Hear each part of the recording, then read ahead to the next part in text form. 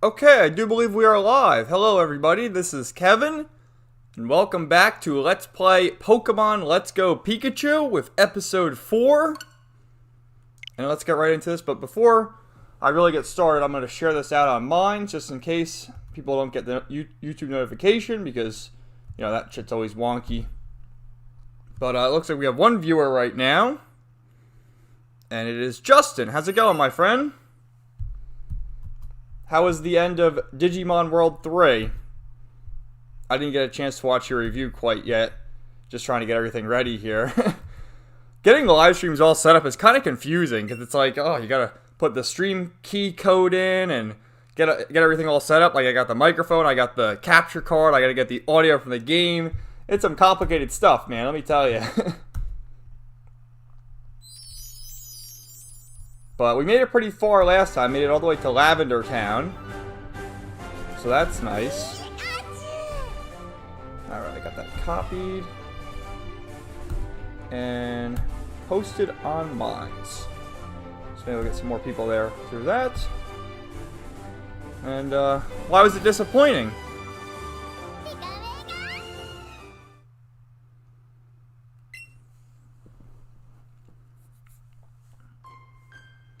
So yeah, we're here in creepy Lavender Town with the music. Do you remember the creepy pasta from a few years ago called Lavender Town Syndrome? Where I guess a bunch of kids back in the day heard this song and they committed suicide or something like that? Really crazy. I don't even know if I believe that, to be honest with you. So, I think I already did the item inventory check last time and I got rid of all the Pokemon I didn't really want. Yeah. So these are just the ones I want to keep in my team and evolve them. And, it's a beautiful thing. So, I guess we'll go through Pokemon Tower right now. Although, do I need any more Pokeballs or anything? Because I'm sure there's going to be, like, Ghastlies and Haunters and stuff like that in here. Oh, God, I have a million Pokeballs. I'll be good for a while. And I got 10 Ultra Balls, too. That's good. Although, how the hell do I get more berries? Because I can't buy them at the mart. I guess you used to find them.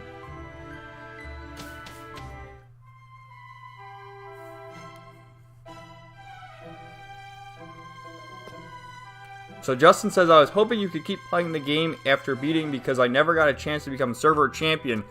So after you win, it doesn't like give you the option of like it just ends the game. Like you can't save your progress afterward. Like for instance, you just have to save before the final boss and there's no New Game Plus or anything like that. That's kind of annoying, but that's like old PS1 stuff.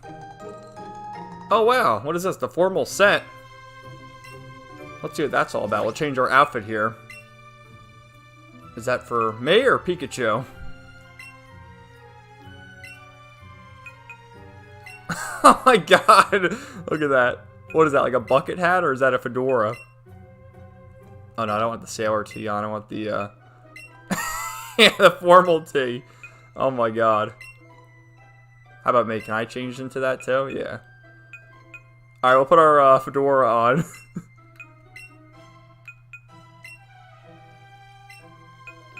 I'm styling alright.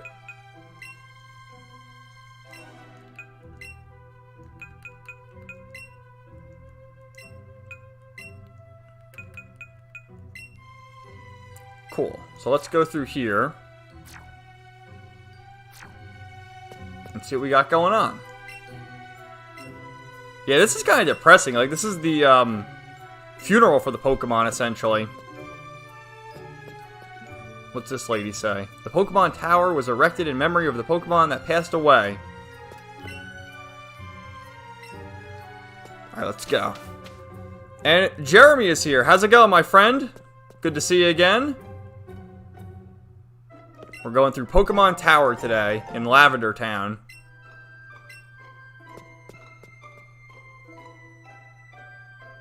Oh, there's my rival up there, so I guess we'll probably have to battle him. What about this lady? The Sylph Scope. Wait, can we not go through here because we need to get the Sylph Scope first? This might be a wasted effort then. We might have to go to Celadon City first. I think that's exactly right. Aw, man. Well, I guess we'll challenge this guy first. So let's see if Gary has improved his Pokemon team. If he still has an Eevee or if he's evolved the Eevee yet. Let's see. Pidgeotto? So we're going to have to switch out Charlemagne here and bring in Pikachu because, well, we can one-shot Pidgeotto with Pikachu because I think you learned Thunder last time. And Jeremy says, I enjoyed your stream the other day with Adam. Well, thanks a lot, man. You know, because I was looking back on the stream and in the chat, like, some people were getting mad I wasn't addressing the chat. Well, that's just because we were having a deep conversation, and I didn't want to interrupt the flow of the conversation because, you know, Adam was only available to talk for about an hour, and we ended up going for an hour and 15 minutes. So, I don't know, some people were just getting salty there. But what are you going to do? This is a more relaxing stream, so I can, you know, answer everybody's questions. Jesus Christ. How come all my attacks are missing here? Let's just use Thunderbolt.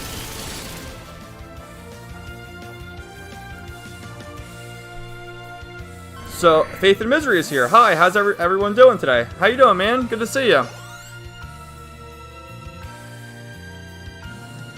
Gloom. Okay, so now we'll bring out Charlemagne. Fire will one-shot him. Although, how come Charmeleon rather, hasn't learned Flamethrower yet? It's just Ember. So Justin, he was playing Digimon World 3. He says, I saved before the boss fight, but when I got to the arena to try for server championship, I don't option the NPC chats about story progression. I don't know, like I said, I think it's just like the old PS1 days where they didn't really factor that in for the post-game.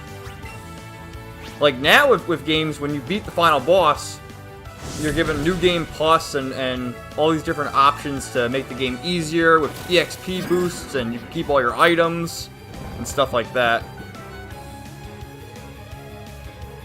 So Jeremy says, some of the people in the chat were obnoxious. I know, man. Like what happened was we started out talking about all the current events, which you kind of got to tiptoe around. And then we segued into talking about Digimon and Pokemon and more anime stuff in general. And I think most people were there for the current event topics. But what are you going to do? So Justin also says, I'm sure if I missed my chance to become server champion or if it was never an option to begin with just in-game lore. I don't know, maybe like check out a walkthrough or something to see what you can do about that.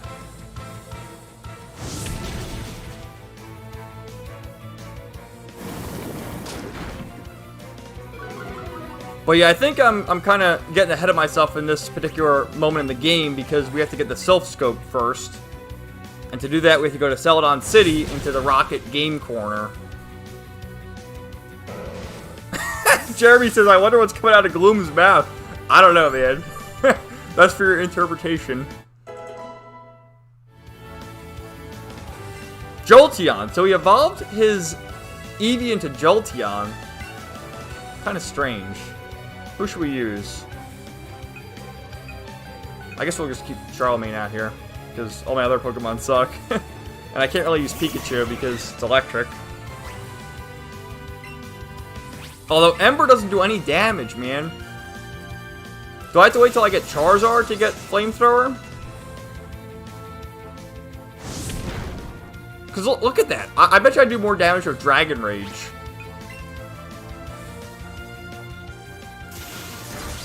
Oh shit, I'm dead.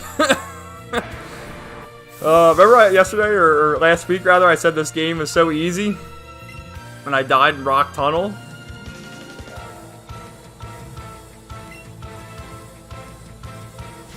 So Justin says, either way, it's a 100-hour game, and I'm not just gonna go restart the game just for that. I'd rather just keep playing and get the cool Digivolutions. I hear you on that. There's a bunch of games from back in the day, like, you know, that's why you have to make multiple save files in case you miss stuff. Because there's a lot of games like that, especially the PS1, PS2 era, where you can miss items or party members or whatever, and it really sucks if you want to 100% it. Oh my god, just a little bit of HP left. Yeah, Jolteon's faster than me, especially with Quick Attack. But I think we did it. That's his last Pokemon, too. Wasn't there a theory in the original game that, you know, Blue had the Raticate, and you fought him on SSN, but when you fought him here, he didn't have Raticate, so they thought he was paying his respects for his dead Pokemon? Pretty dark. Should we go on Takedown? Well, yeah, I guess it's better than Tackle. But the problem with Takedown is you receive damage on your end as well. Jeremy says, underestimate Pokemon again. I sure am.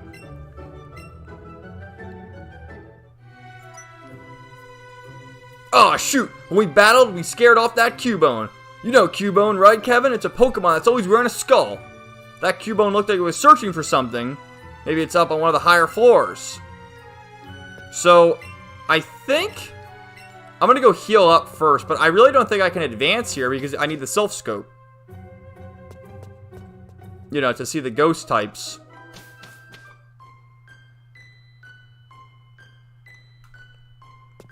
But yeah, isn't it fitting that we're in Lavender Town right around spooky season here? Another week till Halloween. Halloween's on a Sunday this year, so like, do the kids start trick-or-treating earlier?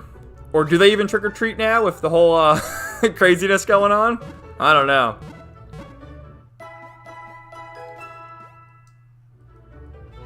But it'll be interesting to see the costumes this year.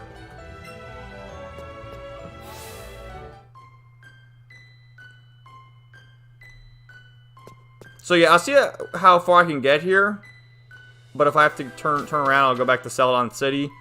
And we'll check that. I hope the Game Corner lets you buy Pokemon. Because I think you could buy like a Porygon or a Dratini or something back in the day. So let's check this out. We got the X attack. What's this lady say? I want to get to the bottom of this. How did a coward like me end up in charge of the Pokemon Tower? Oh, a battle? Well, I'm kind of strong. Let's battle then. Justin says, yeah, we hardly had any trick-or-treaters last year. And Jeremy says, I think kids still trick-or-treat. Yeah, I know kids still trick-or-treat, but with the Kukurachi going on, you know, are people gonna go out there, or are you gonna have like the Karen parents like, no, little Jimmy, you can't go out there, you're gonna catch a cold. Oh. I liked, you know, Halloween and trick-or-treating and all that, but I always preferred Mischief Night, to be honest with you guys. Those are some fun times. And Jeremy says, especially the fat kids who need that candy. Yeah, they certainly need that candy. Oh my god, dude. What the hell is going on here? Komanga is here. He says, hi, everyone. Well, hi, Komanga. How's it going, my friend? Good to see you again.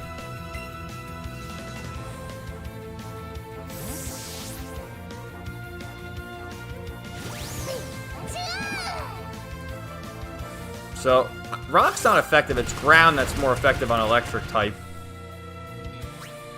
And Double Kick will finish off Geodude, that's for sure. So Jeremy says, I dressed up as Ash for 1 year, laughing my ass off. That's pretty funny.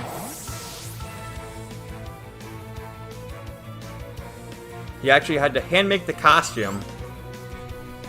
Well, that makes it even better.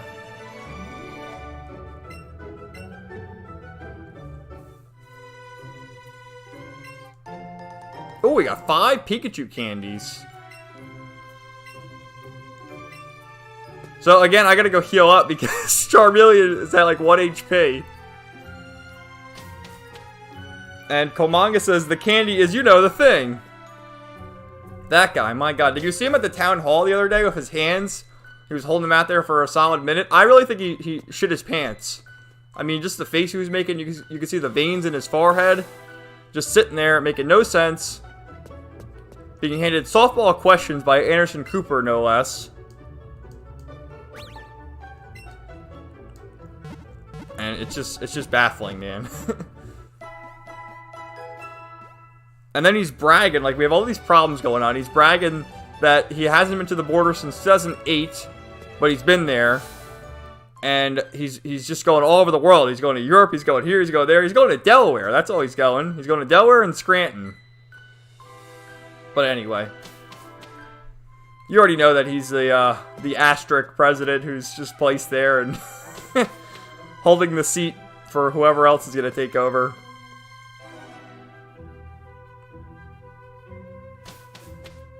So I guess we can advance here. Oh wow, this is really detailed how they do all the gravestones and the flowers and stuff.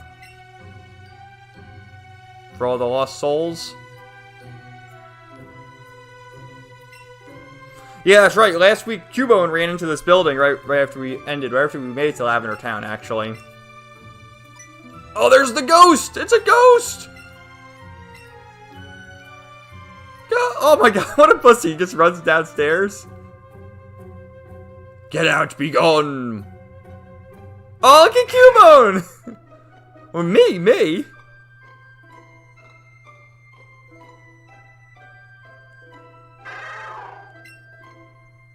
Aw. Aw, Cubone.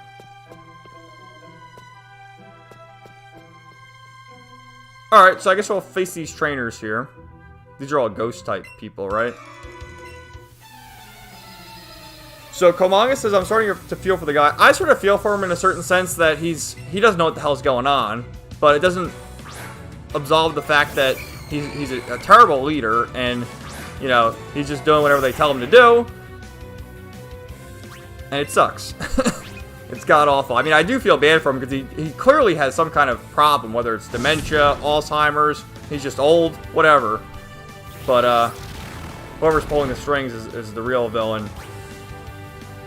And then Justin says, what was the thing he said? I was a senator for 375 years. He said that. That's right. He was bragging about how long he's been in politics. And he says stupid shit like that. The other day, he was talking about his Build Back Better plan when he was in Scranton. You know, where he was born. He has to constantly remind you, I was born in Scranton. And he keeps talking about my grandpop. Look at that reaction. But he goes on and on. My grandpop, at the turn of the century, my grandpop, you know, after the war, the Great War. It reminds me of Salad Fingers, you know, like the Great War. And it's just crazy. It literally reminds me of my grandfather. My grandfather... What happens when we run into these guys? Get out, be gone. Oh. What the hell? Alright. Yeah, we gotta get the self-scope. So screw this. We'll come back to the Pokemon Tower. But that's gonna keep happening to us. So I remember we have to go to Celadon City. And we have to go deal with Team Rocket first.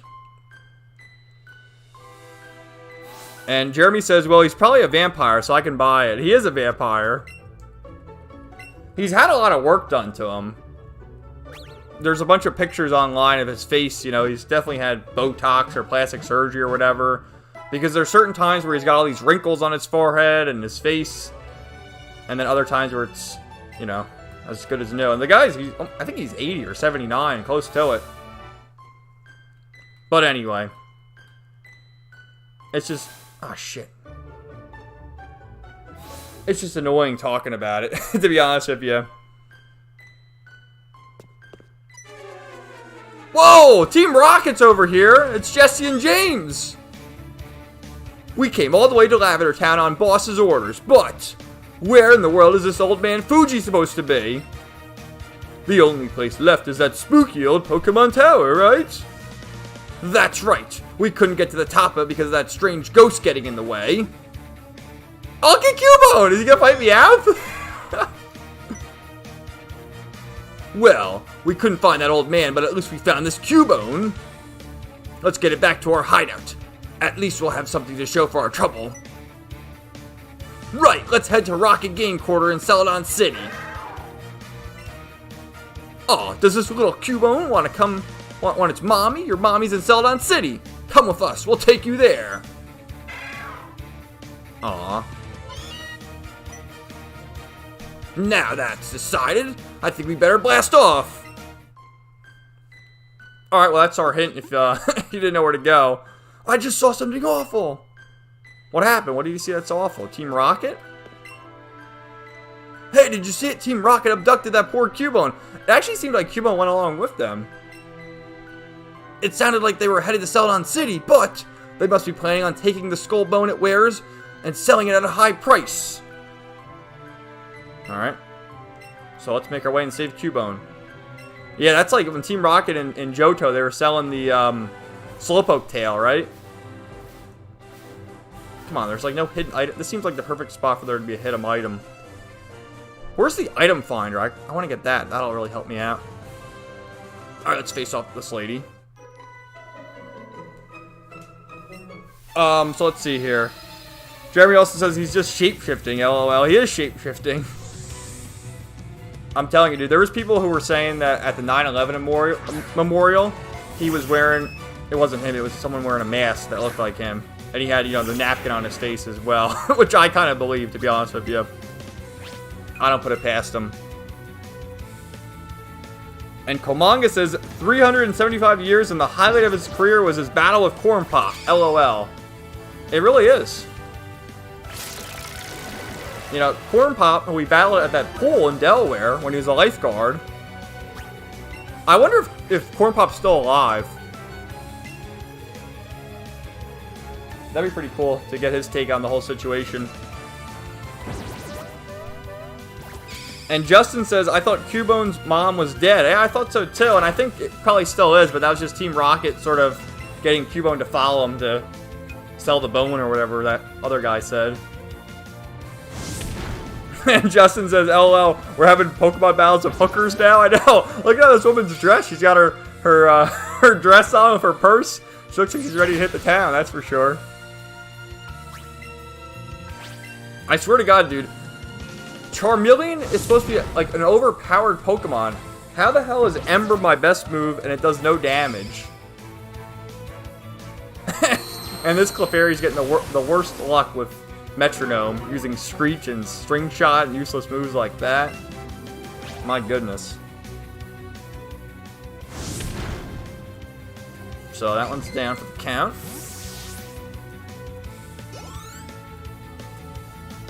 Oh, Drowsy.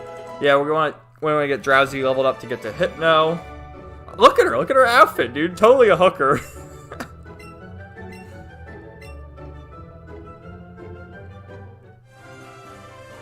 So I wonder if there's new Pokemon in this vicinity here.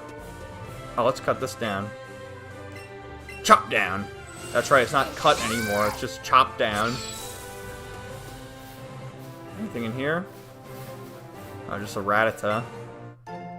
And the Firestone. Can I use that on anybody? Yeah, I had Growlithe, right? Let's use that on Growlithe then. Where the hell is it? Power up pocket, maybe? Yeah. Oh, and I have a Leech Stone, too.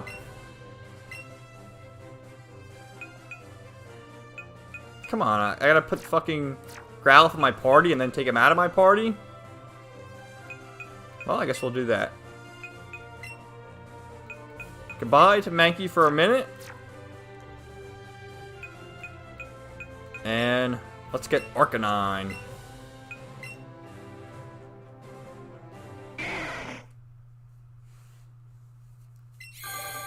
So, Jeremy says her outfit is just ghastly. And Justin says, sweet. Look at that. Arcanine's got to be pretty OP at this state in the game. And Justin says he's a Fire Sun on Growlithe and Pokemon Sun. It takes forever for Pokemon to evolve in that game. I think, yeah, Growlithe, you can only evolve them with the Fire Stone. And same thing with, you know, like the Evolutions. And who else? And Vulpix also evolves with the Firestone. So let's get Mankey back in here, because I have these other Pokemon just to, you know, evolve them for the decks. As far as my team goes, it's Charmander or Charmeleon, Pikachu, and then at some point Mr. Mime, which is pretty under-level. I should probably put Mr. Mime in the party.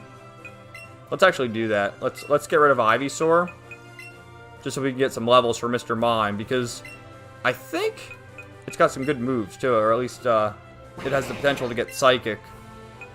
Well, it just has Confusion now. But, oh well. So who do we got here? Rattata and Raticate, which I have them already. Let's battle this one.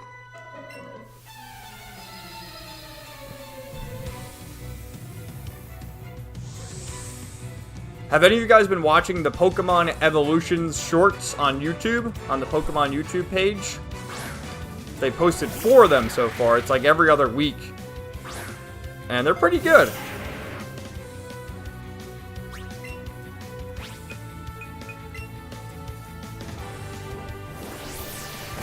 You have to resort to using Dragon Rage because Ember doesn't do any damage. Which is amazing. I still can't get over that. Ah, I'm confused too? What the hell? I have the worst luck in this game.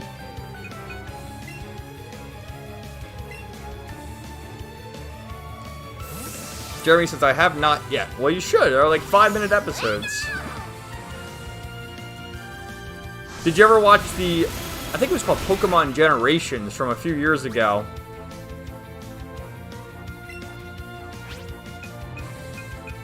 And Justin says, still haven't gotten around to it. Been playing Digimon World 3 around the clock. I know the feeling, man. Whenever, especially when you get close to beating a game, you want to just plow right through it. I'm in the final dungeon in Tales of Arise. So I'm getting close to the end there. I was trying to fight all the optional bosses, which you can do that at a certain point. But they're so high level, and I was in like the mid-40s. Now I'm in the mid-50s. But I think it would be like in the 70s to take on the optional bosses. And after you beat the game, you get 2 times EXP as like the New Game Plus bonus. Jesus Christ, man! What? You gotta be kidding me, dude! One shot. Jeremy says, I did watch those shorts. They were good. And then there's also Pokemon Origins, which is like an OVA. I think that's on a DVD or Blu-ray. Essentially just Red's journey through the Kanto region. And that was cool. Justin says, oh crap. I know, dude. Mr. Mime, just looking at there, he had like 40 HP. He has hardly no HP. I think that's the problem with that Pokemon. He has very high attack and special attack, but no HP. 31, dude, Charmeleon's getting close, man. 36 is when he evolves into Charizard. That's gonna happen today. Or tonight, rather. That's my goal. Well, I guess we'll just learn Fury Swipes. Jerry says, I love Mr. Mime's faint animation. It's pretty good. Ooh, 5 Ultra Balls. That's pretty good. A nice reward. Oh, another Growlithe right there. Yeah, let's go back to the Pokemon Center and heal up. I know I keep doing that, but... you know, I gotta get the EXP from Mr. Mime.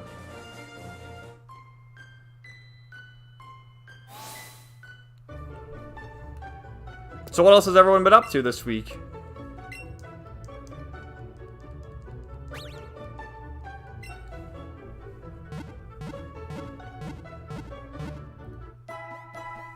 I like how they have the different Pokeball colors here. You have the Pokeball, the Great Ball, and one of them was in the Premier Ball there. Nice effect. There's a lot of cool attention to detail in this game. You know, it's interesting how they kept pretty much the same layout of all the towns and everything, but just upscaled it, made it look nicer, add more details. I really do appreciate that. What's up, dude? I'm a rambling gaming dude. Why gaming? What, rambling gambling dude? Shouldn't that be his phrase? Gamer. Look at him. Is this guy a gamer? Look at him. He's like the boomer gamer. A Sea King?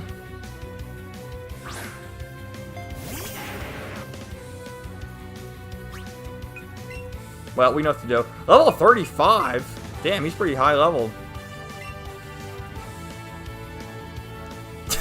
Jeremy says, Lord, this Lavender Town beat make me want to twerk. And Justin says he looks like a Gambler to me. I know, I think he was a Gambler in the original game, but that's their form of censorship, because gambling bad. Despite, let's add microtransactions and DLC to every game. Okay. God damn it. Horn Drill is a one-shot move, too. This is fucking bullshit, dude. Oh, it toughed it out. How'd that happen? That's a one-hit KO move, though. I swear to God, man. I was bitching last week saying, oh, this game is so easy. It's so easy. And I died at the end of Rock Tunnel. And here I am getting one shot left and right. Level 33.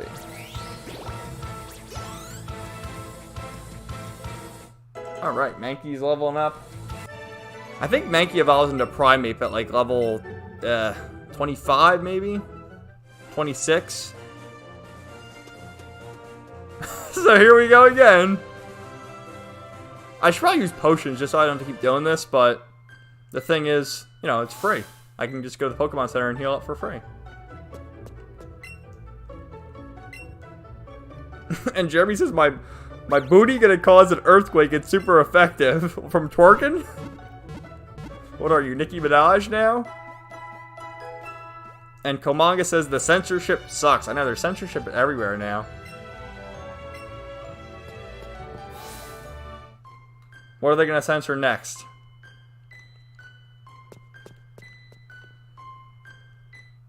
Did anyone get a chance to watch the Dune movie? I think it's on HBO Max, which means you can probably find it online. I have not, because I never even saw the original one from like the 90s. Nor have I read the books, but people seem to like it. Ah, see, I knew there would be a hidden item in one of these bushes.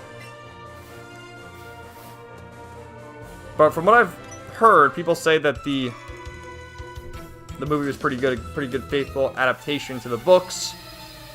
And I guess there'll be a part 2 at some point.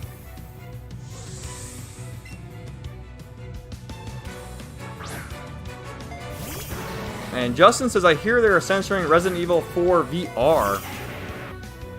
In what way? I mean, the last Resident Evil that came out was at Resident Evil 8 Village. You know, they had the sexy vampire lady and her children, which they all had their tits hanging out. Did they censor Jill in Resident Evil 3? I don't know, maybe they did, I don't remember. And Justin says they race swapped and gender swapped some characters in Dune. They did? I don't know, like I said, I never read the books. From some of the reviews I saw, people said it was a faithful adaptation and, you know, decent, I guess, but what do I know?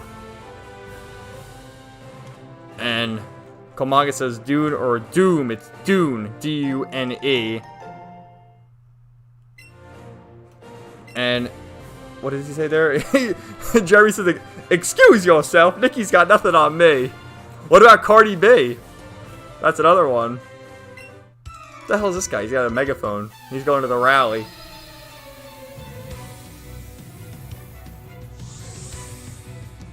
Jeremy says, I don't like the main male actor. Yeah, supposedly he's like the up-and-comer. His name is Timothy Chalamet or something like that. I never even heard of him. And yeah, I think Zendaya's in the movie, right? The fake MJ from the new Spider-Man movies. So yeah, they totally race swapped and gender bent that one, didn't they?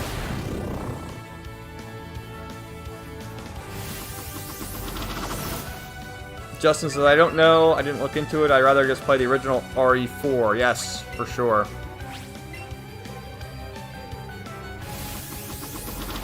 With, what was the chick's name in that one? Ashley the whole time? Leon! Help! Leon! Ah! Just screaming the whole time if you move a few feet away from her. And then the weapon vendor. What are you buying, stranger? What are you selling, stranger?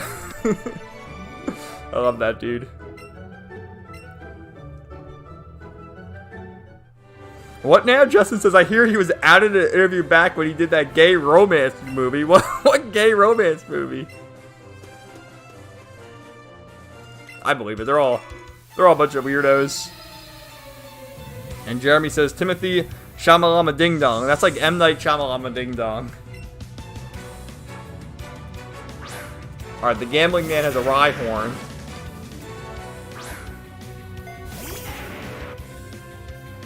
Which, does Psyduck have a fucking 35?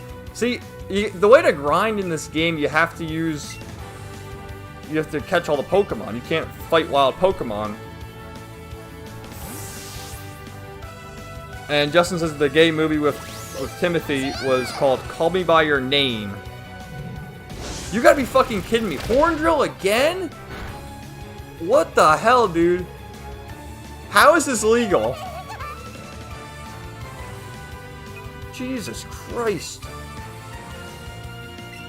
See, the problem with horn drill, too, is it's like a 30% accuracy move, so it hardly ever hits, and it's already hit me twice. Jeremy says, Hollywood's really trying to make Zendaya happen. I know, man. She's been in a lot of stuff.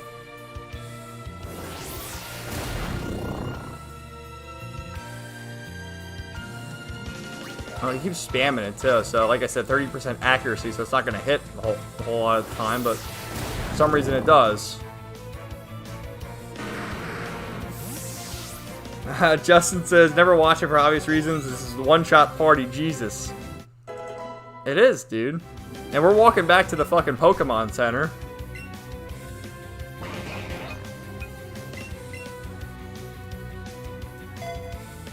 Jeremy says, baby's first RPG, right, Kevin? It is baby's first RPG. But it doesn't... The problem is, as well, that I'm looking at the chat while playing, so, you know, I'm going back and forth. I gotta look at the computer, and then I gotta look at the screen.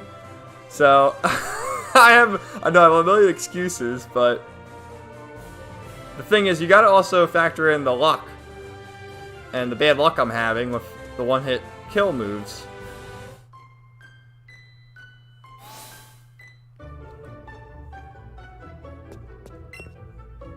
Komanga says Squid Game is taking the world by storm. I have no idea what the hell that is. I've heard people talk about it, but I don't have Netflix.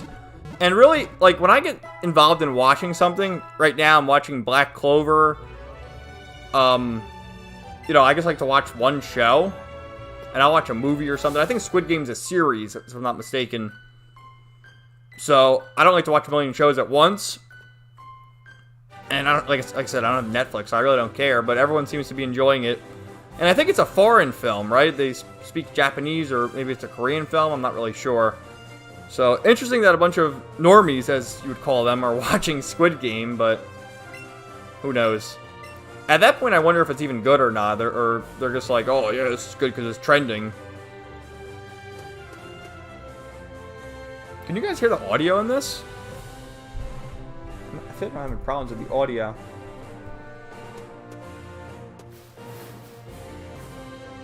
Excuses, excuses.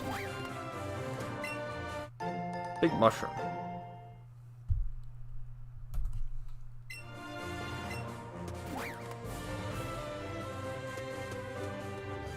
So, anyway, how about these two? Is this like a double battle or no? Okay, Jeremy says the audio is fine. For some reason, the audio for the game went out on me. But I'm looking at OBS, and it's going through the stream, but it's not. I can't hear it on my TV now, so that's kind of annoying. Because I like to hear the battle music. So now it's really quiet here and really strange. But whatever. So, let's see. Let me get back to the chat here. And we had Justin, who said, I never beat any of these games as a kid. What, the Pokemon games? That's surprising. Oh, look, now my luck's going our way. We burned Meowth. Jeremy says all her roles are mediocre, though, as far as Zendaya. I don't know what else she's been in besides Spider-Man, to be honest with you. Wasn't she a Disney star? And Komanga says she's making her money. Excuses, excuses. And it's a South Korean series. Both Jeremy and Justin say that. It's South Korean Battle Royal. And like all South Korean TV shows, movies, it has a commie message. Haha, of course. Just like the other movie. I did see this movie. I think, what was it called? Was it called Parasite? It came out a year or two ago, maybe. And I think it won Best Picture. I did see that. Oh, now the fucking sound came back on my TV. That's really weird, dude. Everyone says the audio is fine, but for some reason the sound went out of my speakers on my TV, but now it's back. Yeah, because Parasite had the commie message, too. In that, you know, they were, like, robbing from the family, and then it's been like a year or so since I saw that. But didn't they kill the family who they were looking after, and they were like posing at him and had the bodies in the basement? It was pretty good from what I remember, but what are you gonna do?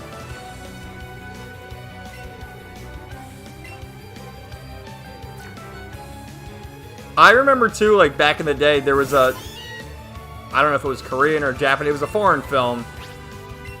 It was called Ung Bak, and I want to say it was like a martial arts type film that it was pretty entertaining. And then, of course, Kung Fu Hustle, which I've seen both the, you know, foreign version and the English dub of that. I think I have that on Blu-ray or DVD or something. Classic. If anyone knows that one.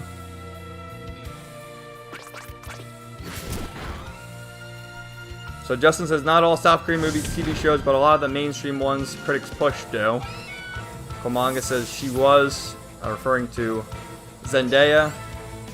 And Jeremy says Zendaya was in The Greatest Showman. She was on Dancing with the Stars on Disney, or Dancing Show rather, on Disney. But her ass couldn't dance. You know, it's, like, where do they find these people? It's crazy. The Hollywood elite, right?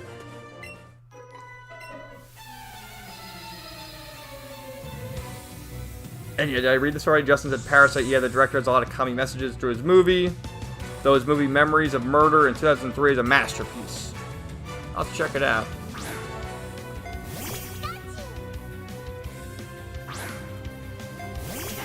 Yeah, I was looking at like movies playing, but I don't know if you guys have the Fathom events where they play old movies, and a lot of times they play anime. And this weekend they're playing Howl's Moving Castle, which is one of the classic Studio Ghibli films from Miyazaki.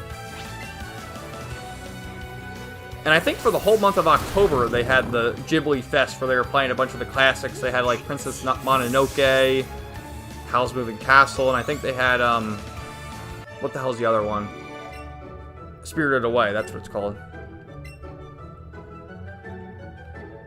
And I think next week, the Sword Art Online sort of reboot is releasing in Japan, and the English dub for that is coming out in like December, and Fathom Events is advertising that as well. Oh, cool. A silver pinup berry. But yeah, Fathom Events also does, you know, the 30th anniversary of this movie, and they replay it, and they also, I think they do like the foreign films every once in a while. It's interesting. Jeremy says, I don't really like Korean media. Japanese media is more original. I don't know, they probably both influence each other. And Justin says, Koreans make better thrillers, though, than Japan. That's why I occasionally watch their movies. Yeah, I think the Japanese, they have a lot of good martial arts movies and a lot of samurai, you know, like classic stuff like that. And what Justin said about the thrillers. And Faith and Misery says, I just watched Silence of the Lambs at the movie theater thanks to Fathom Events. Yeah, that's what I said, Fathom Events, they always replay classics. I think they did the Transformers 35th anniversary a little while ago, Silence of the Lambs. Anytime there's a big milestone, like 20 years, 25, 30 years, they replay a classic movie, which is nice.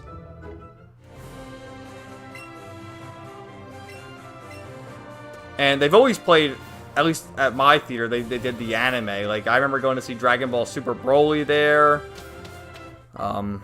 Stuff like that. No, this guy, he won't let us pass him. We gotta get some tea. Get your goddamn tea! Shara! Oh well. So let's go through here. Where does this take us? To Celadon City in the underground path. What's up, dude? Why is this guy just standing here? Oh, he's talking about Snorlax. So Justin has some recommendations here. He says the best South Korean thrillers: Old Boy from 2003, Chaser from 2008, I Saw the Devil from 2010, and Memories of Murder from 2003. Come on, get the fucking Pokeball. The X accuracy, nice.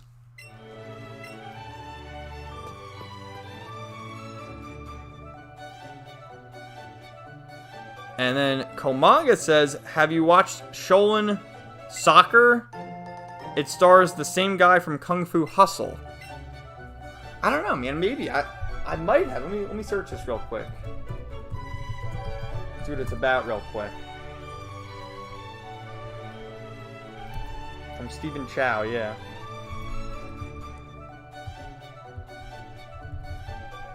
I don't know. I feel like I have, to be honest with you. The name sounds familiar. It came out in 2001.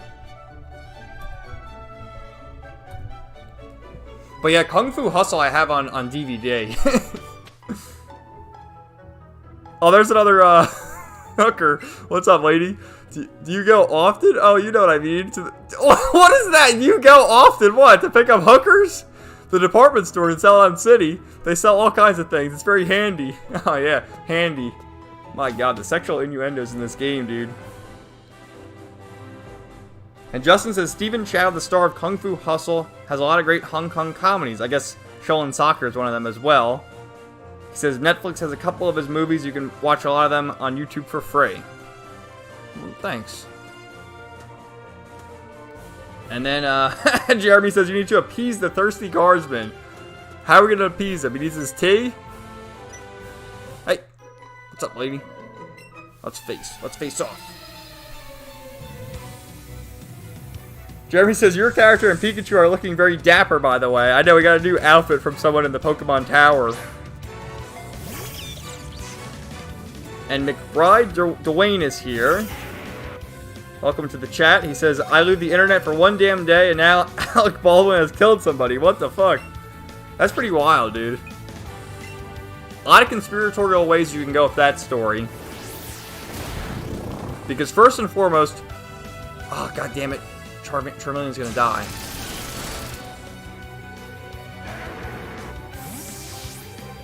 Oh boy. You know what I'm gonna do? I'm gonna put Drowsy out here and revive Charmeleon. Then we can just sacrifice Drowsy because I don't really care. But the conspiratorial ways we can go with the Alec Baldwin, first and foremost, is why was he pointing the gun? Okay, he shot it, but you know, before we even get to that point, why was he pointing the gun at the cinematographer and I believe the director? That is the red flag right there. Next up is, you know, the people who handle the gun, the prop master, or whoever. Why would they, you know, load the gun, and how would they get the ammunition? Because, first of all these Hollywood people are so anti-gun, you think they'd be terrified of it.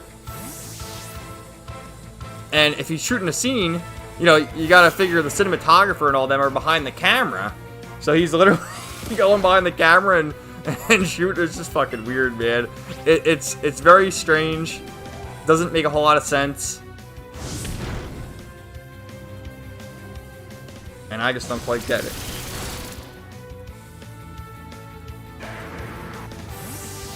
So, Justin says, I heard from El Presador that apparently Alec Baldwin tried to snuff out Anthony Hopkins on the set of a movie.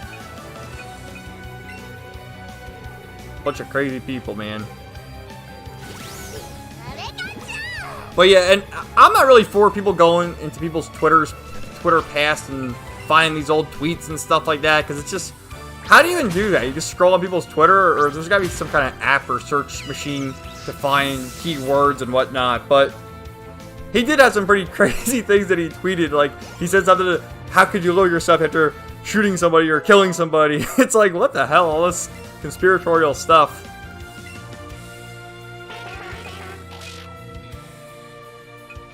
So. Jeremy, Hollywood leftists. Repeal the Second Amendment. Also Hollywood leftists. Completely silent. No, you would think they'd be pushing it more to repeal the Second Amendment. But also, like I said, like, how the fuck does that even happen? It really makes a whole lot of, doesn't make a whole lot of sense.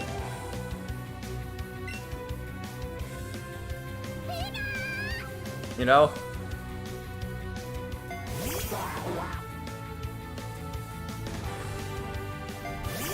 But also I was reading that they were cutting a lot of corners on the set.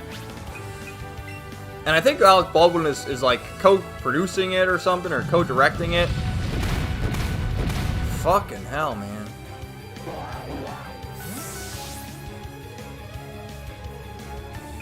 hell am I gonna do here?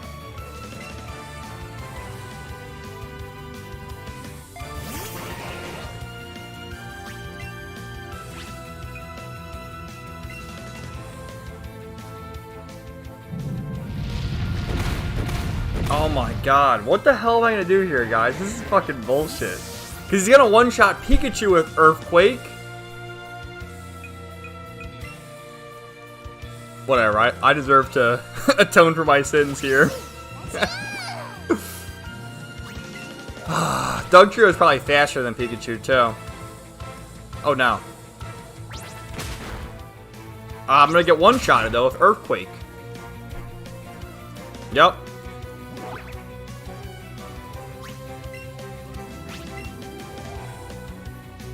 Come on, we can do it! We can do it! Come on, Pikachu! Yes, we did it! Oh my god! I survived.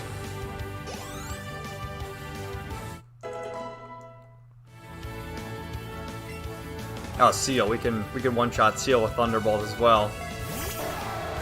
So yeah, Komanga says Alec got some loose bolts. Yeah, he's nuts, dude. Justin says, though what sucks about all this is that studios are already talking about banning prop guns and using CGI muzzle flare or whatever it's called. It's so annoying. There's already too much CGI and everything.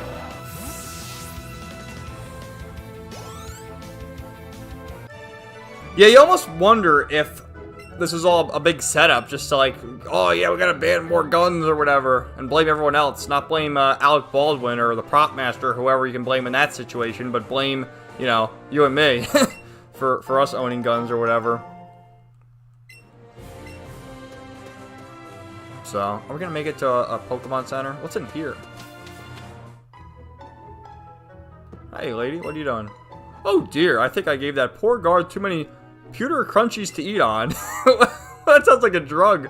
They're rather dry if you don't have any tea or anything to wash them down. Is this guy thirsty too?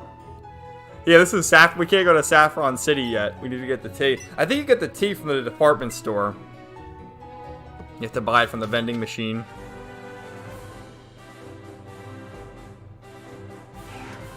Wow, look at all those Pidgeotos. Anything over here? I feel like there'd be an item hidden right there. No? Guess not. Alright. Should we catch one? Let's catch one. Let's see what we can do. Let's use the Ultra Ball, so that way I can actually catch them. Yeah! Ah, fucker. Excellent. So Jeremy says, oh, sweet summer child. Komanga says, sounds like he'll be going to the Slammer. Probably not, though, Komanga, because this guy has a bunch of lawyers. The Hollywood people protect their own. They'll probably bring they'll probably blame the prop master, to be honest with you.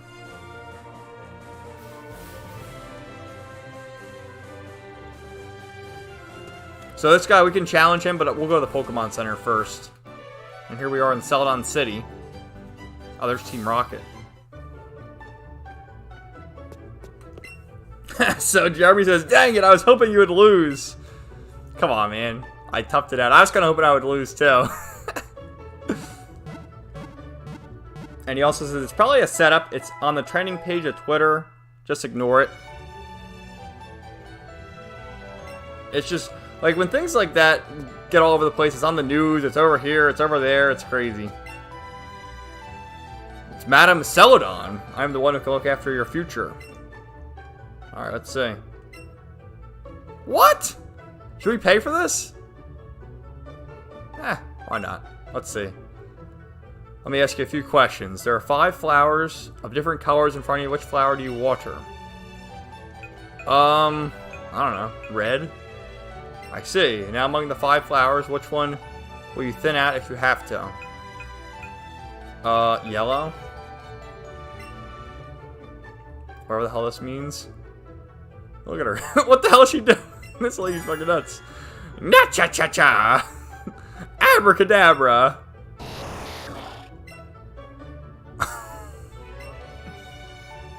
What the fuck was that? That was a complete waste of money. I thought I would get something out of it. Alright, that kid wants to go to Pokemon Road. What's up, old man? The Poke-Flute awakens sleeping Pokemon. Yeah, we need that for Snorlax. No, she's not an amazing fortune teller. That was useless.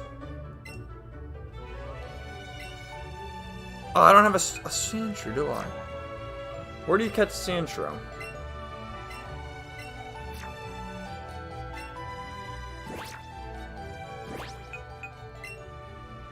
Let's see, because if I trade Sandshrew, I'll get the Alolan version.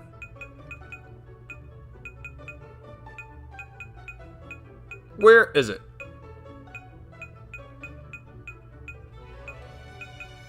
Because obviously I don't have one. There it is.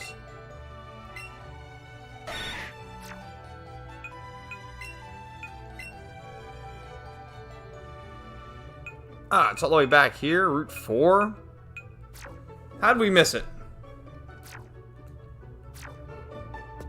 This guy's a whip. What the hell is his problem? Yeah, what move can Pikachu learn? Floaty Fall. What the hell is that, though? Flying move? With 90 power. Alright, let's learn it. Get rid of double kick. Alright, let's see here. So, McBride says she must have told Alex she was a Republican. That is literally the only reason I can think of. Well, if you look at her, she's got like the short haircut, almost like she was married, but you know, the short haircut. She's in Hollywood. Highly doubtful. I don't know. I just feel like I don't even know what to think of it. Did he do it on purpose? Was it an accident?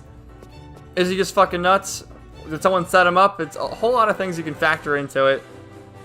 But, you know, Alec Baldwin, I don't really care for him at all. I can't think of any movie that he's been in that I've particularly liked. So, Jeremy says, all that just to tell you you're a loner. I know, God, like I needed to be told that. McBride says she's worse than Miss Cleo.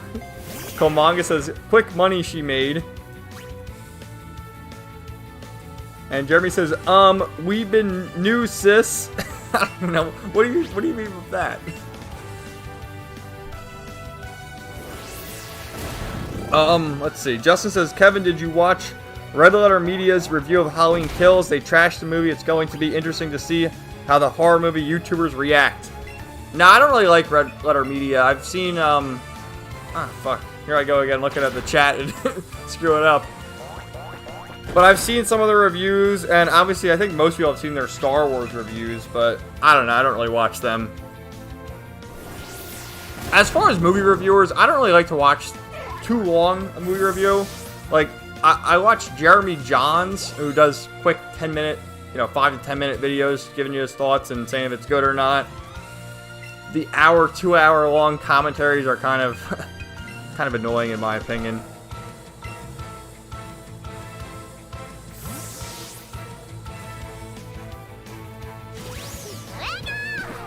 And Jeremy says it's how the basic bitches on Twitter talk, LMAO. Dude, I don't know what the basic bitches are saying on Twitter.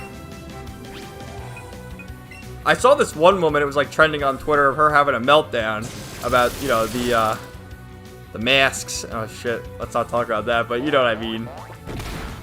And it was like a viral TikTok video that everyone was sharing, like, look at this SJW. And there's like this new thing now where everyone's going to these stores and asking the clerks or whatever to get on the microphone and say, oh, I'm looking for my grandfather, his name is Lesko, Brandon. And it's like, how are people falling for that? It is funny, but at a certain point, it's become a dead meme already.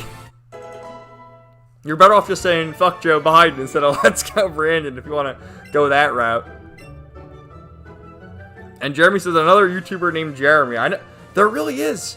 I didn't think there was this many Jeremys in the world, but apparently so.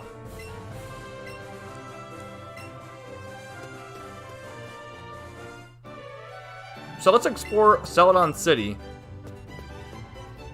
So what do you say, dude? We're Team Rocket, don't you know? No, I didn't know.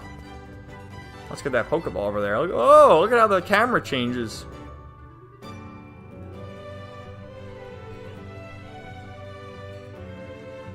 So I think you can get Eevee here, too. From one of the buildings.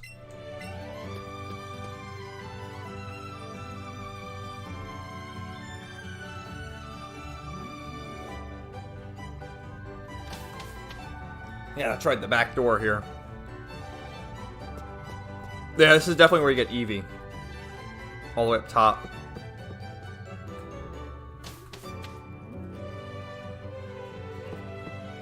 This seems so unnecessary. To go up all these different stairs.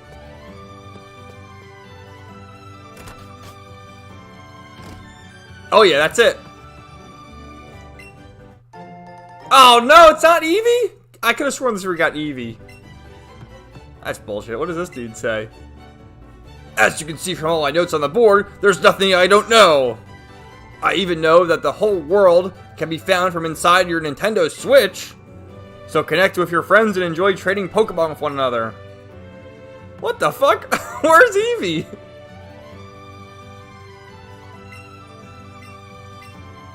My memory is lying to me.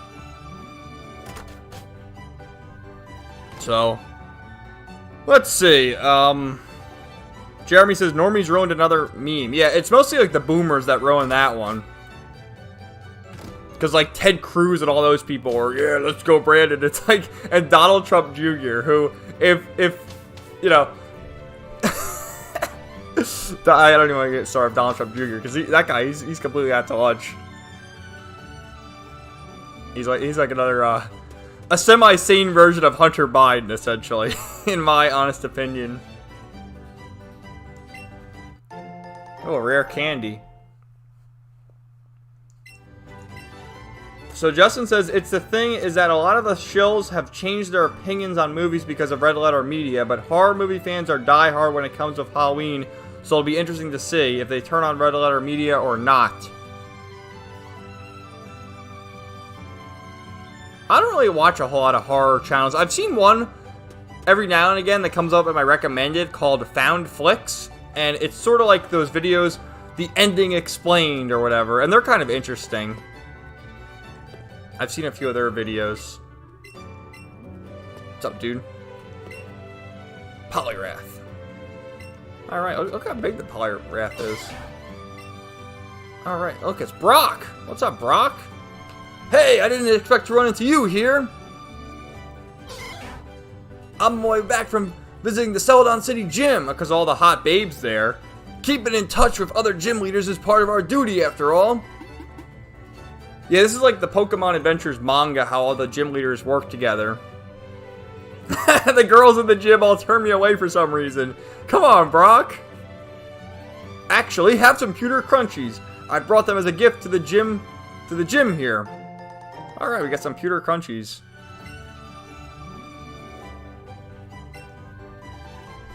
Oh, you're probably going to want to eat some tea after eating them. Pewter crunchies can make you thirsty. Oh, the tea! So now we can go to Saffron City. God damn, everyone is thirsty in this game. He doesn't have enough to give him the thirsty guard. So what are you gonna do? Alright, Brock, thanks, man. So, Jeremy says Jeremys are just special people, I guess.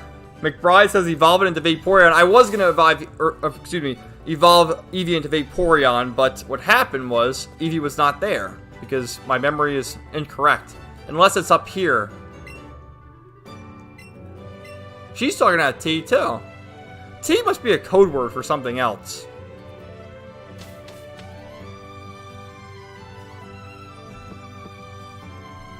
So, Jeremy says special, but not in the good way.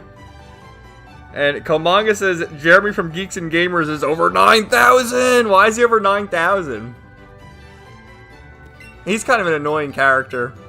Although I find it funny how they have the new show on Tuesday with him and Young Ripper, Eric July, and who's the other one? Ryan Kennel, and they compete against the bullshit artists and the world-class bullshitters on the High Council at the same time. I think that's funny that there's all these different factions now of the Phantom Menace, or what used to be the Phantom Menace. Oh, there's the Slowpoke cosplayer. What's he doing? He's the graphic artist. Yeah, these are all the people who designed the game. These were in the original. I think if you get like all 150 Pokemon, they give you an award or something. If you talk to these people, the game director. Yeah, that's right. If you fill out the Pokedex, talk to him, he gives you something. Oh, this guy's simping for all the ladies. Erica, Misty, and Sabrina. Dude, Sabrina, she's definitely the hottest. Absolutely. So. Jeremy, referring to Brock, says he's going to get out his drying pan. He's going to get some donuts. Yeah, no Eevee here, man. He's going to eat his rice balls, but call them jelly donuts. Justin says, in the Pokemon Origins movie, Brock was voiced by Johnny Young Bosch from Power Rangers fame in the Bleach anime. That's awesome, dude.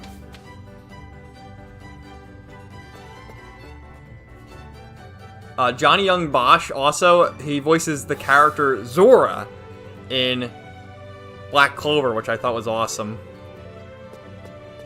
And his first voice acting role, if I'm not mistaken, was Vash from Trigun. Which, he's done quite a bit of roles. Let me go to his wiki, too, because there's other things that I'm missing out. And I just want to say. Because, of course, he's done Power Rangers. Okay, he was in Samurai Champloo, Eureka 7, Gurren Lagann, Naruto Shippuden. God damn, he's been in everything. JoJo's Bizarre Adventure, Sailor Moon. The Netflix dub of Neon Genesis Evangelion as Toji Suzuhara. One Piece. Yeah, he was in the Trigun movie. TK in Digimon Adventure Tri. Video games, of course. Was he in the Persona games? Devil May Cry. Yeah, he was Devil May Cry 5. Trails of Cold Steel. The guy is a fucking legend, Johnny Young Bosch. Absolute legend. So, let's check out the department store here. I think you can buy TMs here as well. Wait, what did he say? Thank goodness the department store has benches. Oh my god, dude.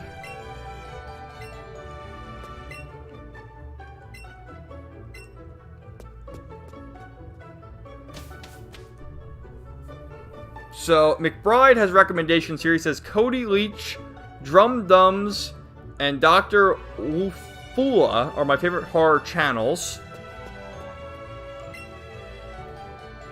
And Justin says, man, I used to like world-class bullshitters, but they're always cringe.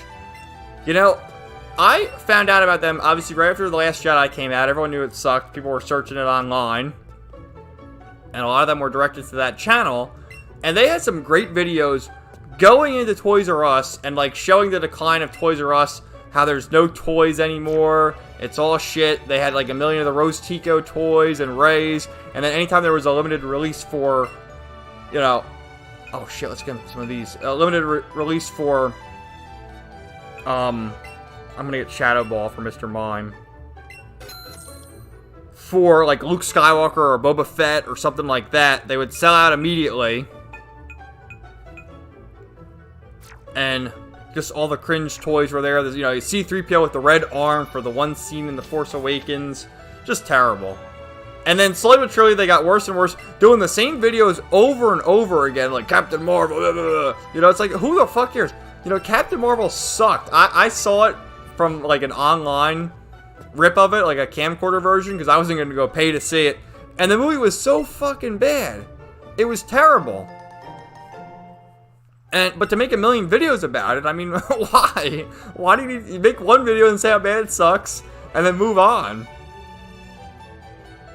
And then still, like, the best part is, they were going on and on, like, you know, not The Force Awakens, The Last Jedi sucks, boycott Star Wars, don't go to see Solo, don't go to that. And then they're going to see the movies opening night.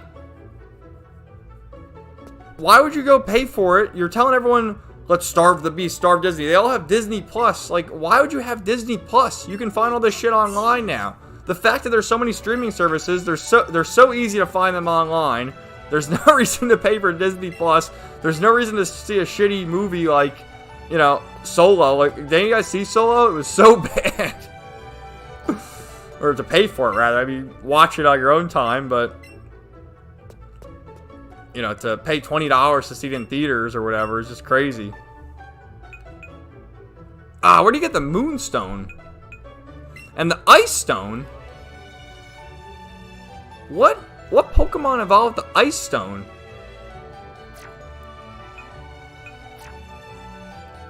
Maybe like Shelder into Cloyster? So after that rant, let's go back to the chat here. McBride says Johnny will now voice Broly when the next DBS movie comes out. That sucks, man. What they did to Vic is still horrible. You know, going back on Vic's Wikipedia as well. Let's get the straw hat. I'm gonna wear that. He's been in so much stuff as well, and it's a genuine guy. I mean, you know, these people are a bunch of weirdos. Everything that they said about him is just completely taken out of context. A lot of the girls, like, really fangirl over the guy. And, you know, for that, there's a lot of pictures of him hugging people and doing stuff like that. And then, oh, it's rape. Oh, my God. It's like, oh, people are fucking weirdos. Oh, I guess it's only for Pikachu. But he's another one. And it's like, you know, I know people boycott Funimation and all this stuff, but I still like Funimation dubs. And I always say I prefer dubs to subs. But it's still horrible what they did to Vic, especially coming from people, and especially with Dragon Ball. Like, the guy did one character, he did Broly, and he actually sang the song Dragon Soul in Dragon Ball Z Kai, and I think sang the Den Den Coco Da Da Da, you know, the Dragon Ball GT song. But so it's not like he really did much with Dragon Ball. I mean, he did a lot of Funimation dubs, particularly with oh my God, we're gonna wear the Diglett cap. Full Metal Alchemist and stuff like that. That's probably his most famous role. But yeah, it's just bullshit what they did to that guy. So let's go back here. Komanga says Johnny is awesome. Justin says Johnny Young Bosch was in Persona 4 and he voiced the MC in some of the spin-off games, which is funny because he voiced the bad guy in Persona who had the evil version of Izangi, the Persona the MC starts with. Jeremy says Island of Misfits toys, but with unsold Star Wars figures. Justin says never watched Captain Marvel. Better off that way, man. It sucked. It's not even like one of the it's so bad it's good type movies where you can like make fun of it. What the hell is all this? Wait a minute. Oh my God. I don't have enough money to buy all this shit. I'll have to come back later on when I have more money to really get these things. Let's get, who are these glasses for? For Pikachu or for me? What else does she have? Yeah, I'd rather have sunglasses. Let's get midnight sunglasses. I have no money now. This is this is ridiculous.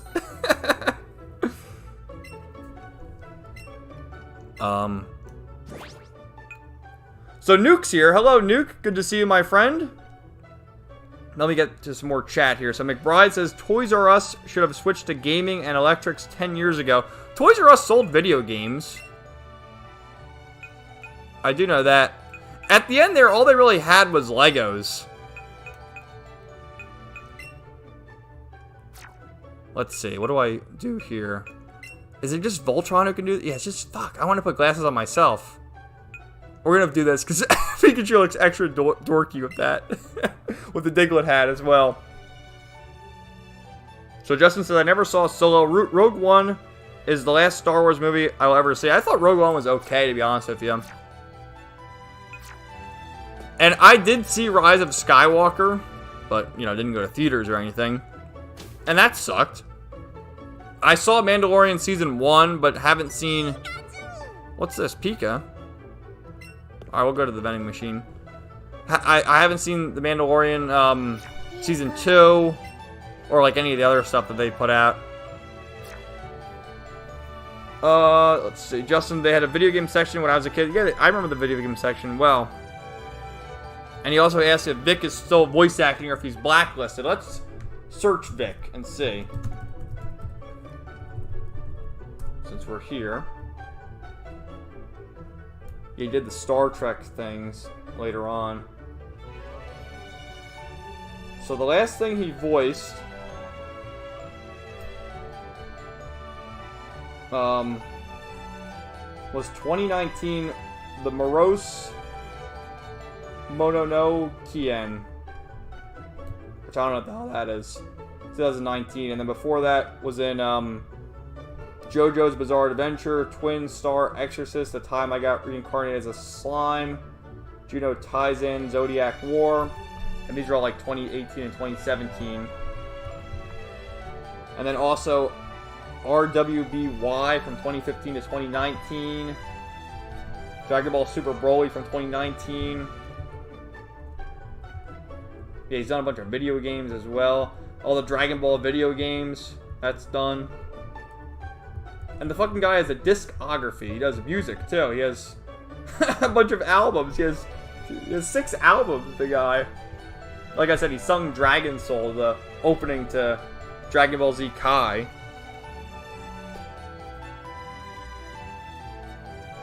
So Kamangas is probably a bit of both. Yeah, maybe he does like stuff on the side, like independent things that aren't really out there. I know he was going to cons and stuff. Because he still has a rabid fan base. Nuke says, hello again. How's it going, dude? And then Justin says, Jesus Christ, to be blacklisted from voice acting, it's like the bottom tier gig for actors. I know, man. And really, there's only a few companies as far as English dubs go.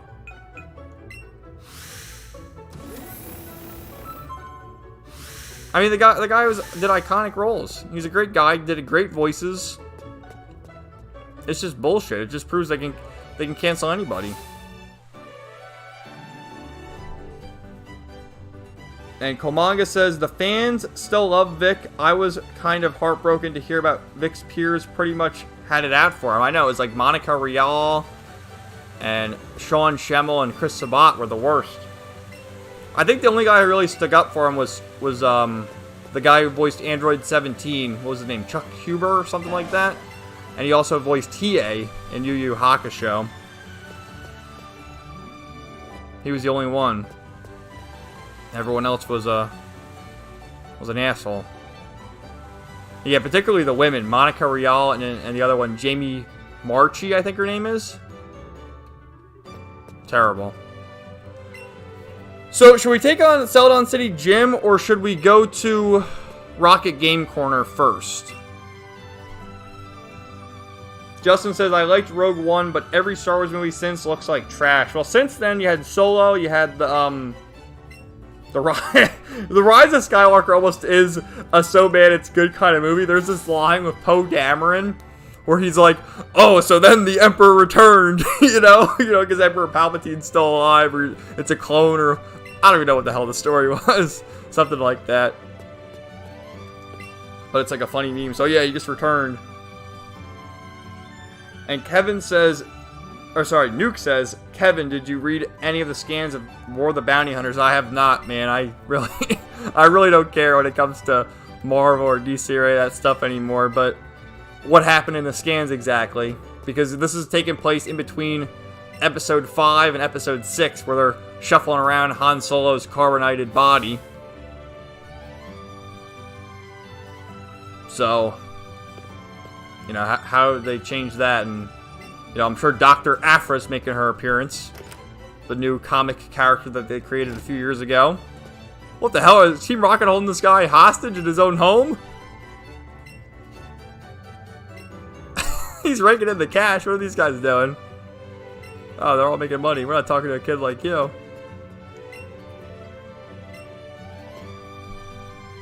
Yeah, Komanga says Vic is really talented. And Nuke says, Justin, I noticed you review current DC and Marvel comics on your channel. Are you enjoying any of the books they are making right now? Justin says, not really. Yeah, Justin I haven't had the chance to watch it yet, but he just posted a review of Digimon World 3, which he just completed. So be sure to check out his channel once you're done with the live stream here. And I guess, are you done with Horror Month? Or Halloween month, Justin? Or you still have some other... Yeah, we got a week left of Halloween.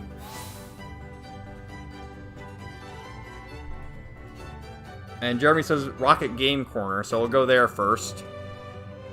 Let's just explore a little bit more. Hey, what are you doing over here with the Rattata? What the hell is she talking about?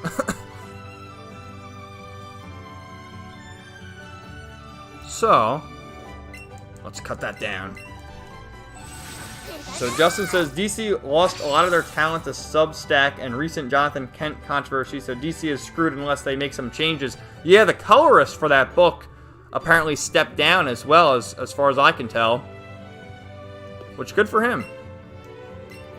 And, you know, if you go to Substack or any of those places, it's your own properties. You can do whatever you want. You're not going to be held down by DC and all that. And it's, you know, if you put out good work, people will subscribe and check it out, and I think that's the way to go, and I'm happy for all those creators. And Nuke says, I heard they retcon Rey into Luke Skywalker's daughter in the book now. Of course. That's what she said at the end of The Rise of Skywalker. She's, well, she's Rey Skywalker. Alright, I just want to talk to the old creepy dude here because he's peeking in because it's the all-girls gym. Wait, what did he say? Haha, this gym is great. It's full of strong traders. No, you're supposed to say that it was full of, like, hot traders. That's what he said in the original.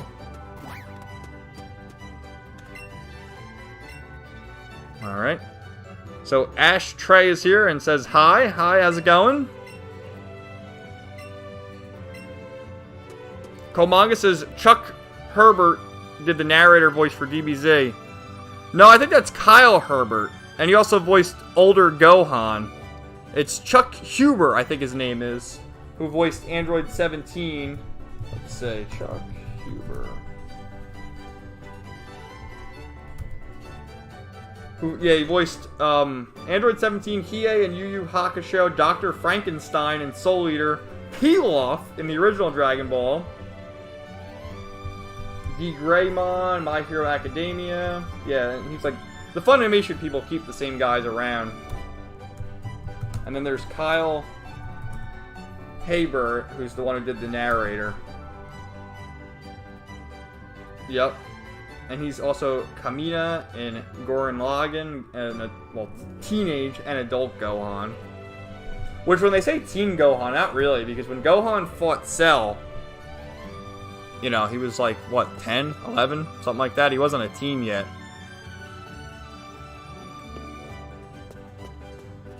So the Bunderdome is here, too. How's it going, man? He says, yo, Kevin, what up, my vinegar? Are you drawing more Common America and listening to the stream like you did last week? It's good to see you, my friend. So before that, Jeremy says, I like the aesthetic of this town. Yeah, it's very, it's cozy, that's for sure. McBride says, I'm still waiting for Season 3 of One Punch Man to air. Yeah, there's some new anime out now. I heard, what's it called? Miss Nagatori or something is getting Season 2. There's this other one called Komi Can't Communicate or something, which is on Netflix. You know, sort of like all the slice of life anime or manga are getting adapted into anime now. New episode of Digimon Ghost Game is coming out later tonight. Which, they didn't have an episode last week for some reason.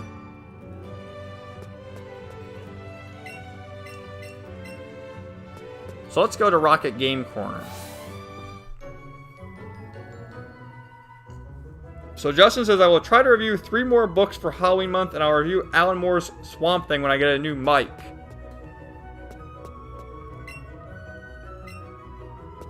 Very nice.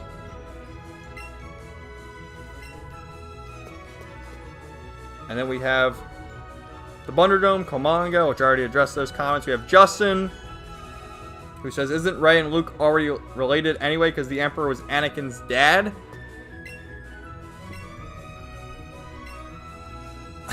Well, is that even established? Because there's kind of like religious references there too, and the fact that, you know, like Shmi didn't have a husband or, you know, bang anybody for that matter to have Anakin back in the day. Oh look, Jesse and James are playing poker or something. There, come on, almost got it, so close. Come on, Jesse, why don't we head to the hideout now? Oh, come on, we've already handed over the Cubone to another Team Rocket member. What's the harm in taking a little break? How are we supposed to open the hidden entrance to the... God damn, they're like spoiling everything here, just giving us all the answers in the bolded text. We need to check the poster with a vehicle on it, remember?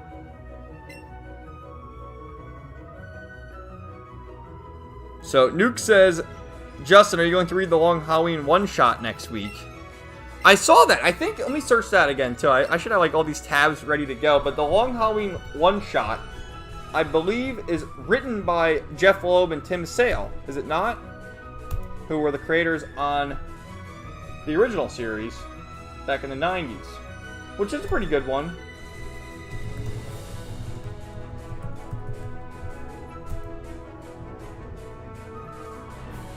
Yeah, Tim Sale's doing the cover, at least, let's say. Yeah, written by Jeff Loeb and Tim Sale. What, it was fucking $8, though. So that's the problem right there. No, everything's, $1 million. Team Rocket's blasting off again.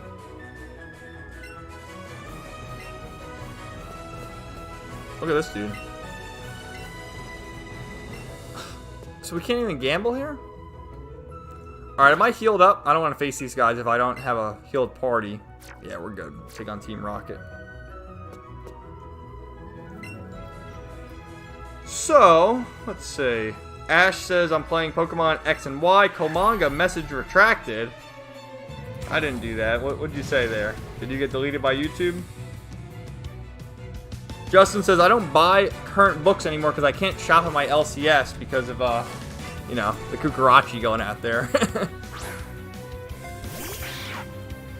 But honestly, you know, it's the way I see it, I prefer to read the books now, and this is how I feel after reading manga for a few months, is just reading it in a complete story, reading graphic novels as opposed to reading floppies. I mean, you get more bang for your buck, you get more of a story out of it. Because it really, not a whole lot happens from issue to issue anymore. Everything is written for the trade. It's like 6 issues for the story arc, and then they put it in the trade. McBride says, Eric Val is my favorite voice-over actor. Future Trunks is my favorite DBZ character. And Sanji is my favorite One Piece character.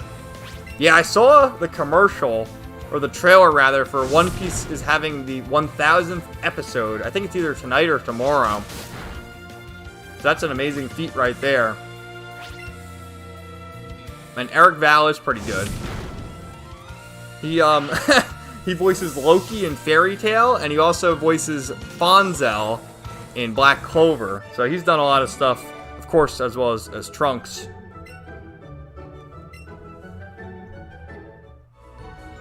Justin says it was in the prequels the Emperor used the Force to make superpowered Force-sensitive heir to the galaxy. Yeah, and he was also the student of Darth Plagueis. Darth Plagueis the Wise. Don't you know the tragedy? And then, believe it or not, Justin, I'm not sure if you know this, but someone asked J.J. Abrams if he knew about that, and J.J. Abrams didn't have a good answer. He had no idea who Darth Plagueis was.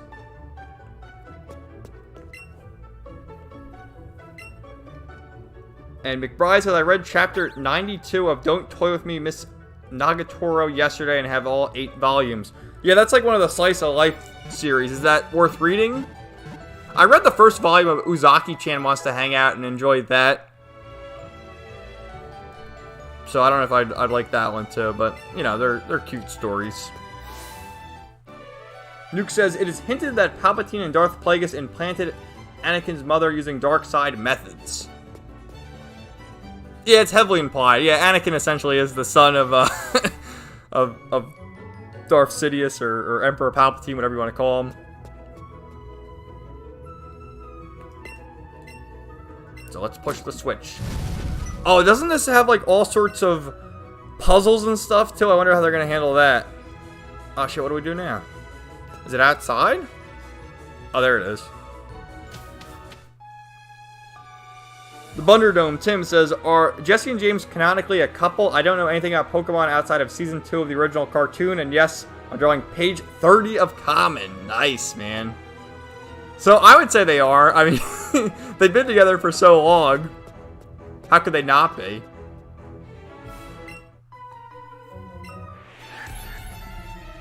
And Justin says, who knows, James used to cross-dress a lot in the series. Yeah, did you ever see the episode when they're at the beach or whatever, and then James comes out of nowhere and he's wearing a bikini and he has like double D tits? It's like, what the hell, James? How'd that happen? I think they censored that in the English dub. They censored a lot of stuff like that in the Pokemon anime. Of course, who could forget the... Oh my god, look how derpy Pikachu is when he comes out to battle. Check this out. Look at him with the Diglett hat and his glasses.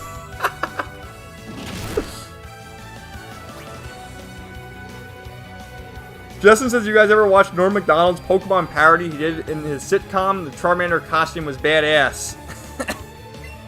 No, I'll have to check that out.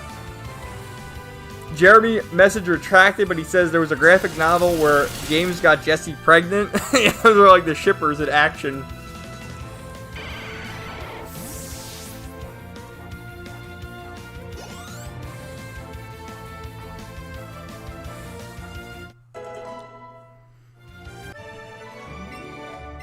So the Common America that you're drawing right now, Tim, that's got to be Volume 5, correct?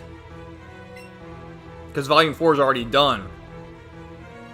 So does that mean you're already done with the Black? Because you're going to do Common America 4, and then you're going to do another Black Ops. So does that mean the next Black Ops is done as well? If that's the case, I mean, you're really ahead of the game right there. That's the way to do it.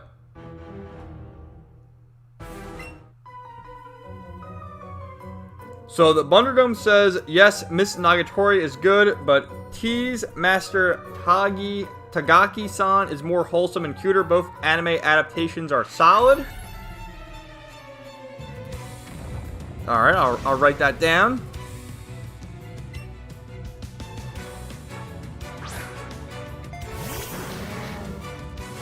McBride says, another slice of life manga I'm reading is We Never Learn. I watched the anime, which has a different name, and it kind of reminds me of School Rumble anime.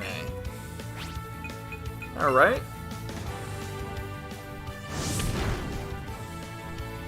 Nuke says, Kevin, what do you think about God of War coming to PC? Do you think Nintendo will eventually do this also? You know, the Sony people are really having a meltdown about that, but that was to be expected, because, I mean, God of War came out in, what, 2018 or 2019? And they always have exclusivity for a year or so, and then they go to PC. I mean, that always happens. But will it go to Nintendo? I don't really think so.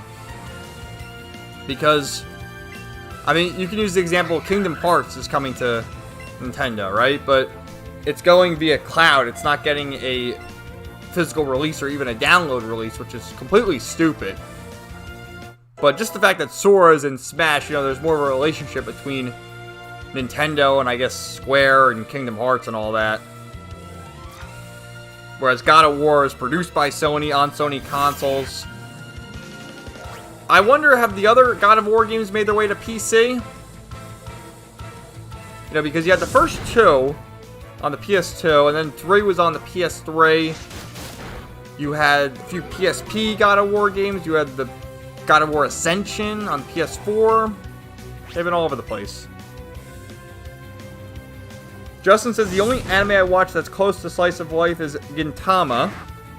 There's a new Gintama movie coming out, I think in November, with Fathom Events. And the Bunderdome says, no, the order is Common America 4, 5, Black Ops 5, then Common America 6. Well, would you say at this point, like, Common America is more popular than Black Ops? Because I think so at this point. I mean, you guys are doing a hell of a job with the latest campaign. Over 3,000 backers now. Good for you. And it's going to end in, what, a week or so? And then you'll have a 30-day campaign on Indiegogo for all the stragglers.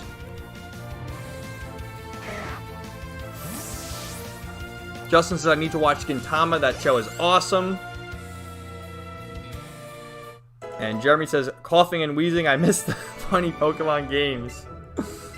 Or names, rather, not games. Yeah, they certainly did have some funny names. Oh, they got representation here. They got female Rocket over there.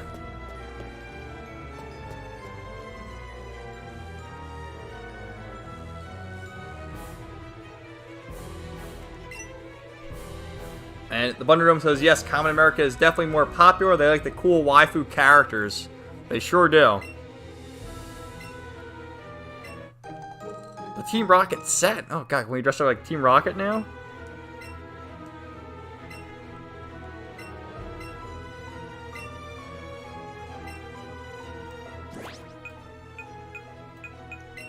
Let's see.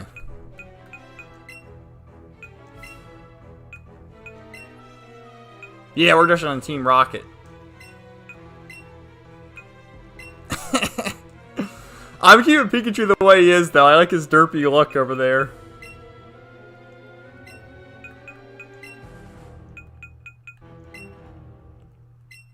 I'm amazed they even have the Team Rocket shoes.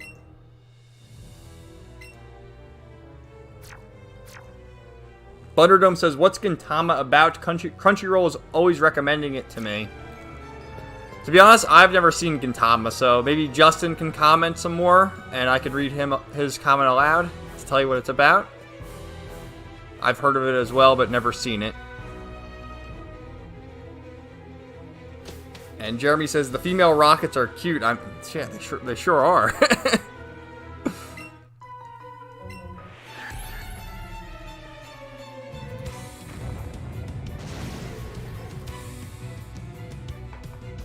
Although, if I'm being honest, like, the one chick in Team Aqua, in Ruby, Sapphire, and Emerald, she was like the Aqua admin. She was pretty hot. The way they updated her for the Pokemon Origins anime.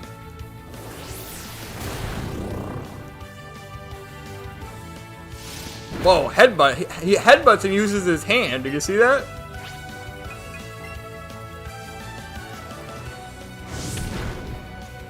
But Nuke, if you're still here, have you been playing Tales of Arise? And how close are you to the ending now? Because I am in the final dungeon.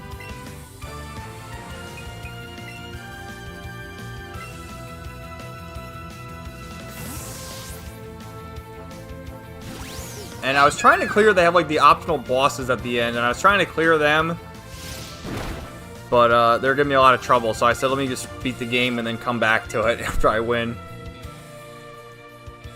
So Justin says, Gintama is a parody of Rurouni Kenshin, but replaces foreigners with aliens, and they make a lot of reference jokes about Shonen Jump IPs.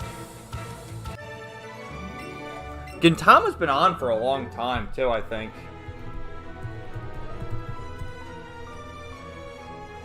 Let's see, 2005, 2018,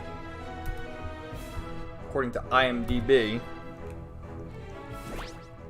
So, I'm not going to go to the Pokemon Center, but I gotta heal up. Awakening. And... oh, I have 17 Super Potions? I'm all set.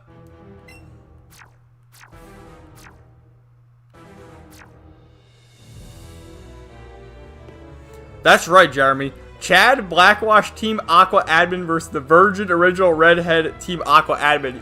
Her name's Shelly, I think. The Team Aqua Admin. She is hot as hell in the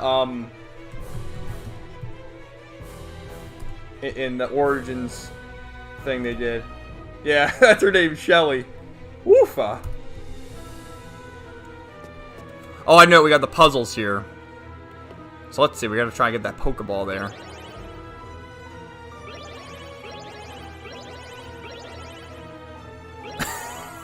That animation is so crazy. Oh, how can Charmeleon do that? How are you on that platform and not moving?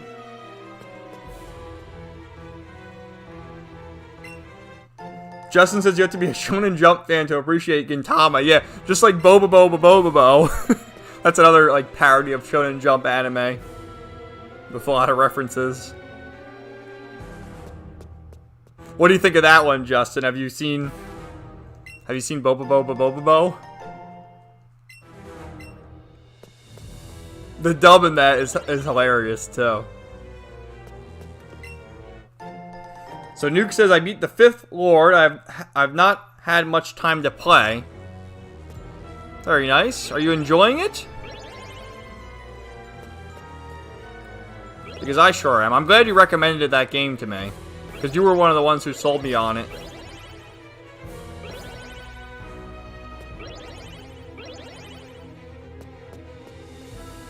And I'm getting close. Like I said, I'm in the final dungeon. I know that much. I want to get that Pokeball. But after I win, I got to beat all the optional bosses, try to get all the trophies, and then I got to figure out which game I want to play next. Because you already know I have an intense backlog of games. But I think I'm going to go for a JRPG. I'll either play Bravely Default 2, or I'll start Trails of Cold Steel, and that whole thing. Which I'm not sure if you've seen any clips or anything from Kuro no Kiseki. That's the latest Trails game, which isn't out in North America. It's only out in Japan. But they got some pretty anime-esque fan servicey things in that. That's for sure.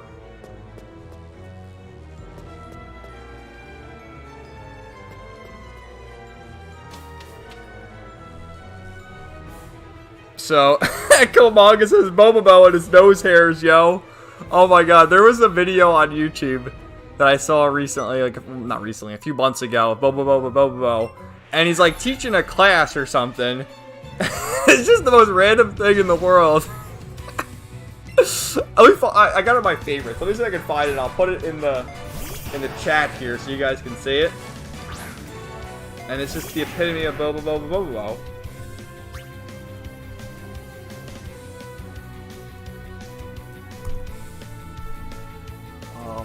Yeah, this is it right here. You got schooled. Uploaded 10 years ago, too. It's the most hilarious video I've ever seen. One of them. So go check that out if you have a second. And Nuke says, yes, I'm just taking my time and enjoying it. That's me, too. An hour here, an hour there. I have to say, like, I was thinking at first, you know, the skits were kind of like, oh my god, this is kind of cringe. But some of the skits there are really funny. Like when you go to the camping and do the cooking and stuff like that. And the more recipes, you have to do all the sub-quests. And the more recipes you unlock, the more funny skits you get. And they're pretty good. And there's a lot of like, obviously, you understand they have the romantic tension between Shion and Alphen. But there's also romantic tension between, you know, Dohalim and Kisara, and also Law and Rinwell, and I think it's it's handled very well.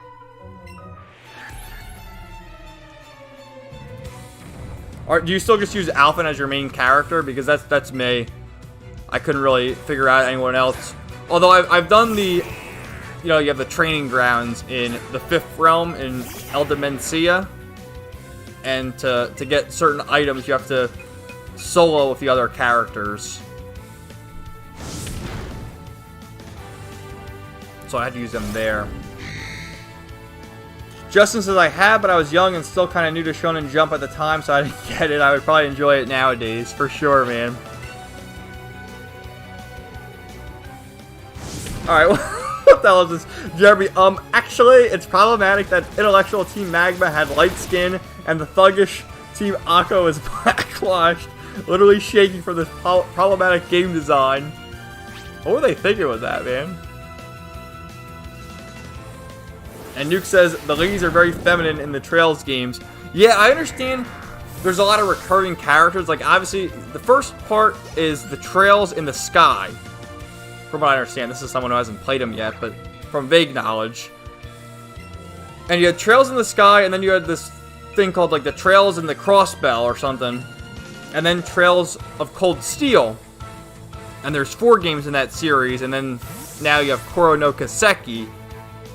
And there's a lot of reoccurring characters. And someone did a meme, because the characters age in the series. Someone did a meme of this one female character as she starts. You know, they start in like high school or whatever, and now they're young adults. And just the size of her tits, how they've grown through the whole through the whole series.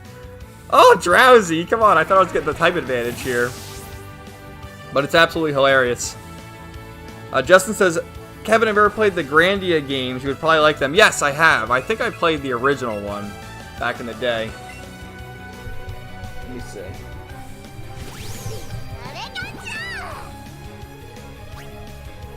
Let me get a refresher here. Yeah, 97. What was on? The Sega Saturn? Maybe it wasn't that one that I played. Because there was one on the PlayStation. Yep. A long time ago. Like I was saying in your comments the other day, Justin, I've been watching, or rather listening to this podcast from Resident Arc talking about Xenogears and the whole story. And it's an ongoing series. They're on like part 15 right now. And I'm up to part 4. I listened to it at work. And very in-depth, and it makes me want to go back and play that game. And we were talking about Xenoblade last week as well. How connected are the Xenoblade games to Xenogears and Xenosaga? Like, is it just this, is it the same universe, or is it just set afterward, or what's the deal with that?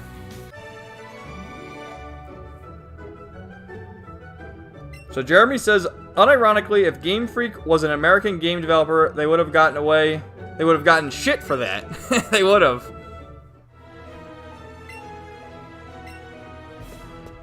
So did I get like the key from someone here? Or is it in the Pokeball? Hyper Potion.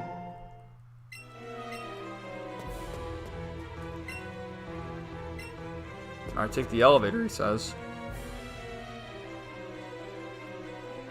Oh shit, there's a Pokeball right there, I see it. Aha. 5 Great Balls.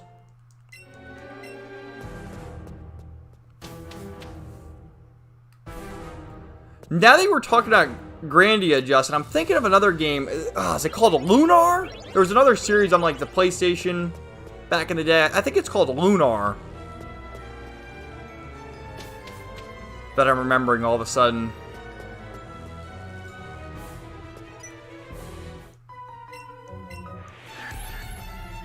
And then, of course, who can forget the Suikoden games, 1 and 2 at least on the PlayStation.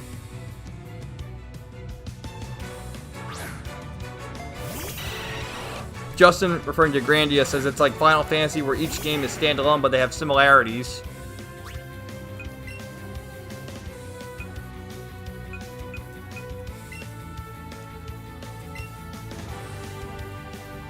Jeremy says, Arbok is Cobra backwards. Let me tell you, my 10-year-old mind was blown. Oh, damn, it is. And how about Muck? What's Muck backwards?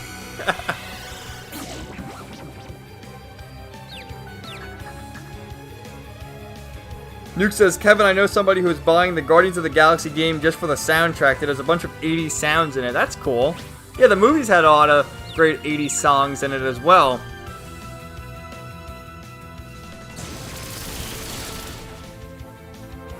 Are they going to eventually... Well, because Square also did the Marvel's Avengers game. So, are the Guardians of the Galaxy in that game going to cross over with the Avengers characters at some point?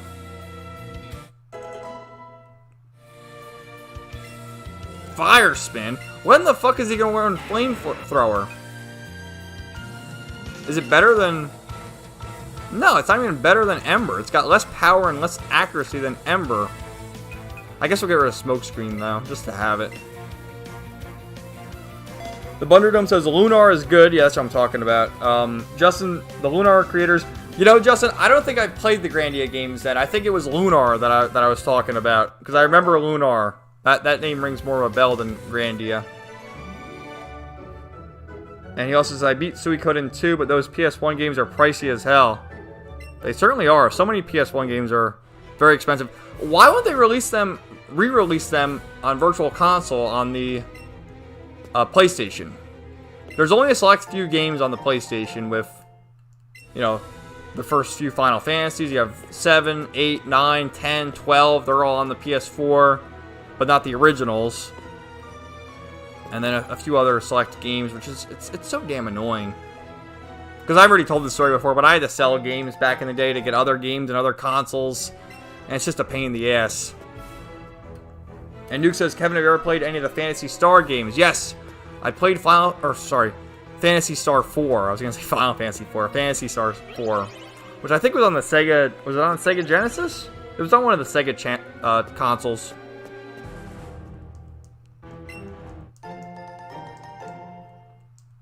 Look at Charmeleon just walking like that.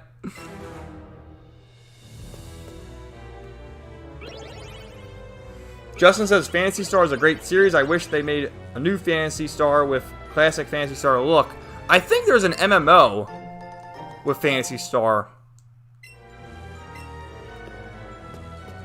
Which, that's all the craze now. And people are going crazy for Endwalker to come out soon with Final Fantasy 14.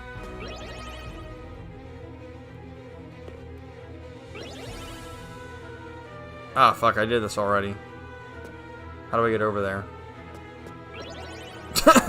Not that way. And Justin says the Sega Genesis.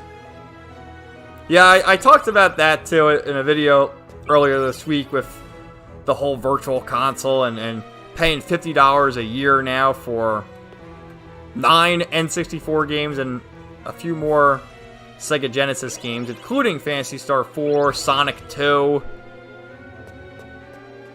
and stuff like that, which is amazing. And I showed you can still buy those games on the 3DS.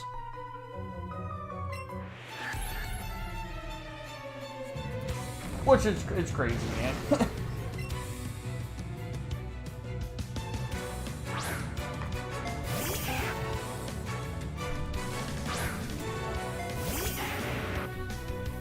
Justin says, I played the first 3 on the PS3 for the Xbox.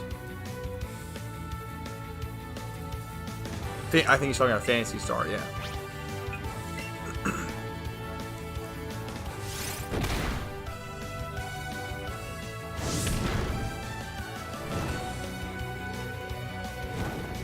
Oh yeah, we got a burn on Rattata now.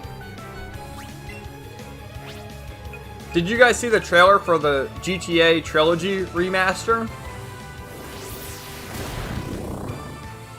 I think it's a ripoff. It's $60 for GTA 3, Vice City, and San Andreas. And apparently they're not even going to have the classic soundtrack in it. Maybe if it goes on sale I'll get it, but I'm not going to pay $60 for it. Like, how many times can Rockstar release the same games? How many times have they re-released Grand Theft Auto 5?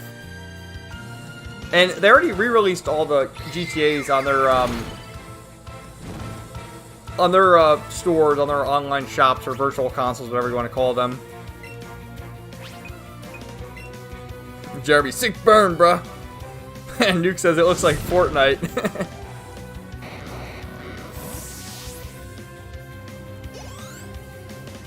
Is Fortnite still going strong? Or are people done with that now? They moved on to something else.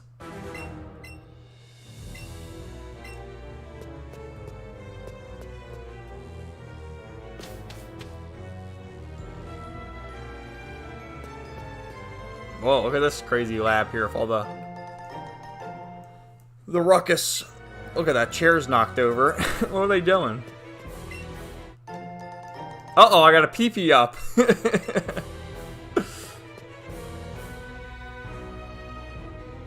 this is where we get the lift key, right? Right there, he's guarding it.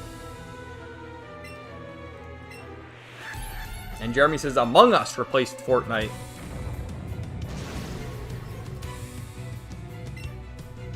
Justin says, man, I want to play Phantasy Star Universe 2, but it's impossible to find, and it's PS2 exclusive. How'd that happen when the first one came out on the 360? I don't know, man. I always found it interesting that the PS2 had, like, online capabilities with certain games.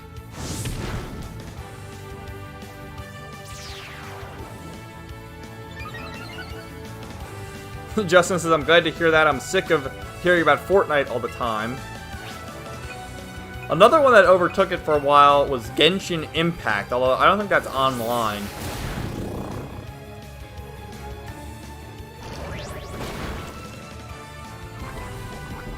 Oh no, I'm poisoned.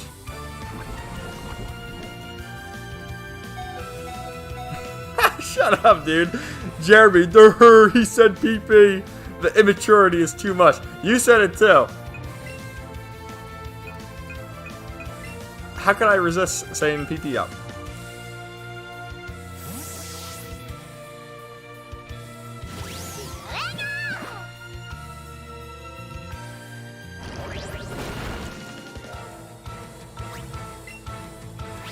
But anyway. Pikachu!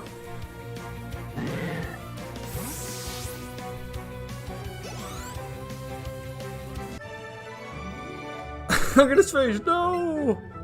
Alright, give me the lift key, bro, so I can continue on my journey. Gah!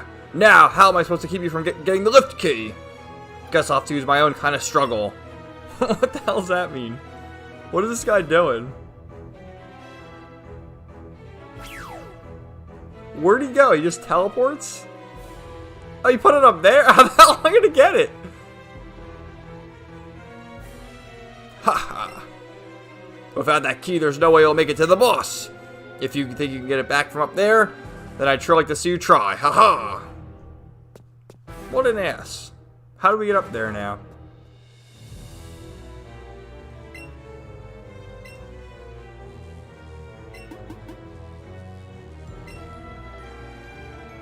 What the hell? Do we have to send Pikachu up there? Jeremy says he has a shocked Pikachu face. He sure did. Alright, we know. We gotta go to the vent. I guess we're gonna climb in there or something. So let's go. Get in there, Pikachu.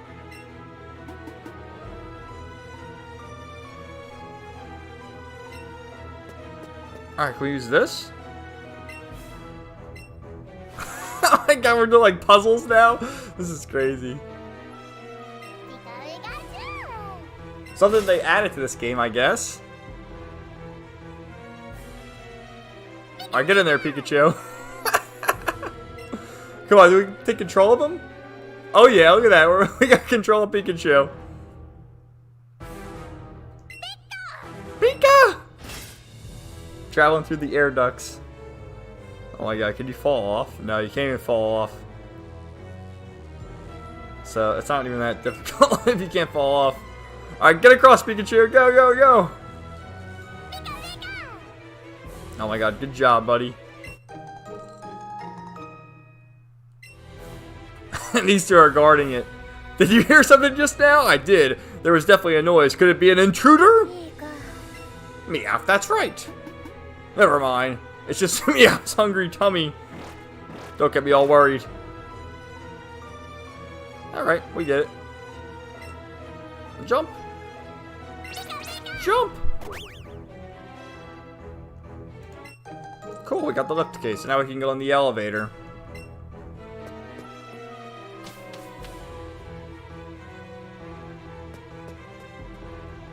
So, what I'm gonna do, because we're gonna have to, we fight Giovanni, I think. I'm gonna have to heal up. And then we can take down, well, Jesse and James, Giovanni, get the Self Scope, and then rescue Cubone.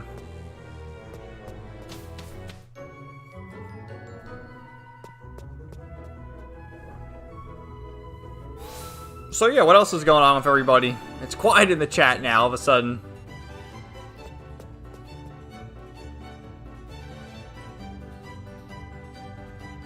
Yeah, apparently going back to, I guess, comic discussion, they got rid of Superman saying truth, justice, and the American way, and it's truth, justice, and a better future now.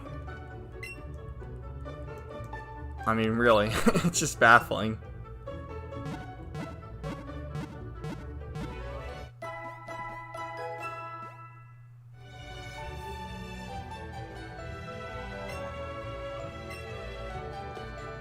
Jeremy says, did you not see my other comment? LOL. What was your other comment? Pikachu, get your fat yellow ass in the vent. And he has the shocked Pikachu face. What was your comment, man? How is it all deleted now?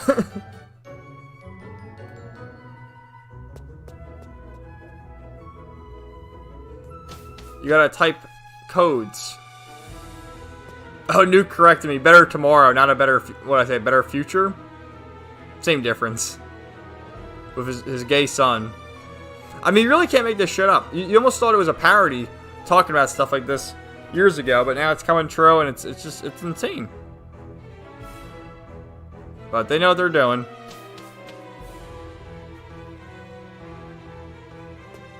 Justin says, Jeremy, YouTube shadow bans comments. They do, man. Oh, it's the Pikachu yellow ass. Yeah, it happens all, like, I'll leave comments on people's pages, and, you know, they'll disappear. And I'll get comments from people. Like, I always get comments from Nuke, and they get deleted. It's crazy. I get the notification, and I click on it, and the next thing I know, it's gone. It's so strange. Because there are certain words that they filter with YouTube's AI that they don't want you to say. Nuke says, did you see my comment about DC introducing trans Amazons? No, I didn't.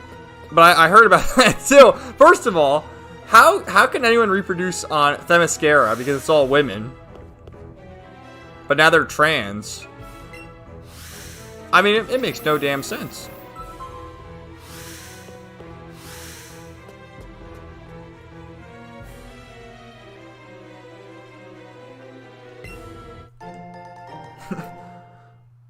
Let's see. Justin, I didn't see that. I've been gaming this entire time. You know, it's just... With the outrage channels, there's only so much you can go with looking into them and reading them. Like, now the whole talk is Alec Baldwin, because really there's a lot of crazy details with that.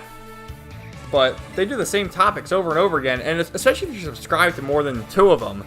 You know, imagine you're subscribed to 10 outrage channels. You have, like, 20 of the same videos all day. Alright, let's see. Just how long are you going to follow us? I know I'm beautiful, but what do you want? To join Team Rocket, obviously. I wanted to be a Team Rocket. Alright, let's battle these two. Jesse and James.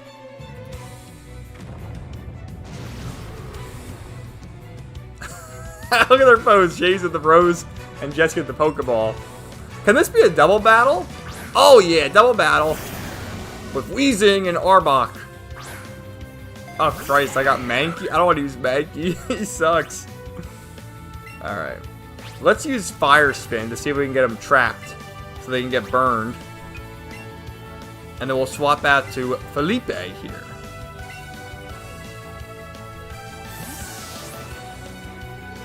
Jeremy, love the derpy spin animations. Justin, how can they have trans on Amazon Island? That's exactly it. How is that possible? Ah, fuck. It's super effective. Wait a minute. I thought Mr. Mime's Psychic is super effective to poison. That's bullshit.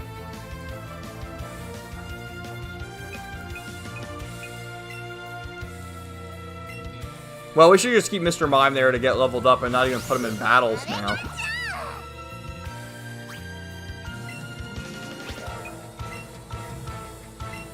So, I'm gonna use a revive so we can get the EXP.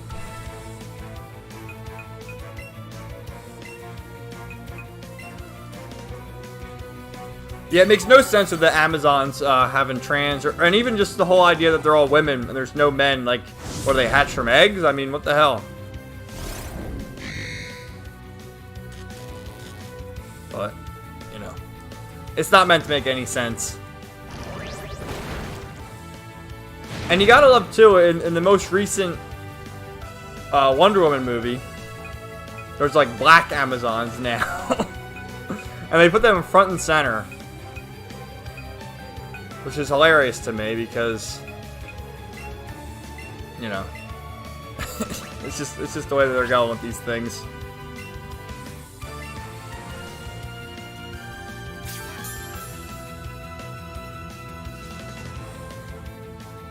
Alright, come on, Pikachu, get rid of him.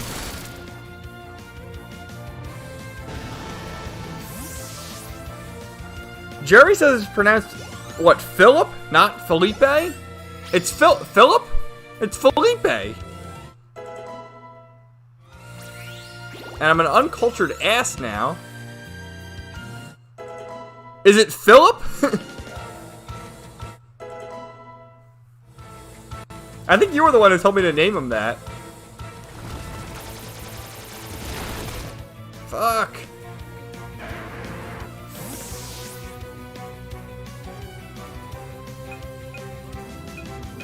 Alright, I guess we'll put Drowsy out there.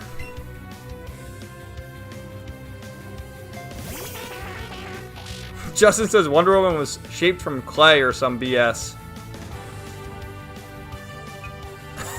And Nuke says different colors of clay is how they justify the different races of Amazons.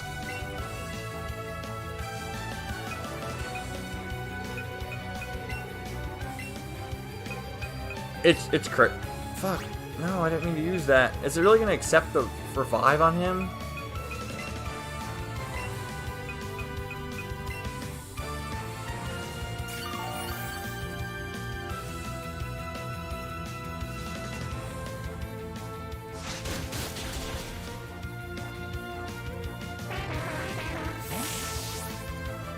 Jerry says pronounced Felipe?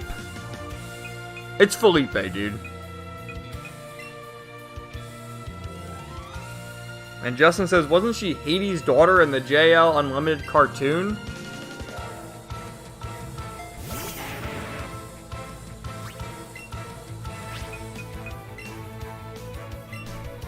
I don't know, man. I can't even deal with what's going on with DC or any of that stuff anymore.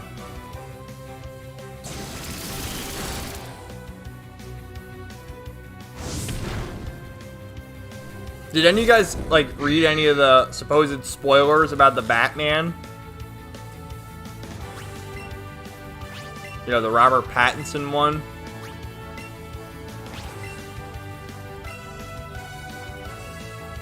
Because everyone knows Bruce Wayne, Batman's Bruce Wayne now.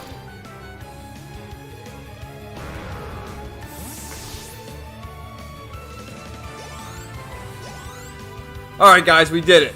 Thank God.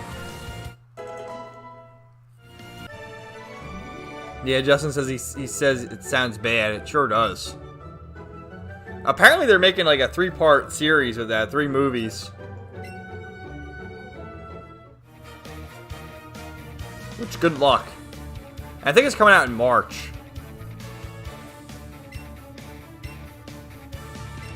So, yeah, and you got Spider-Man coming out in December around Christmas time, or no? Is that just rumor?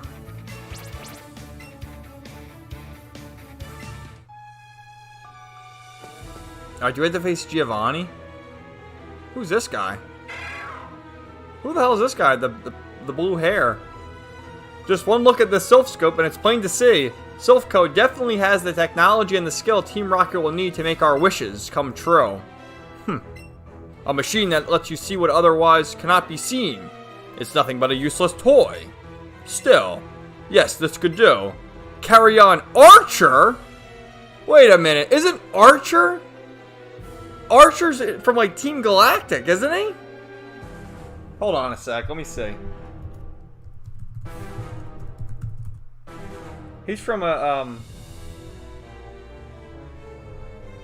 Oh no, Archer's is one of the heads of Team Rocket in Gold, Silver, and Crystal, and Heart Gold and Soul Silver.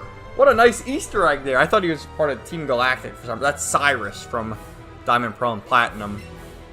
Oh, goddamn, that's pretty cool. A nice reference to that. Look at him. Are we gonna battle him? What is this child doing here? You listened in on our conversation without saying a word. I don't much care for that. I am Archer, an admin of Team Rocket. And I do not go easy, even on children. Oh yeah, let's battle Archer.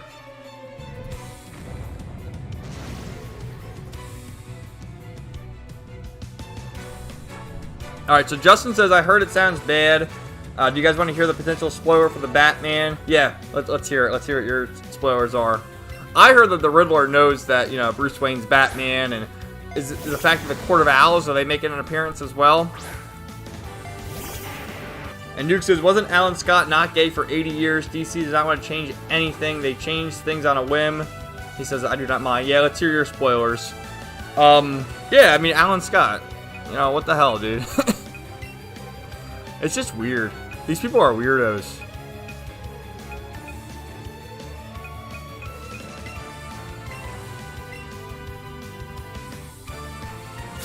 And he says, Alan Scott was first turned gay in the New 52 Earth 2 series, and I guess they made that canon in Earth 1.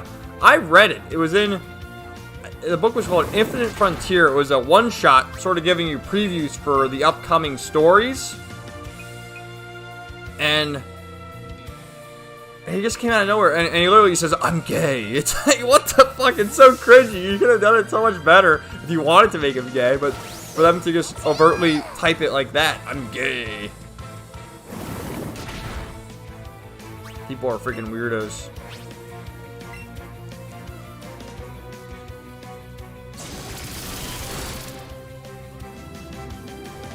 Nuke says, Kevin, I heard that the director of the Eternals implied there is a gay, intimate scene in the movie. Oh yeah, they already said there's gonna be all this gay shit in there. They want to make Tom Holland gay as Spider-Man. They were saying that a year or so ago.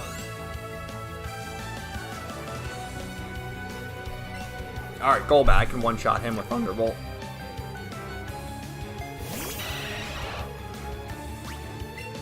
Oh my god, get ready for this. Justin, Batman spoilers, says, the Riddler blackmails Bruce Wayne and that the Waynes had mental issues that he inherited. Apparently the Riddler kisses Batman at the end of the movie. Oh my god. I heard there was like Court of Owls references as well. But of course, everything is gay. Alright, we defeated Archer. What a blunder.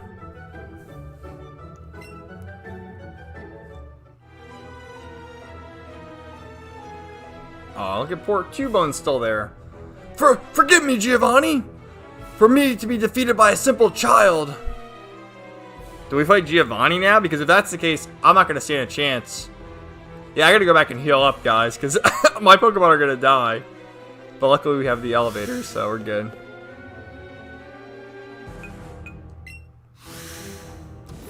Nuke says Alan Scott was the first character to ever get married in the DC universe. And Jeremy says, okay, you were right about Felipe. I looked it up. See? I knew it in Komanga. Kev was right. Alright, I'll be right back, guys. I gotta use the bathroom, so just give me a second here. I've been going for like 2 hours and drinking water as I've been streaming, so 1 minute.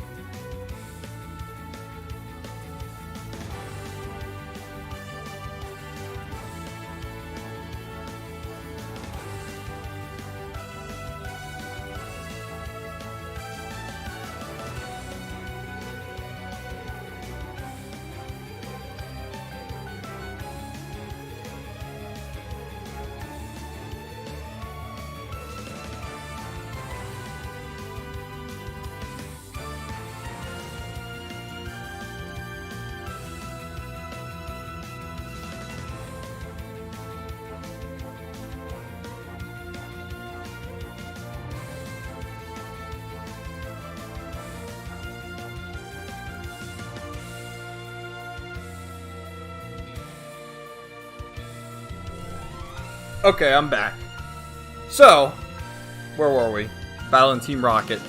So Justin says, I heard Matt Reeves has only read like 4 or 5 Batman graphic novels. Yeah, I'll name them for you. It's probably The Dark Knight Returns, The Long Halloween, maybe Batman Hush, maybe like a current Tom King story, and I don't know, that's probably it. What's another, or Year One? They've all read that, because, you know, Nolan, that's what he said. All he read was The Long Halloween and Dark Knight Returns and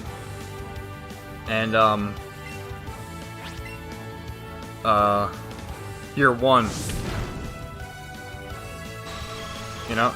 No hidden gems. Look, what are you talking shit? Jeremy says, "Dang, this show is so much more enjoyable without Kevin blabbering." Oh, he's back. Well, get out of here then if that's the case.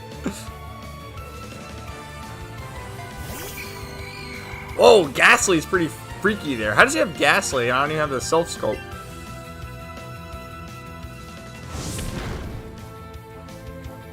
But Matt Reeves, I mean, he did those Planet of the Apes remakes, which were pretty good. I like the second one the best. But he's also like the prodigy of J.J. Abrams. That's right. Right in here. He says, first gained recognition with WB drama series Felicity, which he co-developed with J.J. Abrams.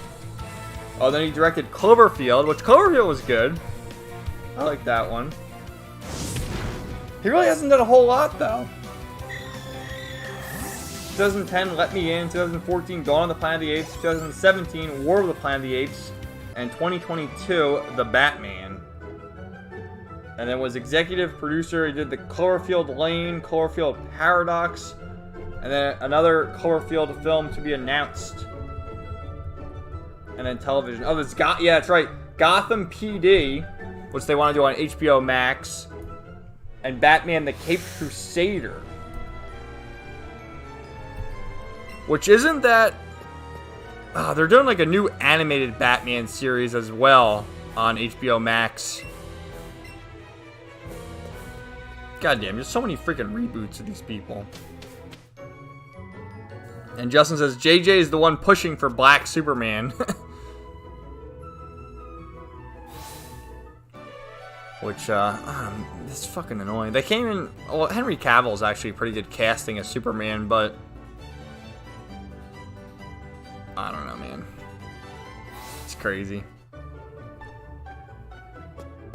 Jeremy says, what would Black Superman's kryptonite be? I don't know. You answer that.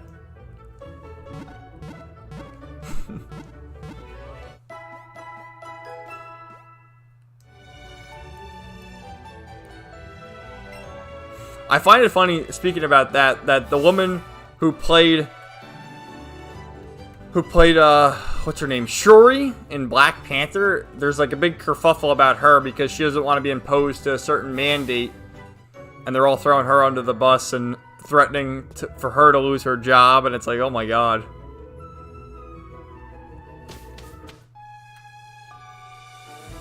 The Bunderdome says, JJ freaking Amish, always trying to subvert culture. We should have an early life check on him, shouldn't we? But he sucks. J.J. Abrams has done so much shit, like remaking stuff. Let's see. He did that one movie, Super 8, which is like a remake and rehash of a bunch of movies.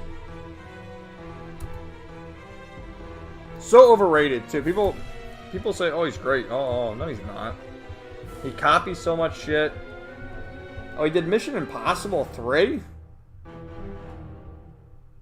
He was the writer for Armageddon. Yeah, Super 8, the Star Trek remakes, the 2 Star Wars movies, and he's produced a lot of the Mission Impossible movies. Ghost Protocol, Rogue Nation, Impossible 7, 8.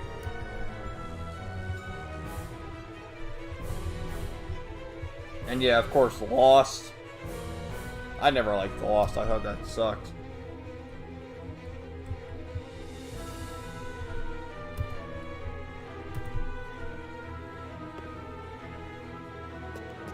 Alright, we gotta fight Giovanni now.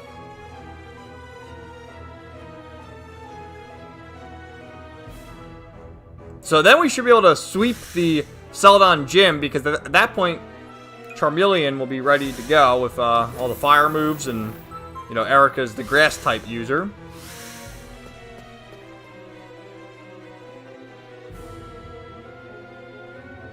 So let's go, Giovanni. Oh, I skipped that too fast. I must say, I'm impressed you got here. Team Rocket captures Pokemon from around the world. They're important tools for keeping our criminal enterprise going. And I am their leader, Giovanni! Aw, Cubone. What? You want me to release the Cubone? Fwahaha! You came barging into our hideout just for that? What an amusing child. But, for your insolence, you'll feel a world of pain. Let's go. And he's got like ground type Pokemon. He's got like a Rhyhorn and stuff like that, I think. Maybe an Onix. Persian? So, Jeremy says child support checks. That's Superman's kryptonite? Sounds about right. Justin says JJ's overrated hack. In my opinion, 2 is better than 3. I didn't like 3. I've liked some of the more recent Mission Impossibles, though.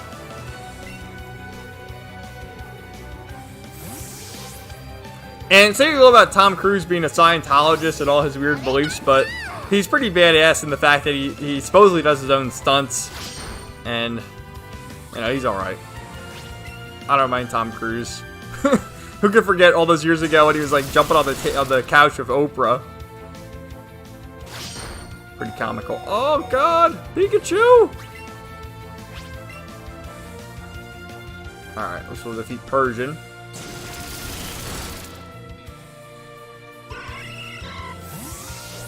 Yeah, I think J.J. Abrams is working on like, because he's the head of Warner Brothers now. For, you know, DC movies. And they're working on Psywave. They're working on like a Green Lantern Corps TV show for HBO Max.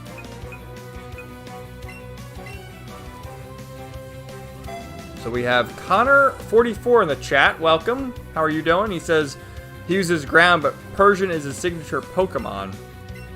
That's right. I always remember in the anime that he has the Persian by his side.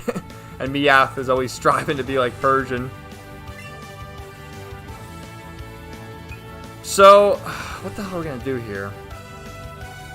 I don't really have, because Psyduck's so under level, it's not gonna be able to do anything. So I guess we'll go send this guy out here and see.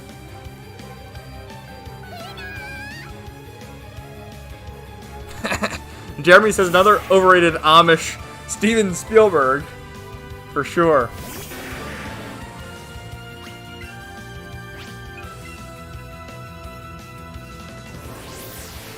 Although Steven Spielberg had some decent stuff back in the day.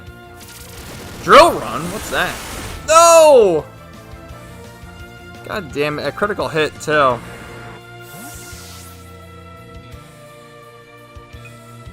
What the hell am I gonna do here?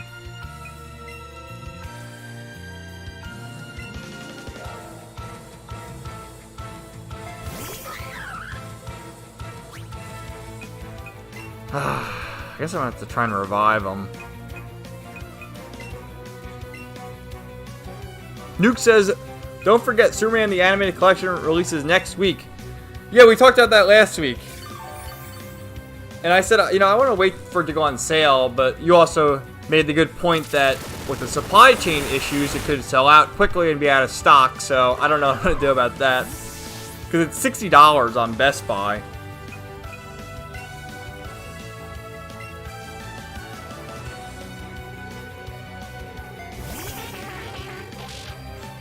Oh boy.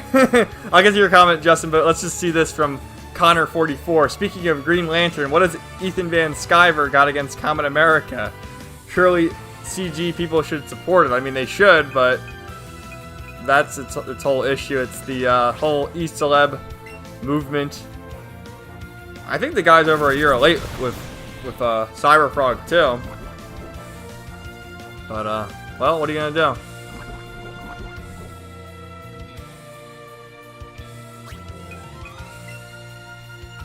And Justin says, I heard Demi Moore is actually Tom Cruise's brother, LOL.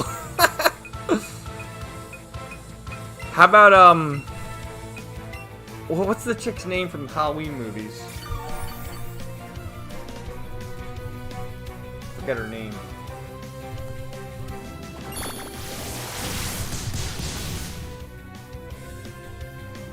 Jamie Lee Curtis. Yeah, that's the other one who is very suspect as to what it is. Just look at her face. And Justin says because Common America puts out comics on a regular basis and does nothing, EBS does nothing but e-bags. Yeah, man. It's crazy. Although he's been making the rounds. He was on like the Daily Wire and Dana Loesch showing his book. And it's like, how the hell do you get involved with those people?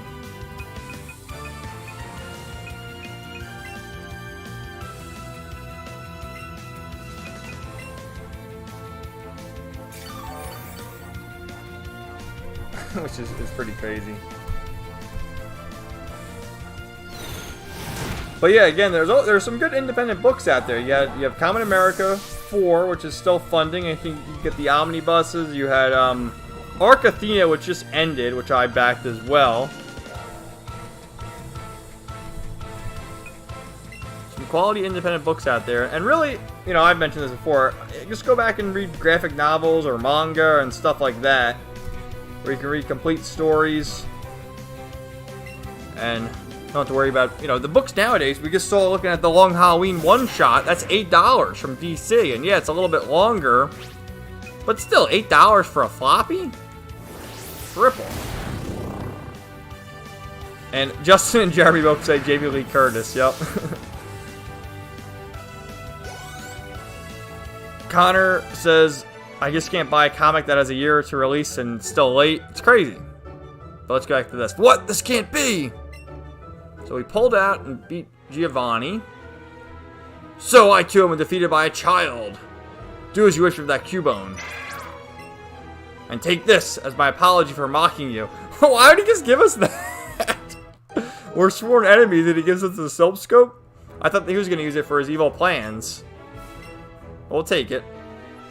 I can see you raise Pokemon with utmost care, but you would never understand what I hope to achieve. I shall step aside this time. Well, we'll find you at the gym. I hope we will meet again in battle. Aw, Cubone, go back and find your mother then. Alright, what's Archer gonna do? Is he just hanging? Alright, cool. So we beat Giovanni. I like his paintings here. He has Rhydon and he has Persian. So we'll heal up and defeat Erica and then make our way back to Pokemon Tower. And we got a lot of chat to catch up on, so... Jeremy says apparently her daughter is trans now. Who are we talking about there? Jamie Lee Curtis's daughter is trans? I believe it. There's so many trannies now, it's unbelievable. How about Elliot Page? Oh my god. First of all, with that whole thing, she was a lesbian. So she liked girls, but now she's a boy who likes girls, or thinks she's a boy who likes girls. I can't even keep up with these people anymore. They're so crazy. What's this? What's that Pokemon? Oh, it's a strange vehicle with balloons. Sure. You can fly in the sky? Oh, is he gonna teach me fly? Or sky dash? Pikachu's gonna fly? How the fuck is that gonna work?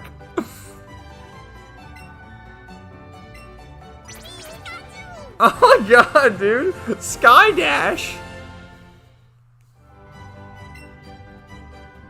Oh, we can fly now. Okay. Cool. But Pikachu can fly. Which makes no sense. Let's go back in here if we can buy any of the Pokemon. Because before they were out of commission because of Team Rocket. Oh, we still ran out of games? Oh, asshole. I wanted to buy like Porygon or whoever. So, alright, let's read some chat. So, well, hold on, let me go to the Pokemon Center and heal up and then I can read the chat. But the Bunderdome had a comment here. He says, our books have more pages, hardcover, and are starting at $10. You don't have to wait 2 years for the book.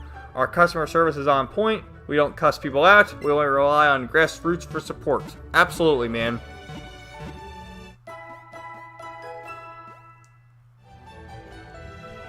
Yeah, I can't recommend them enough. I mean, if anyone hasn't already, I guess I'll look for the link. And I'll put it in the description here. For the Common America Volume 4 and Omnibus. Which is actually 62 hours left on Kickstarter. But if you don't have the money right now, you can wait because they're going to do another campaign on Indiegogo for 30 days. Over 3,000 backers. Great job, guys. Alright, Justin, well, he has to leave. He says, well, Kevin, gotta go. Gotta wake up early tomorrow. Have a good night, man. Well, thank you for joining. And look forward to seeing more of your reviews, your Digimon World 3 review, and comic and movie reviews. And if you haven't subscribed, subscribe to Justin's channel as well. Let me find a link to his channel. Pop that in the chat. Let's see. There we go. Oh, he's got over 400 subscribers now. He's doing a great job. That's Justin's channel. So, yeah, talking about the trainings and whatnot, Jeremy's talking about Jamie Lee Curtis's adopted daughter, who's trans now. Okay, well, I guess the apple doesn't fall far from the tree with that one.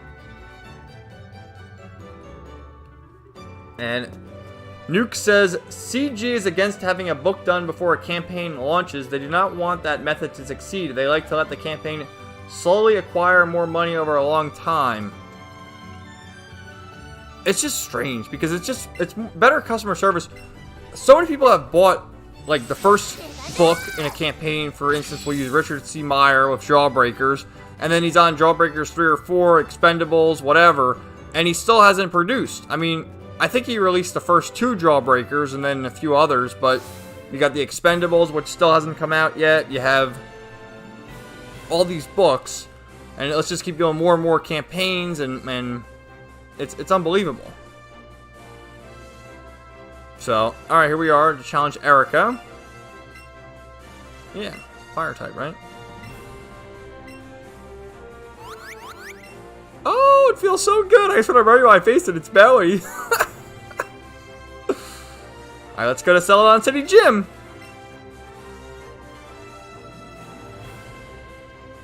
But yeah, I mean, the freaking CG thing is just ridiculous. I don't understand. People, I guess, just watch them for their streams, you know, mocking the SJWs and doing goofy stuff, and not necessarily for the comics, which is fine and all, but there's a lot of people who go there and back the comics and don't really know what they're expecting, and then they find out, oh, I gotta wait a year or 2 years, and are really let down. When there are valuable alternatives.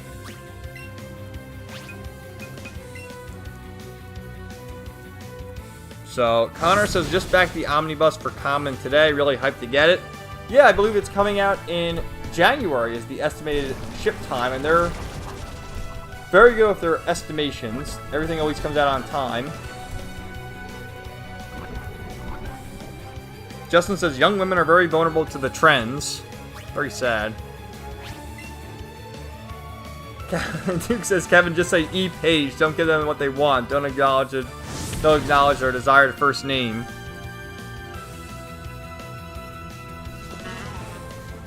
I'll call her Ellen then. I'm trying to think of her film history. She was in X-Men. And she was in that movie Juno, where she played like the teenage mom with the guy, what was his name, Michael Cera from Scott Pilgrim vs. the World. Pretty funny to play a role like that, then what goes on in her real life. Jeremy, message retracted. What did you say? What did the YouTube gods deem that you said unfit? You gotta talk in coded messages or else. Connor says, I still don't see how they can justify hating Common. It's a fun indie comic with no politics, literally everything they say they want. Well, I don't know, the one dude goes on about how he thinks that it's, you know, the Sailor Moon parody or whatever, which, you know, there's some inspiration there, and sort of a parody on you know, manga, magical girl type tropes and stuff. But that's what makes it fun. And there's some interesting references there. I don't know. I think they just hate it to hate it, because they see that there's a track record there of 4 Common America books, all the Black Ops books. What, there's 4 of them as well, or 3 plus the omnibus, or plus the crossover. There's the My Hero Macadamia, you know, Trump parodies. Oh, it's Execute. I don't know. I think that's a factor too. That there's a nice track record there. And this guy's still working on Cyber Frog. Kolmanga says Comics Grift. Nuke says Inception. And the Bunderdome says, thanks, we should be early November, December. If the printer's estimate is right, we print in the USA. The books are being binded right now.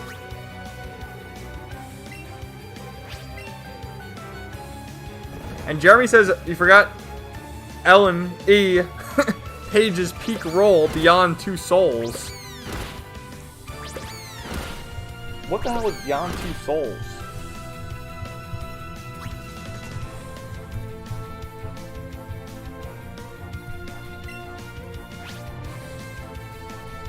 Oh, it's a video game.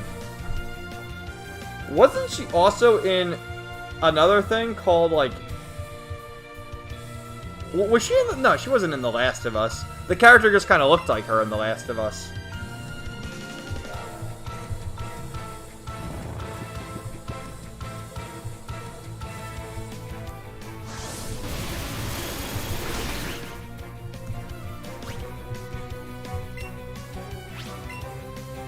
Come on, would you wake up already? There we go. Yeah, she's been in a bunch of videos. When there's Beyond Two Souls. That's it. Yeah, I thought she was in, like, The Last of Us.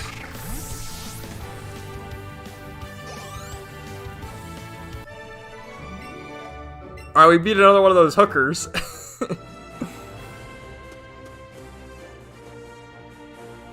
So yeah, I'm hoping to get Charizard after all this is over. So Connor says, awesome if I get a 200-page book before Christmas. That's crazy efficient. And he also says it's a video game.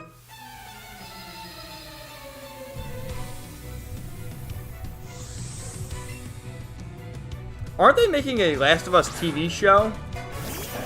With Pedro Pascal playing Joel? Or is that something else?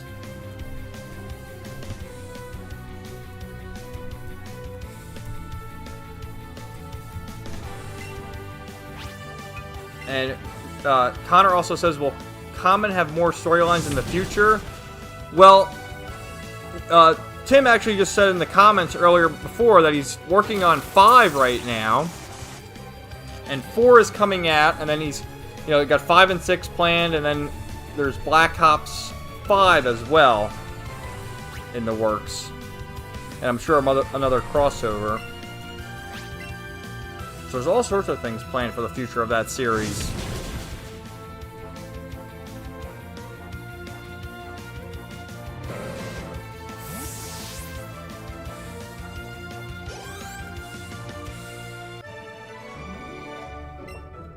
Jeremy, I hope we see the last of that franchise. I never even played them. I don't like those kind of games. I think the first one was pretty good. But then they subverted everyone's expectations in the sequel.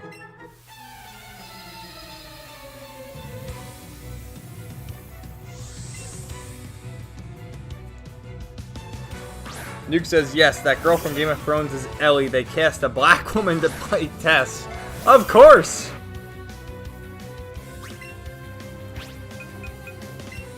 Yeah, we were talking about it before you got here, Nuke, but I guess they race swapped some characters in the Doom film as well.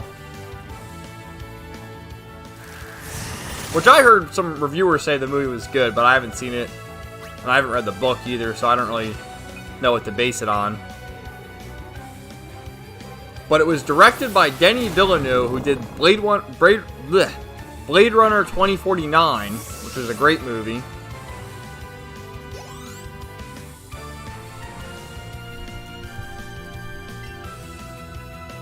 So, Jeremy, I'm not sure if you know, but the Bunderdome in the chat is actually Tim Lim, the artist and creator of Common America. So it's coming right from his mouth here.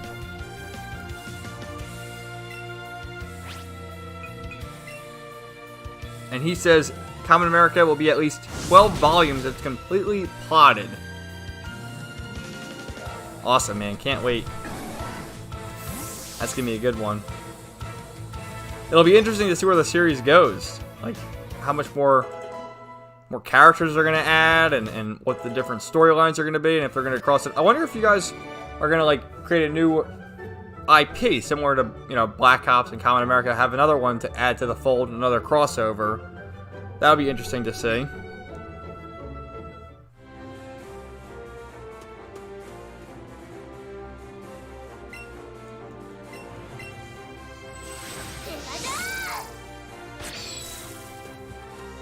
So, Jeremy, this game is oddish. No need to be all gloom and doom. Your puns, man. That's a shortcut to leave. And I guess Connor is marking out in the chat for Tim. Which character did they race and gender swap? Like, what was Zendaya race swapped, or was she always, like that?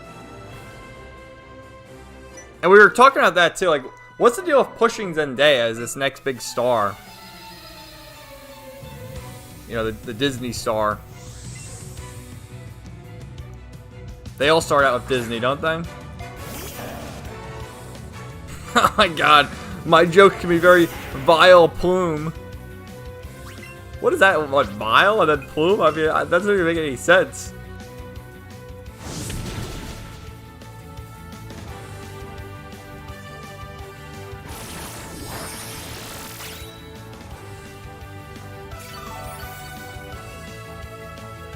So yeah, apparently, Nuke, they're gonna have another Sony State of Play in a couple days. But they said, oh, don't get high expectations. It's only gonna be 20 minutes with third-party games. So I don't know what we're gonna see. Some of the Square Enix channels and the Final Fantasy people are like, oh, this means we're gonna see Final Fantasy 16 for real and Final Fantasy 7 Remake. I don't think so.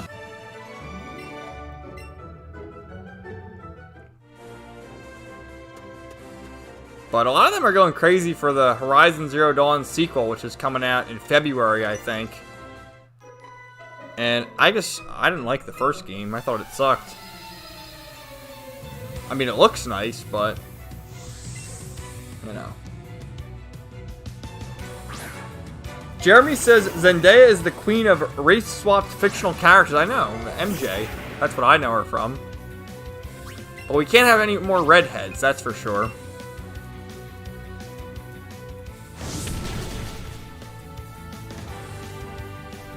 Connor says, modern media is now just a Scooby-Doo episode. I think that's what you meant. Except every time they unmask the monster, it's just Disney. Yeah, Disney owns everything.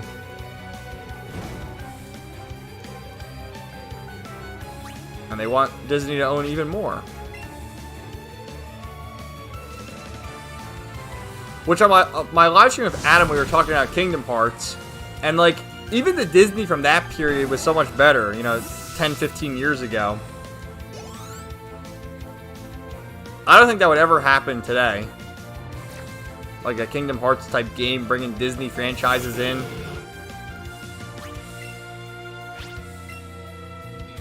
Nuke says not worth full price. Ash again says hi. How's it going?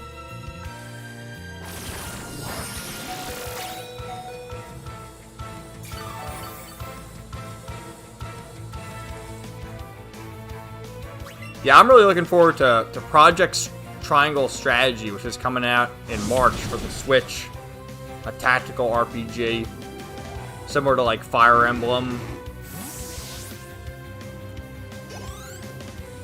And it's from the same people who did Octopath Traveler.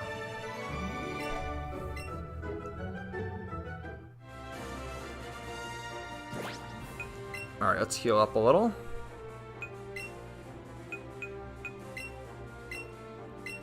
Because I don't feel like walking all the way to the Pokemon Center.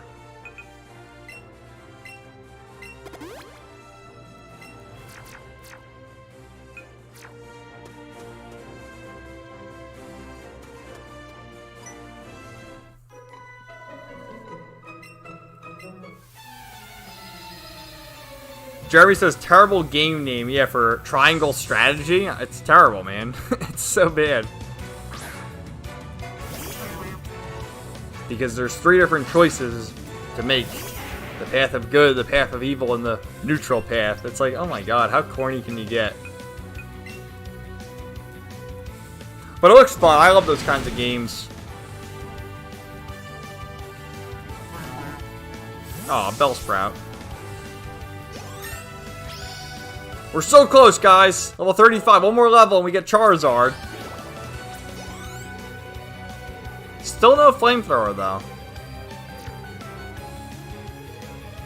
Maybe he gets it when he evolves.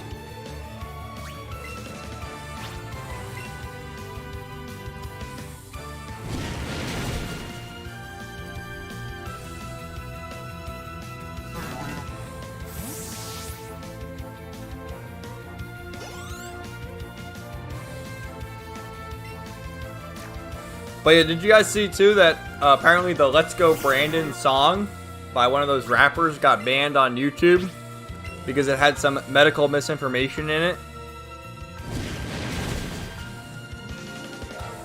Unbelievable.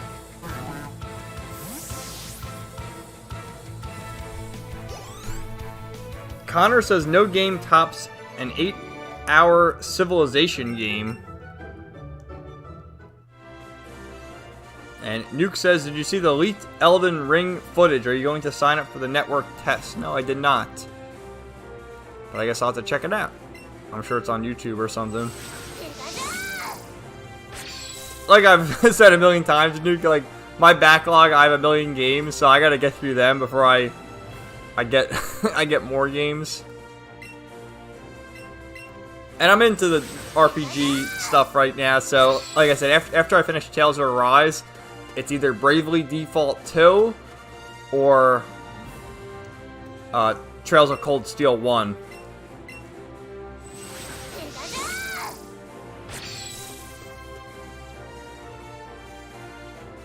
And I know you said there's like a million pieces of dialogue in Trails of Cold Steel 2, and I wonder if once I start, am I going to want to play all of them?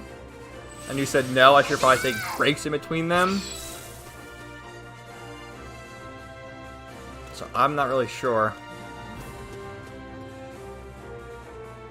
Alright, so we're ready to face Erica now.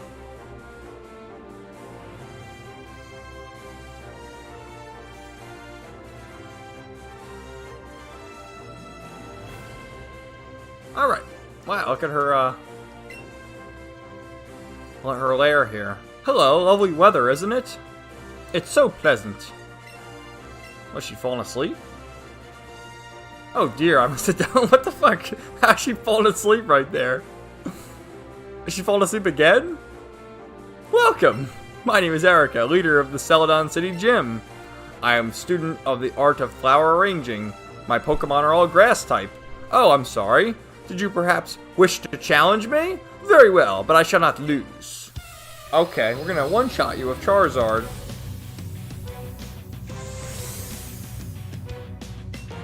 Let's go. Tangela. So, Jeremy talking about triangle strategy says there were 12 options. Doge, Kagan, strategy? I don't know what the hell you're talking about, man. And Nuke says there's 25 seconds or so referring of the Elden Ring leaked footage.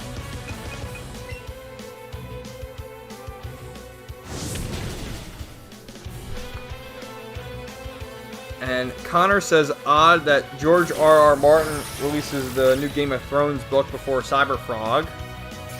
Sure is.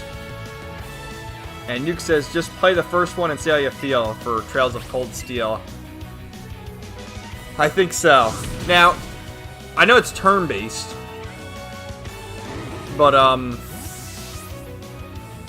is there, like, more modern stuff in it? With, like, the action RPG, or is it mostly, like, classic turn-based? Okay, focus energy.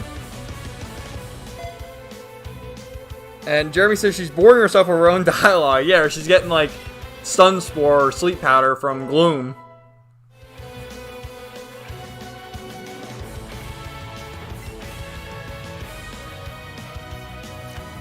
Jeremy says I don't even know how to pronounce that. I thought you were talking like Dogecoin.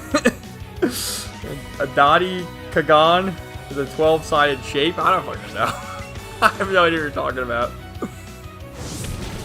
I literally thought you said like Dogecoin.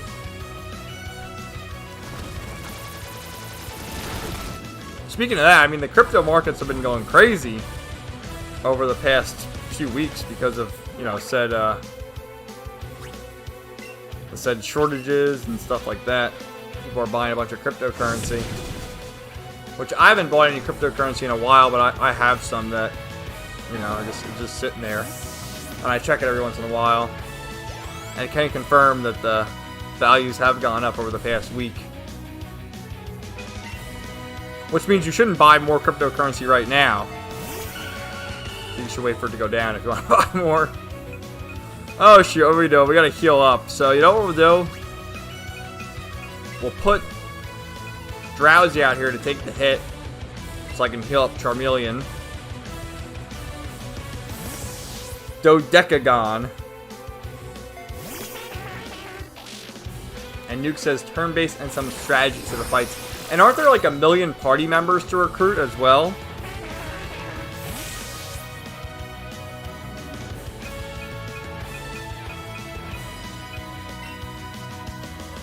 Yeah, I look forward to trying it out eventually. But very long games. Lots of dialogue. I'm sure a lot of side quests. I have to say, the trophies in Tales of Arise, I know you're playing on PC, but I'm going for the Platinum on the PlayStation. And the trophies are pretty simple. I mean, you have the story-based trophies. You have increasing your friendship values with you, like when you camp with the characters. You basically can choose to talk to a character and increase your friendship with them. By maxing that out, you get trophies.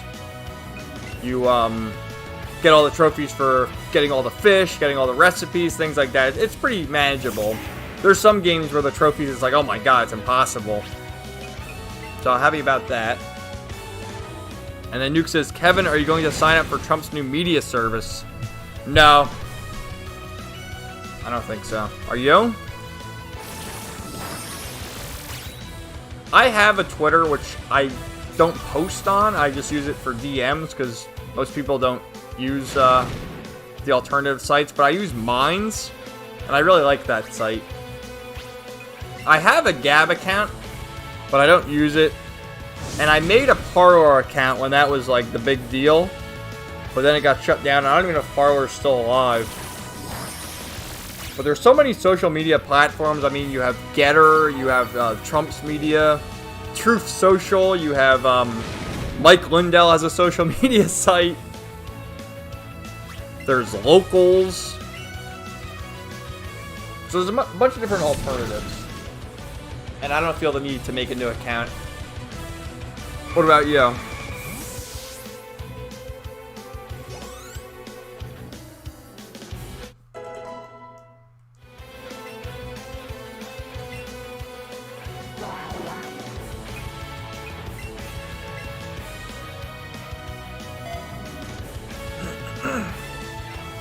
So Jeremy says, might slide for those DMs later. Well, go ahead.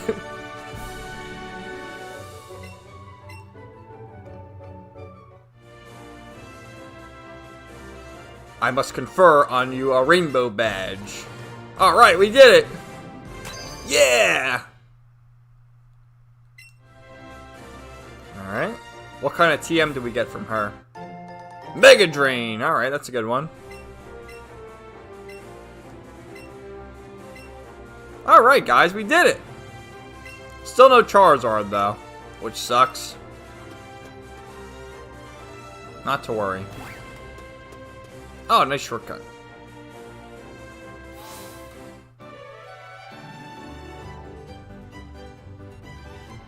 So before we go to Pokemon Tower, I'm going to go to the left and go as far as I can before Snorlax blocks my path. Just to see if there's any new Pokemon or trainers I can face.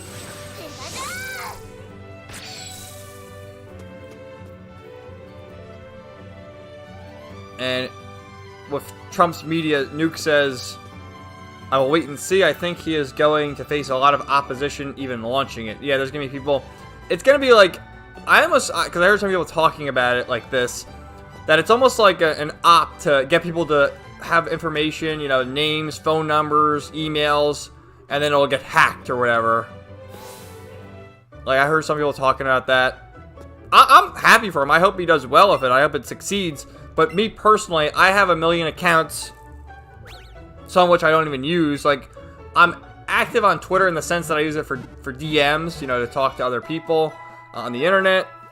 And Minds, I do post regularly there. Like, I post the links to my videos. I post memes. Like, Minds, we have this great thing. It's a nice community there. It's a lot of expats from Twitter.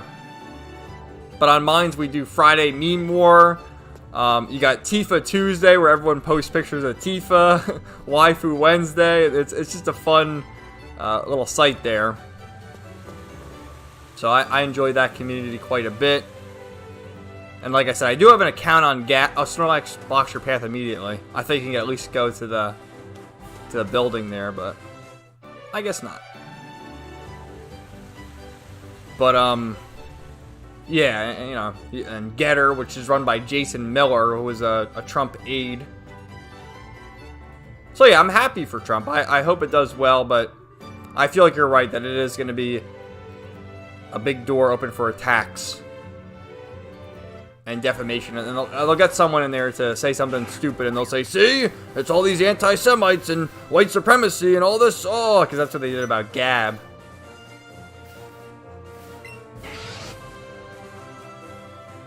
Oh, you found something? Cool. Let's see here. Connor says, bring back MySpace. MySpace was great. I had a MySpace back in the day. I also had Facebook back in the day. We have the T, so we can pass, right? Here's your T, dude. Glug, glug, glug. Glug, glug, glug. You shall not pass.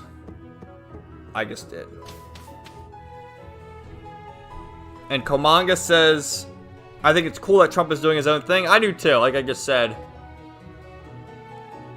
But he will face opposition for sure.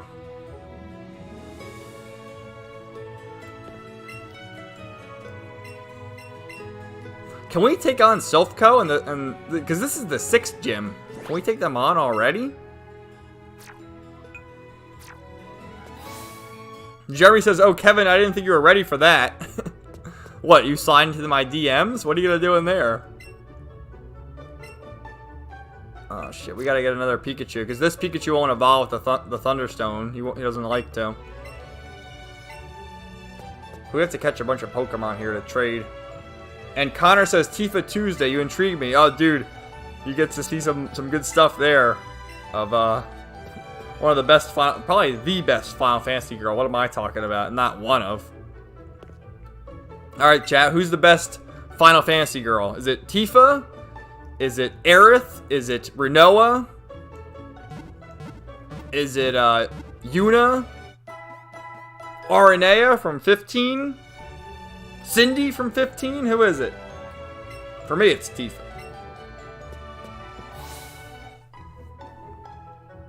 And I still can't believe that people... I mean, yeah, they changed her look a bit for the remake, but the people who are like, oh my god, they made her small. They shrunk her Tifas. I don't know, dude. They look pretty good to me still. Oh, I got Psychic.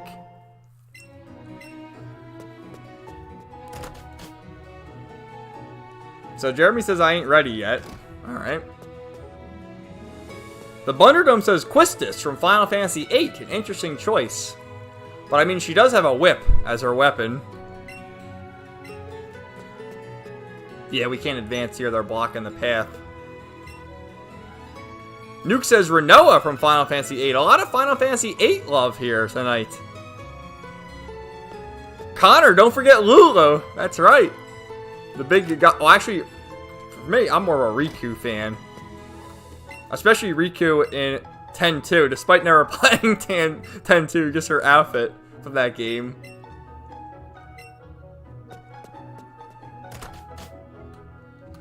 Jeremy says, I don't know any Final Fantasy girls.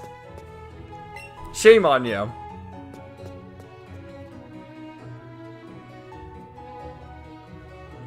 There's also, going old school, we have Rosa from Final Fantasy IV. Look at Chansey looks kind of derpy over there. Chansey!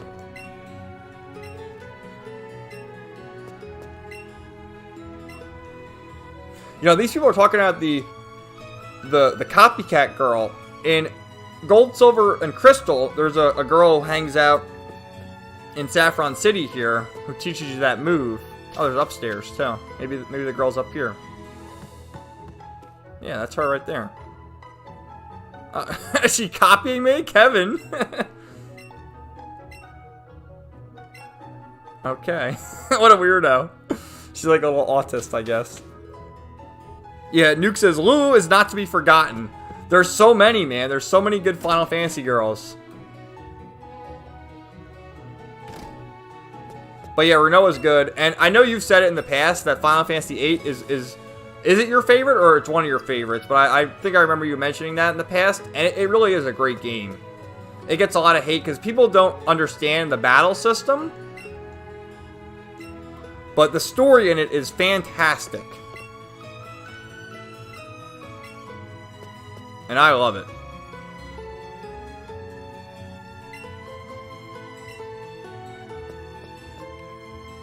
Yeah, Laguna, like Laguna's whole heartbreaking story with him and Rain. And is it like Elone or Eleni? Like, how do you pronounce the little girl's name? I think it's Elone. Or Elon or something. It's like E-L-L-O-N-E.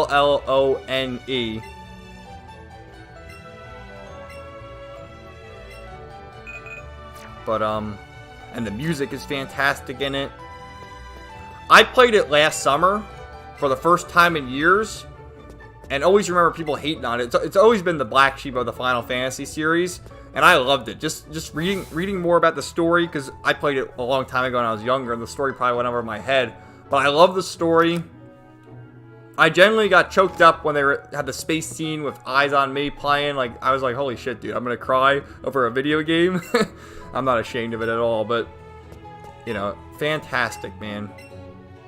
Because some people say that the whole love story is sort of forced, but really, from Squall's perspective, I mean, the guy had a fucked up upbringing, so naturally he would be like that. And very standoffish with people. But eventually, how did I go back in there? Eventually opens up more as the game goes on. And I feel like that would definitely benefit either having a sequel to expand upon the lore, or maybe just doing what they're doing with 7 and remaking it with a better battle system. Because that was the problem there. A lot of people just didn't understand the battle system and were like, oh, I can't play this. Bunch of idiots.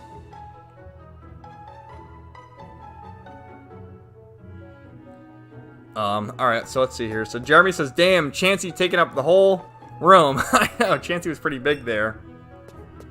I think we talked to all the NPCs. I guess we could do the fighting dojo now.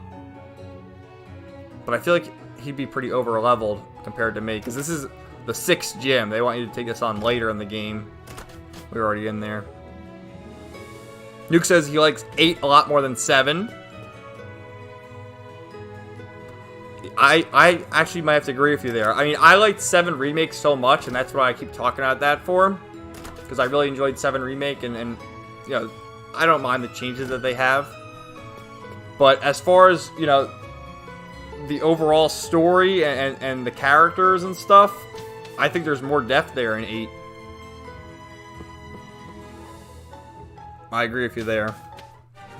Connor says, I've always loved 10. I love 10 too as well, man. Not 10 too, but 10 too.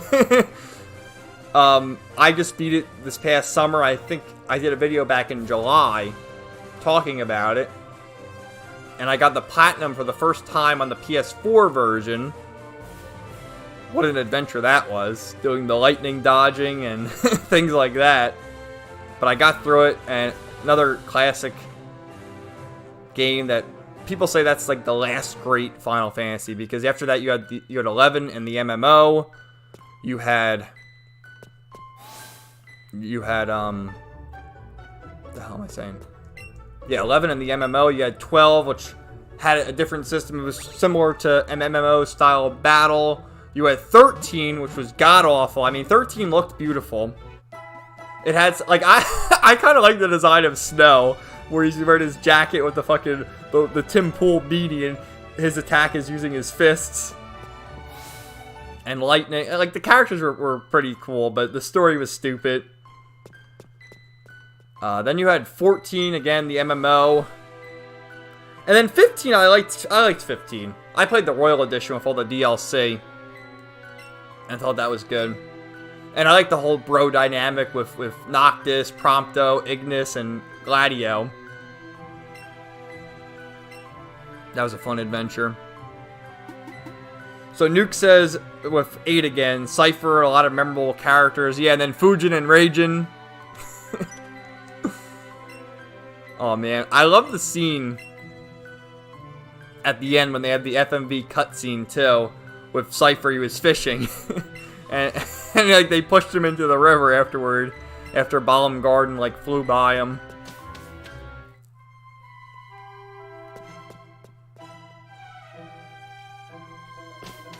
And yeah, like Sid had a very impactful role in that game's story.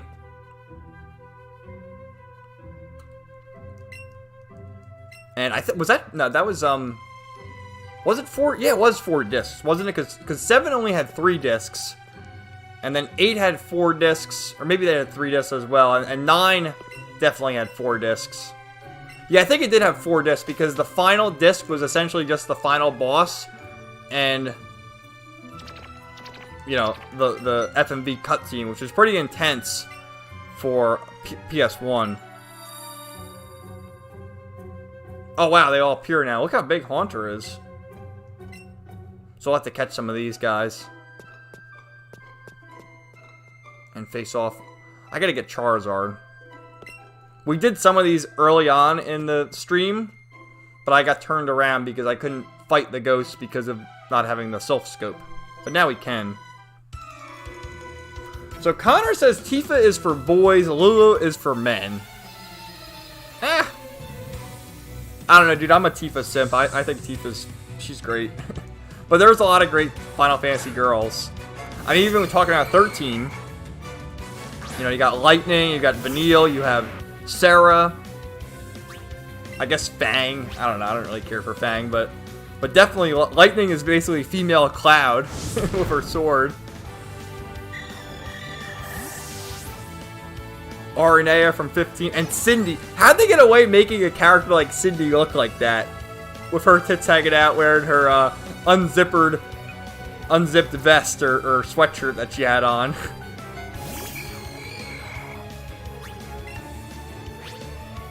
And Nuke says, Troy Baker provided Snow's voice. I liked Snow. I really did. I liked a lot of the characters in that game, like even Saz. And his whole thing with the little chocobo in his hair. And going after his son. But the execution, and I know Final Fantasy X was the corridor game. It got started doing that. But 13 was much worse. And, I don't know, their story was kind of stupid. Like, they were fighting against Barthandalos. And then it turned out he was God or whatever. Which all JRPGs, you end up fighting a type of God. But, I don't know, I didn't really care for it. So let's see if we can catch Haunter. It's gonna be difficult. So, Jeremy, get your mind out of the gutter. He says, with her sword, her weapon, or something else you're talking about. Well, if you know anything about Final Fantasy, Cloud uses the Buster Sword, which is like this iconic weapon. And Lightning has a sword similar to that. And essentially, it's just her whole mannerisms are very similar to that of Cloud. In that she's very standoffish, sort of emo. And is essentially Cloud with tits. But your mind is in the gutter as always.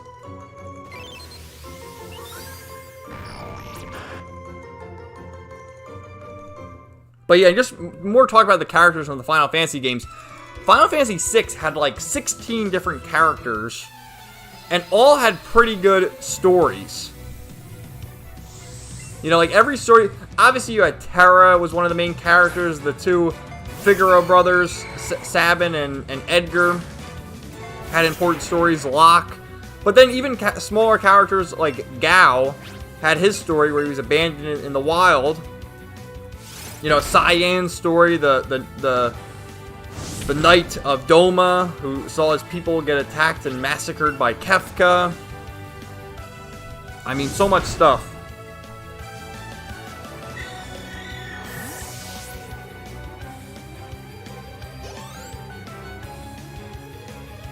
Jesus Christ, Jeremy, just look up... Would you please look up what I'm talking about? Look up Cloud and the Buster Sword, and then look up Lightning and just compare the two characters. It has nothing to do with, like, the sword being the dingling. It's like the sword is in the weapon. Nuke says, all the women they have shown in Final Fantasy are fully clothed and have small chests. You can see how Square Enix is affected in Final Fantasy 16. Is that right? Because I feel like they've shown Shiva. And if we've seen Shiva in the other games...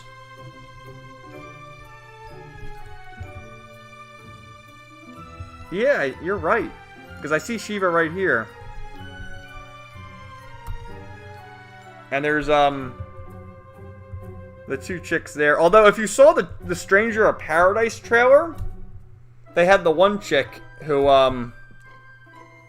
looked like she was packing.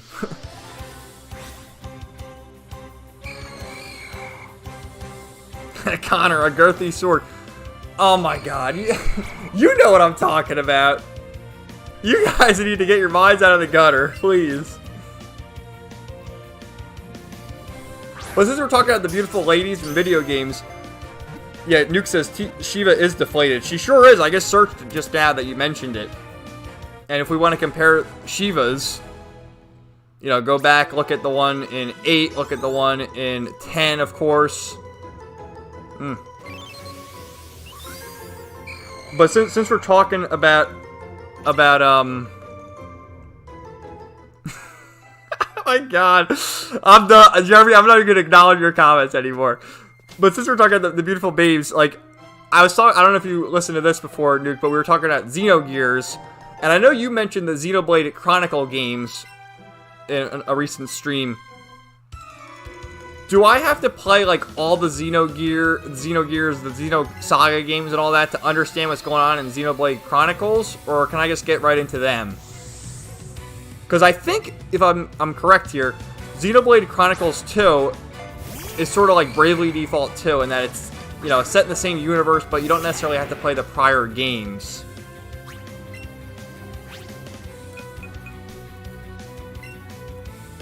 And Connor says, I think the newer Tifa design was better.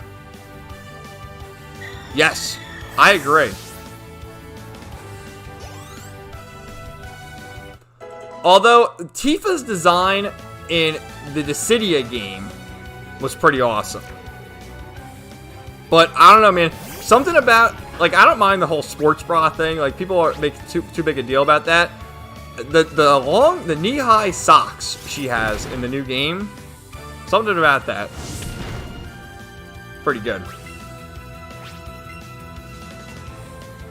And Nuke says, Shiva in 15 was nice looking. Yeah, 15 had some babes. You had Aranea, you had Cindy. Which, again, I questioned, how did they get through making Cindy? And you had that one chick, I forget her name, the spirit that kept appearing. Even Luna wasn't bad.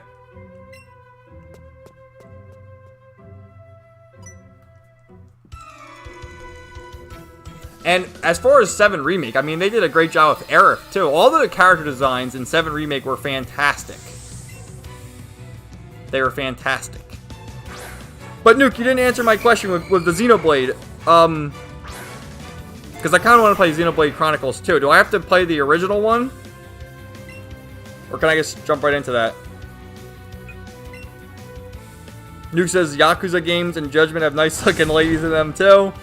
Yep, I mean, all the Japanese games, all the Trails games. Oh yeah, level 36, we're getting Charizard. Because I've seen the ladies in the Trails games. Even Tales of Arise, like you got Kisara and Shion. Which in the anime cutscenes, they look even better. But, oh, Kasora, man. They really accentuate her assets, that's for sure. And Connor says Cindy is underrated. She is, man. She is a good one.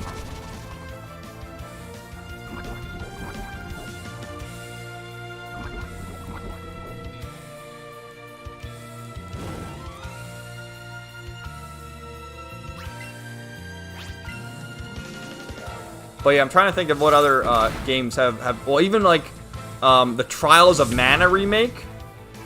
You had Angela and Reese, which was another Square game. So I guess Square is censoring certain games, but not censoring other games.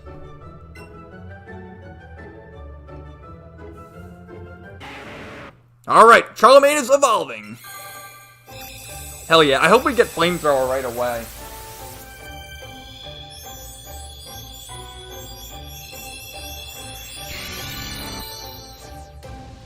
Oh yeah, he looks badass, man. Charizard is the GOAT, Connor. That is correct. Oh my god, man. Oh, wing attack. Okay, we'll take that. And we'll get rid of Scratch. Because wing attack's pretty powerful. It does 60 damage. Plus, he's flying type now, so he's got same type attack bonus. Nice. So, should I put out... I can't really use Mr. Mime, though, because I know Mr. Mime Psychic is effective. But the problem is... he's so under level. And I got the Psychic TM. Right? Yeah. So let's teach that to Felipe. A. And we'll get rid of Confusion. The thing with these TMs in this game is you can use them a million times. They don't disappear after one use. And Shadow Ball. We'll actually teach them Shadow Ball.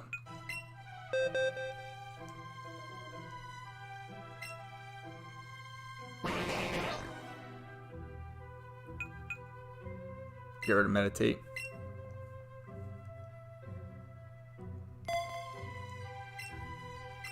So Nuke, referring to the Xenoblade game, says, loosely tied but not required. The Xenoblade Chronicles Definitive Edition has extra content that ties the games together more. Play the second first. Yeah, I kind of want to play the second just because of, you know, Mithra and Pyra. Why not? And that's also like a sort of action, quasi-turn-based RPG.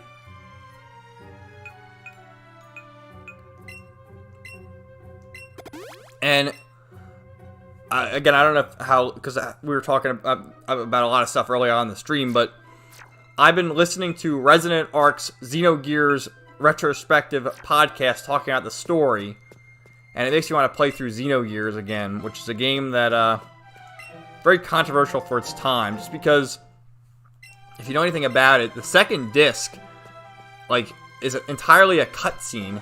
And you get through text and cutscenes and all that stuff, and then you're in a battle, and then more text and cutscenes, and then a battle because they ran out of time. Not necessarily budget, because it was a Squaresoft game. But it was such an ambitious game. Sort of similar to Evangelion.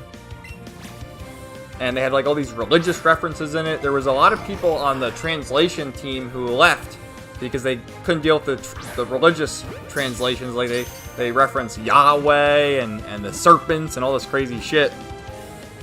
And yeah, good stuff there. Very interesting listening to the whole podcast. Which I'm on like episode 4. Connor says, gotta go. Thanks for the stream. Well, thanks for hanging out, Connor. First time I saw you in the chat, so good seeing you and hope to see you again soon.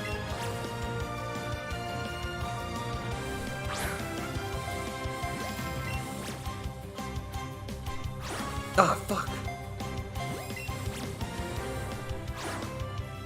This is ridiculous, man. I've mentioned this a million times, but the motion controls in this game suck.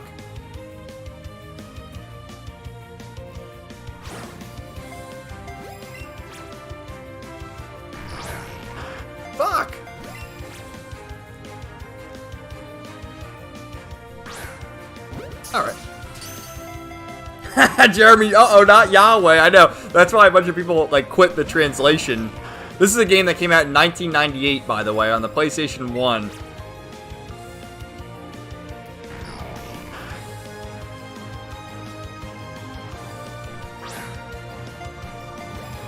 Nuke says, it's combo-based fighting system. You can chain combos if you connect the right attacks.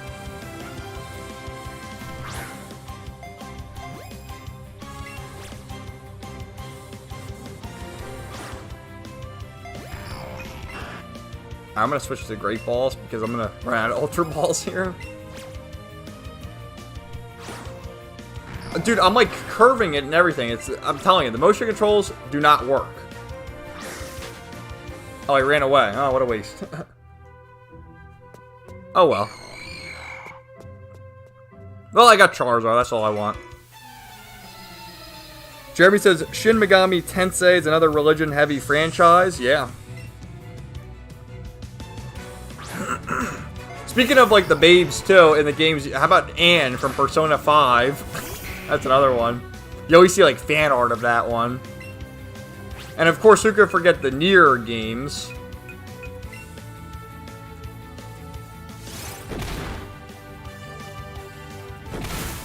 Which isn't Nier from Square, so, Nuke, I know you're correct with that, with how Square is censoring stuff, especially with Final Fantasy.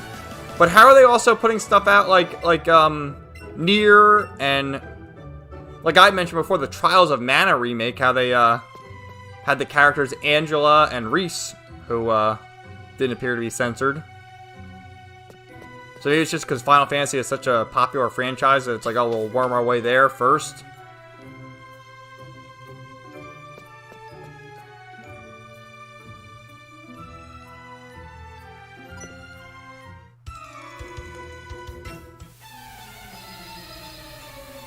Jeremy says Japanese people aren't very religious, but they love shoving all that stuff in their games and shows for some reason. They do. I think it's interesting.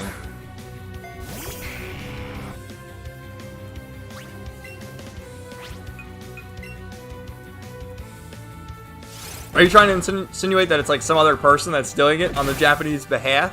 Or, do you think they like to mock it? Because some people like I know the guy from Evangelion, when he made Evangelion, he was like very depressed and, you know, was having a difficult time in his life, and he sort of wanted to like make a mockery of it in a certain sense.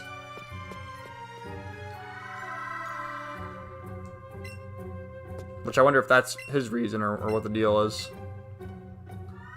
Alright, I already got healed up.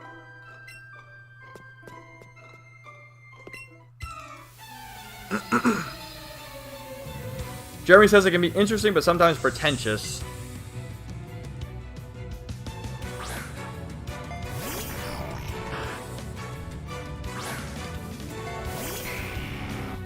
Well, we know you're not big. You know Neon Genesis Evangelion or no?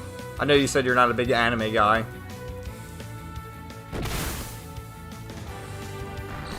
Yeah, Charizard's just one-shotting everybody now, so that's great.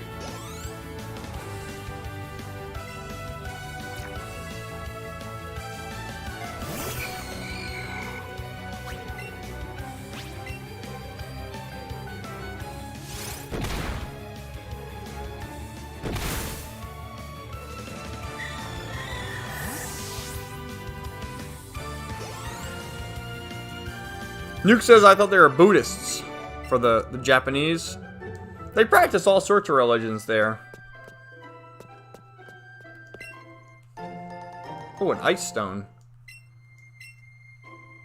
I never even thought an ice stone existed in this game. I thought it was just the fire, grass, and leaf stone. And then the moonstone.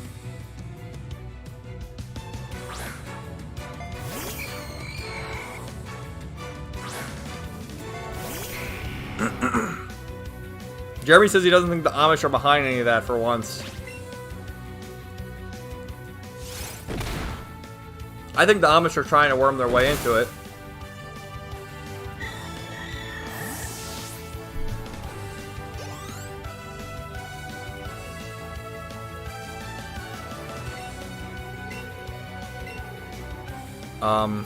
Jeremy says, I've heard of Evangelion but never watched it. Well, of course you've heard of it. Everyone's heard of it. It's definitely an interesting one for your first anime. Well, you've watched others, but for one of your first, it's definitely a very interesting choice. But it's definitely worth a watch. I think it's great. And Nuke says, Kevin, 123 Anima is the site you go to view anime. No, it's called... what the hell is it called? It's called like Anima Nama or something? Anime Nama? I have it bookmarked. Let me find it.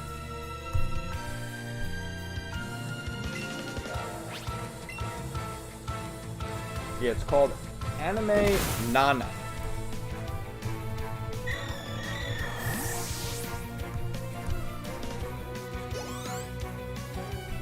Yeah, I mean, I use an ad blocker. If you don't have an ad blocker, it's got to be pretty buggy. Get all sorts of pop-ups and whatnot. But I'm assuming you have one.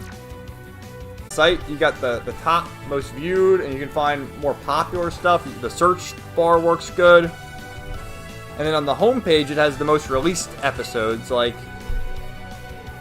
Digimon Ghost Game episode 3 just came out, One Piece episode 996, a bunch of other shit I don't know. Open the Third Part 6 episode 2, Dragon Quest Dino Daiboken episode 54, and then all sorts of obscure shit that I have no idea what they are. Yu-Gi-Oh! 7s.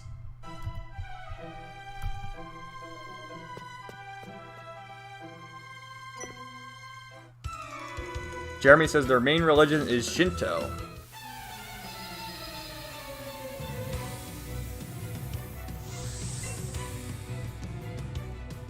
Yeah, guys, so I think we'll clear the Pokemon Tower and then call it quits for the episode.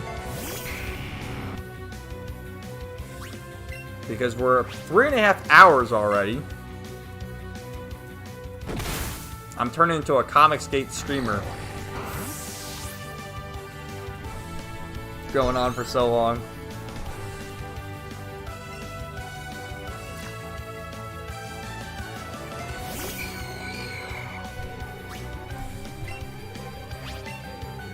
So what else has everyone been up to? I mean, is anyone doing anything fun for Halloween or just chilling out?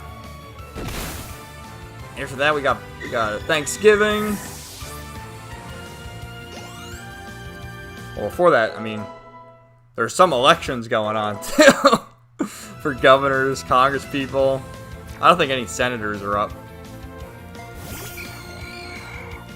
But I saw Obama was stumping for the guy in Virginia, which they're shitting their pants if the polls are right on that, being 50-50. Because Virginia was always a solid blue state. Well, it used to be a red state. For a while, it's been a solid blue state. It's funny that they sent Obama out there, not the sitting president. Isn't it? Oh my god, Jeremy says, turning into a Comicsgate streamer, you need to gain attention at least 40 pounds and buy a bad wig for that. Well, I mean, you guys have seen me on camera. I'm not fat. I'm like 150 pounds, a skinny, scrawny thing.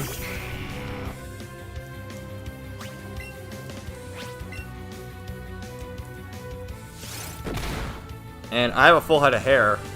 I'm not balding or anything either. Oh, that's another thing. Speaking of comics, did you guys see that Ada, that Star Wars girl, is funding for her cosplay calendar? Holy shit, dude. I think we talked about her a few streams ago. This is like the 25-year-old, maybe younger, maybe a little bit older. Younger than 30, though. Who hangs out with these greasy old men and is now, like, doing cosplay as Rogue and other characters. Probably Vampirella soon. And is funding for her calendar. When is her OnlyFans going up? Not gonna lie, I would be interested in finding the leaks of that. Nuke says Virginia is full of CRT nut job teachers. Which teachers are actually good? They're all like CRT nut jobs. which is insane. I don't know, man. If I was in school or a parent or something, I'd be having a meltdown. I'd probably be expelled from school just for having, like, supposed mandates imposed. There's no way I would put up with that. And I guess every school is pretty much enforcing them, because it's not even necessarily the, you know, there's certain states that are against it. But the teachers' union is, like, encompassing the whole country. And they rule with an iron fist.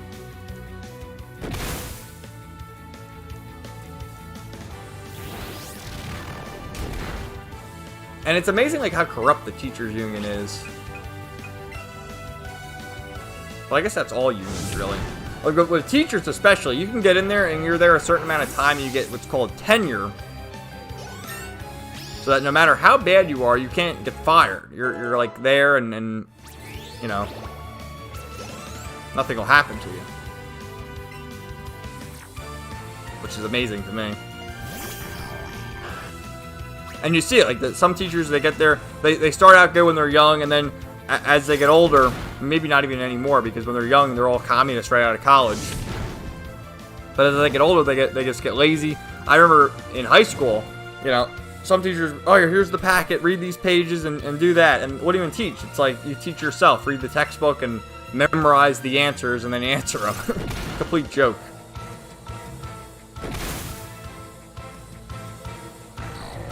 And the younger teachers, actually, I take that back, they have to be worse because they're coming right out of college, being taught all their indoctrination, and then teaching it to kids again.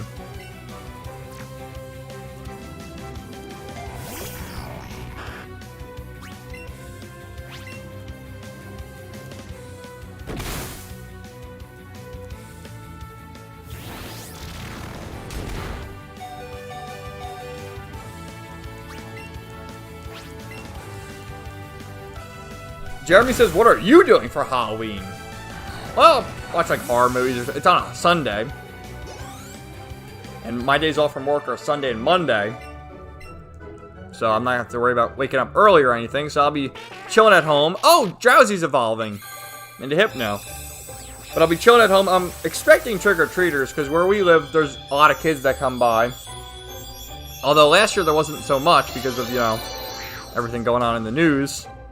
So I wonder if they'll be out and about this year. And what time they'll start, because again, it's on a Sunday. Like, will they start at noon? Or do you wait? Because we always used to wait till it got dark, like 6, 7 o'clock.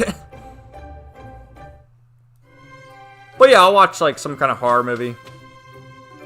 Maybe I'll, because I haven't watched Halloween Kills yet. Maybe I'll watch the Halloween from a few years ago and then watch Halloween Kills.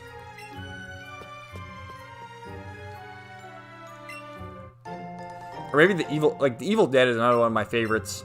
I have the first two, and then I have Army of Darkness, and also the reboot on Blu-ray. So maybe I'll binge watch them. Jeremy says he's gonna dress up as George Floyd. How do you dress up as George Floyd? Are you gonna like just wear a bag over your head and suffocate yourself, or you gonna just put like a wife beater on and hold a banana? I mean, what?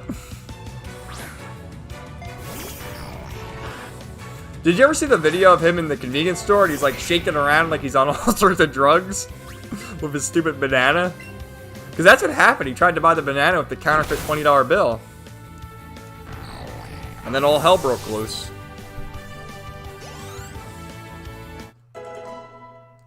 Oh, I should have probably got Hypno out of the party so I could put someone else in there to level up. I'll have to do that. Because, yeah, he's done.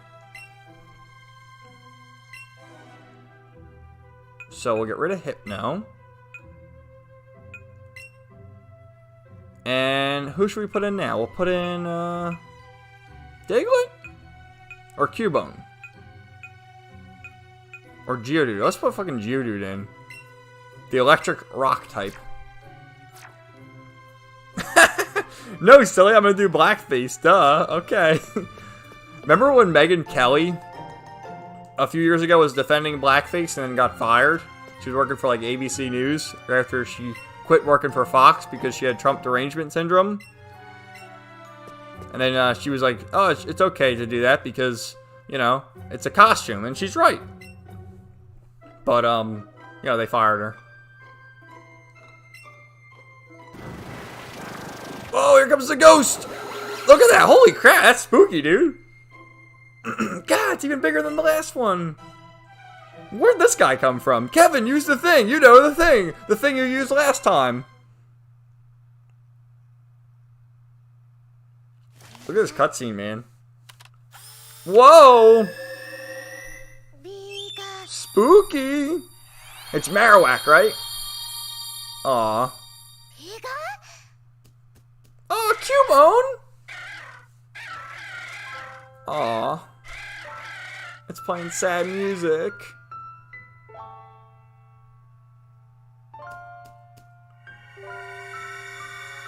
Aw, poor Cubone.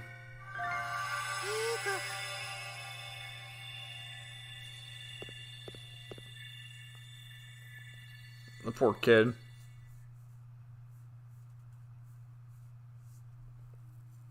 Yeah, in the games you actually had to fight the Marowak. I kind of like this better though. That was a sad little scene.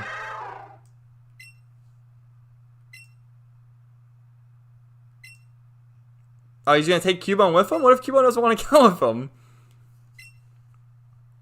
I got this. Nah, I'm not scared. What did you even do? You just came out of nowhere to steal the Cubone. Alright, dude. Oh, so Cubone's with his party now. Well, that's nice, I guess. Oh, another pee-pee up! So Nuke says a real loss to the human race, that one. I know. And, you know, you got the George Floyd crime bill coming soon. They're trying to pass that. Can you imagine? Jeremy says someone needs to slap Gary silly. And Nuke says I should play the new Luigi's Mansion on Halloween. Yeah, maybe. I should really play like one of the Resident Evil games for Halloween as like a stream or something. That could be interesting.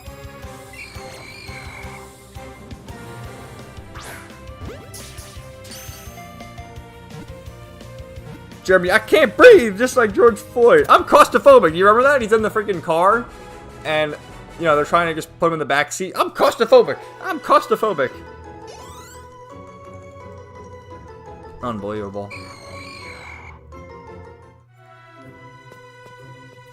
There's 3 Luigi Mansion games now, right? There was the GameCube one, the one that came out on the 3DS, and then one that came out on the Switch, right? Oh, there's Mr. Fuji. Whoa, these idiots here? Stop right there. We'll be going first. With that Spectre out of the way, we can finally get to the top. You're the old geezer they call Mr. Fuji, right? You're going to be repeating your Pokemon research for the glory of Team Rocket. Ignore us all you like. We're used to it. We won't take no for an answer. You'll help the boss whether you want to or not. Screw you guys. I'll beat you again. Gramps here thinks he can resist, so we're setting him straight. You'd better disappear, twerp, or be prepared to fight. Prepare for double. For trouble, make it double. Meow, that's right. Nuke says Resident Evil Village. Yeah, that's the one I guess came out.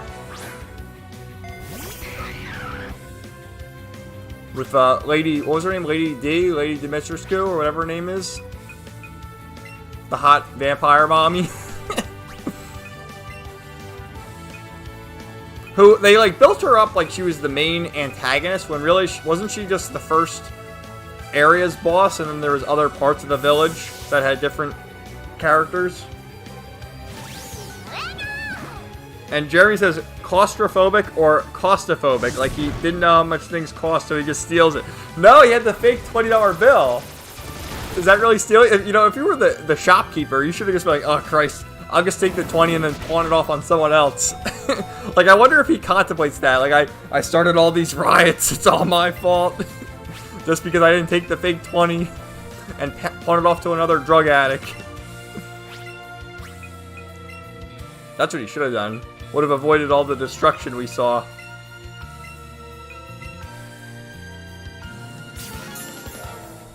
Which, there's still people out there that think that the whole George Floyd thing is, you know, the guy killing him on purpose. But, if you look into the details, essentially he killed himself with all the drugs he took. But we can't talk about that.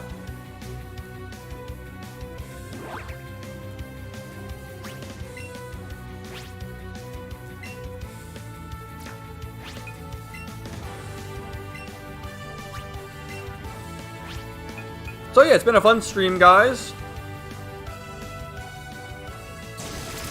I know there's only two of you here, Jeremy and Nuke, but what would you guys like to see else on the channel? I mean, I have the manga reviews. I have another Black Clover video talking about the latest arc in that series that I watched coming soon. Like, you know, is there like anything in particular you want me to cover? I'm always looking to do more interesting stuff on the channel. I mean, I had the live stream with Adam midweek. That was sort of just impromptu. We actually tried to do it on Monday, but it didn't work out. So we ended up doing the live stream on Thursday. And, I don't know, just trying to make everyone happy here. I did that video talking about the eShop and the Nintendo Online. And I don't know, I feel like I can do videos talking about Superman being gay and all that stuff, but every other channel's doing it, so it's like, what's the point? Oh man. I got rid of Pikachu just because I didn't want that to happen.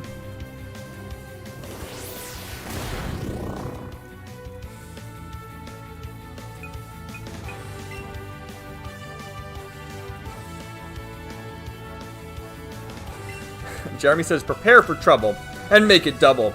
To protect the world from devastation, to unite all peoples within our nation. Jesse, James, Meowth, that's right!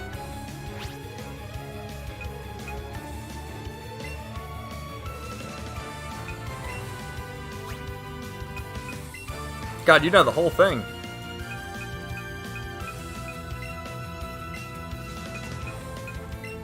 To unite the evils of truth and love, to extend our reach to the stars above, Jesse, James, Team Rocket blasts off to the speed of light, surrender now or prepare to fight. Meowth, that's right.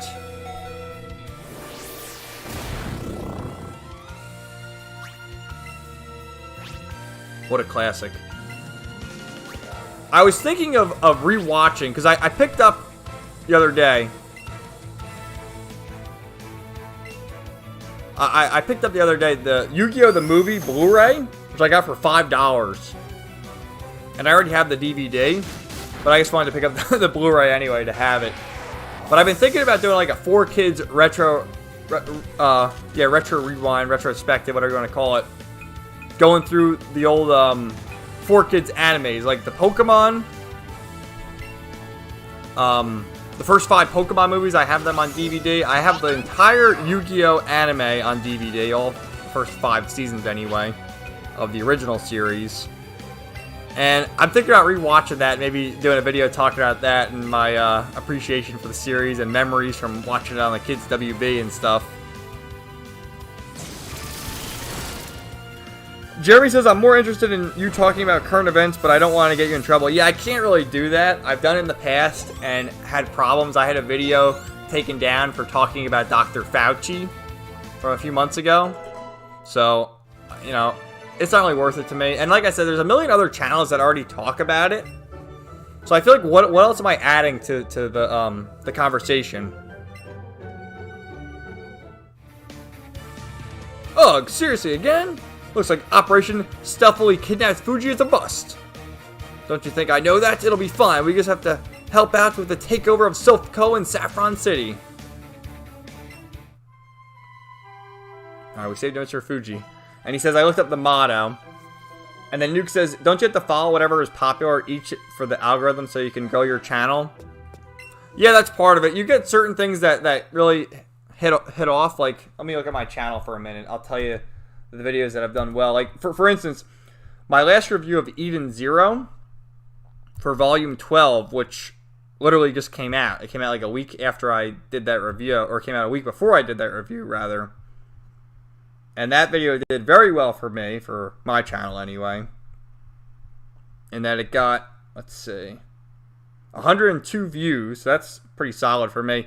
The Digimon Ghost Game reviews have done well for me because it's a new series and people want to, not many people are covering it either. So people are interested in that. The videos I did on Common America did well, but I also think that's because Tim and Mark share them out on their Twitter. The Evangelion video I did last month, talking about the Blu-ray, did well, over 100 views. For some reason, my haul videos do really well. They do better than my other videos. I guess people are just interested in what I have to offer. September 16th, I did a video talking about Fairy Tail 100 Year Quest anime, which got 100 views. Most of my other videos get between like 30 and 50, just for reference. Oh yeah, and I did a video on the Cowboy Bebop Netflix adaptation, which got over 200 views. So yeah, you have to like follow. Yeah, Jeremy says apparently you have a parody video for a lot of views. I do. I have a couple of them. I have me impersonating Styx Hexenhammer. That's got over 4,000 views. I have the Stranger Paradise Final Fantasy Remake, or Final Fantasy Origin rather, video. It has over 20,000 views. That's the main character screaming chaos. What else? Oh, I have the Alex Jones parody of him banging his head to in the end, it doesn't even matter. From Linkin Park.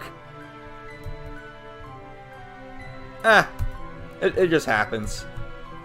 Yeah, Styx Hexenhammer parody Clank On. Yeah, that's me acting like a fool. And a lot of people are like really salty in the comments saying I did a terrible job. It's like, no, I thought I did okay. You do better. I have like the leather jacket on and fake glasses. And I'm clanking my spoon.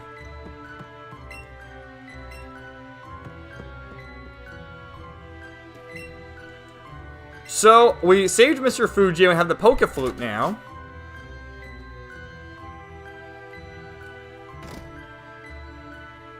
Whoa, what the hell? We can fly on Charizard? How the fuck did that happen? What? How does that even happen? Jeremy says you can try ASMR. No, I don't think so. No, the thing is, I honestly, I would like to see my channel grow. That'd be nice. I mean, you can go to the on YouTube Studio, you go to the monetization page and find out like your qualifications. Like to get monetization, you need 1,000 subscribers and 4,000 hours of watch time. And I actually have over 5,000 hours of watch time, but a little less than 500 subscribers. So I'm close. And that would be cool to reach that goal at some point. But I really like, I like doing the manga reviews, just talk, like what I do with them, if you've watched them. Basically I read the book, and then this is really annoying, because I'm not, it does that when there's enough land, I guess. But when I'm done reading the book, I immediately go and record a review, just to share my immediate thoughts on it. And I like it as sort of like a journal entry, and almost like a book club. And that's why I do them, because I do think that that it's interesting from like a blind reaction standpoint. So that's why I do that. Like I said, I think we should keep the pearls. And yeah, the political stuff is fun to like goof on, but it's not even really, it's not worth it, just because you have to tiptoe around everything. You can't talk about certain things.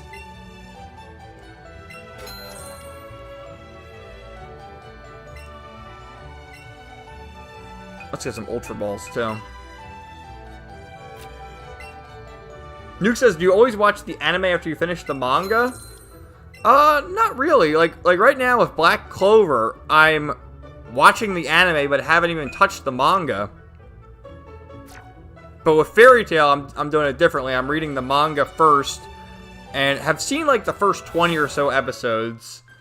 But once I finish the manga, I'm going to go back and binge watch the whole series.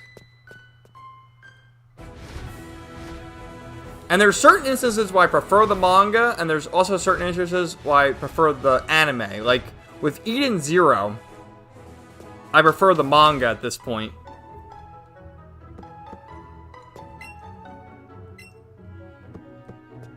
But with Black Clover, like, well, I haven't even read the manga, but I do like the anime with that.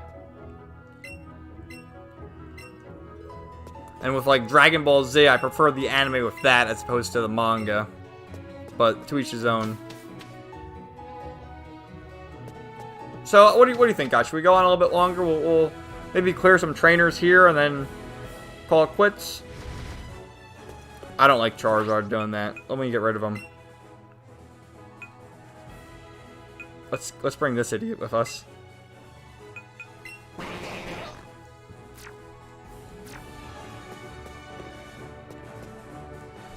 Is he out?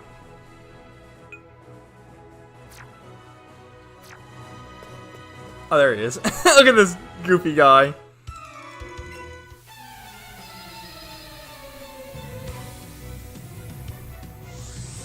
But yeah, I have a haul video that I'm going to record soon with new stuff that I picked up.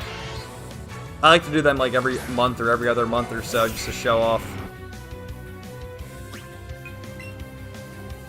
And I think I might do that. I might do like a video to ask you guys what you want me to see if you want to see the 4Kids Retro Rewind, going through the old Pokemon movies and the old Yu-Gi-Oh anime. Because I just got the Yu-Gi-Oh movie on Blu-ray. And it'll be fun to go back and check that out, I think. So Jeremy says go longer. I will. I'll go a little bit longer.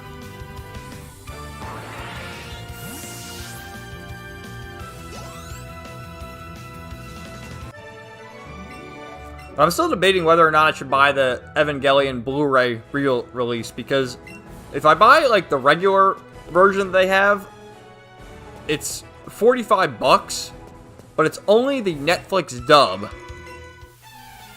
which is really annoying because I'm more nostalgic for the classic dub, and they have the classic dub available in the collector's edition, which is like $200, and I don't really want to pay that much for it. But at the same time, I've never heard the Netflix dub before, so maybe just get it anyway because it's cheaper, and it's not like they changed the animation or anything. But I do know they have made dialogue changes. Nuke says the haul videos are fun to watch. It saves me money. Yeah, dude. The last video game haul video I did, I remember I showed off this game. I think I showed off the Pikmin 3 and the other Mario game that just came out. And then I got Trails in the Sky. I got a bunch of the Tales games. Tales of Berseria, Vesperia, and Zestiria. And then some other maybe anime and manga and stuff. And all the video games aside from this one I haven't even touched yet. I just picked them up because they're all on sale. And that's what I do. If there's a video game that I'm somewhat interested in that's like $20, I have to pick it up.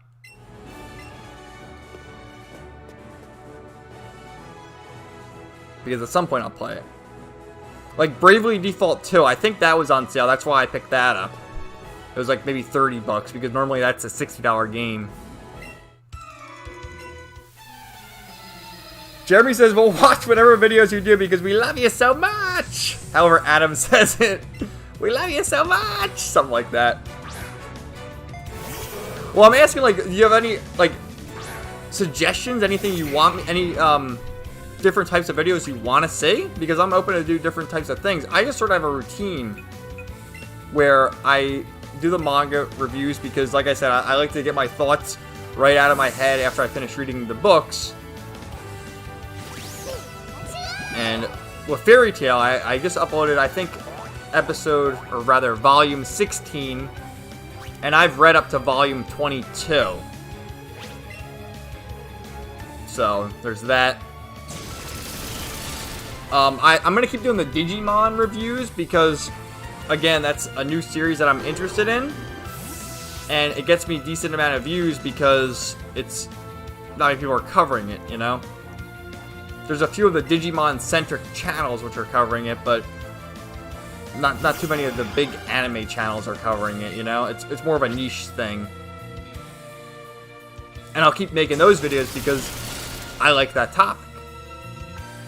You know, I don't want to do something like... You see a lot of the Outrage channels just do their 3 videos a day, and they cover things they don't even like. And I never want to get caught in that situation. I want to talk about topics that interest me and that other people would be interested in. That's why I'm sort of asking for suggestions here.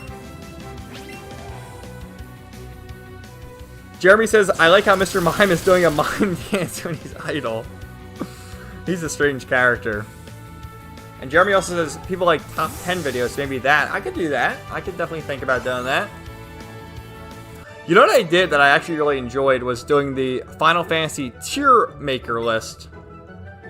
I could do like a tier maker thing and rank things. Maybe, I'll think about doing that in the future. Look at Mr. Mime! Look how he's caught there! Oh my god! That's hilarious! Look at him go! He's going! He's running! He could go all the way! Holy shit, dude. I'm gonna keep him there.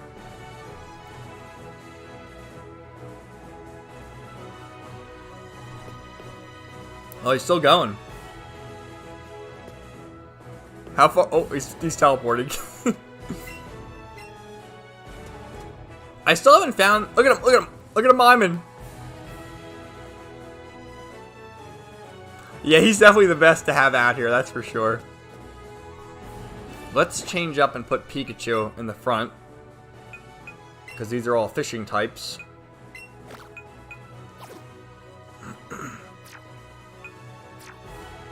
And Nuke also says, do some more tier videos, favorite Pokemon, etc. I'm doing it, man. I'll definitely do more tier videos. I like doing them. I actually do them on my spare time from time to time. Like, I'll see people talking about it. And, like, do you guys browse 4chan or not really? Because I browse it. I don't really post there too much, but I do browse there. And V, which is the video game board, always sort of has, like, tiers and, like, here's the template, go, and I sort of play along with it. So I would definitely consider doing that for sure.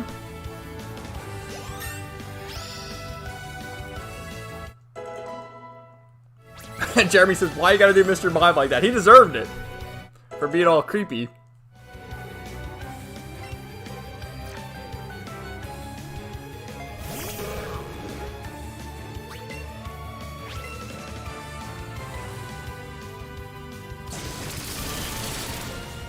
And yeah, I know you also mentioned, Nuke, like, I should do a PS5, like, sort of vlogging shopping spree with that.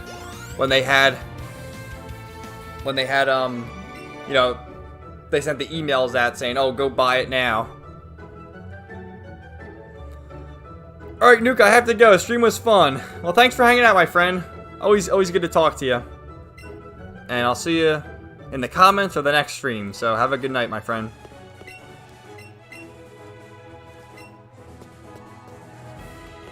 And Jeremy says, top 10 Final Fantasy waifus or some weeb nonsense like that. Yeah, man, I will definitely do that.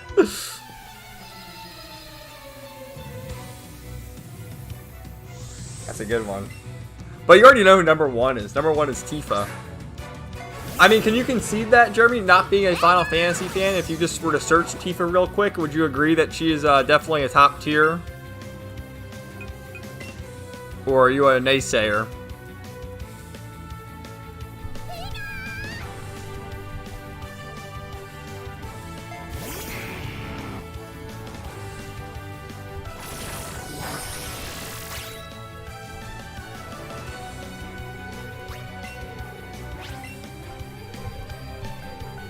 And Jeremy also says, I don't go on 4chan. That's surprising. I'm like a lurker. I don't post anything, but you can find a lot of top tier memes there, that's for sure. And it really is like where they start. They start there, then they make their way to the other sites, and then they end up on Boomer Book and Twitter and all that.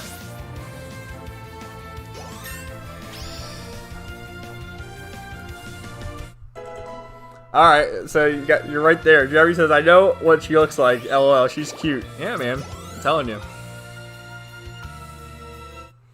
That's like, you know, the first childhood crush. Like, back in the day, another one, you know, My Valentine from Yu-Gi-Oh!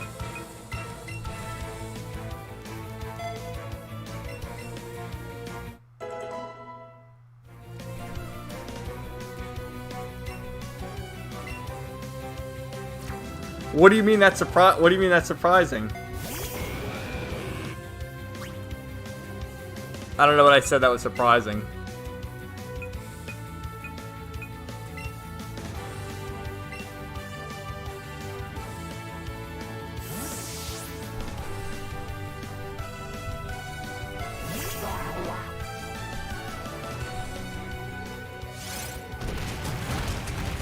Come on, Psyduck. He knows a water move, right? He knows water gun? Thank God.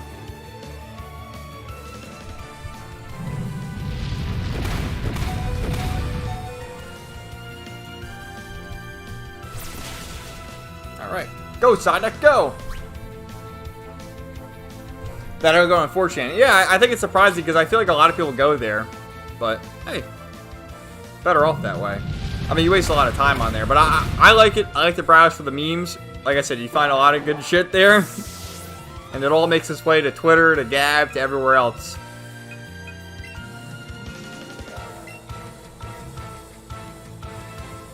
And you find like a lot of leaks there. Like, if you go to like the TV or V forums, or boards rather, there's always people leaking information. You know, in regards to games, movies, etc. So you get some scoops there.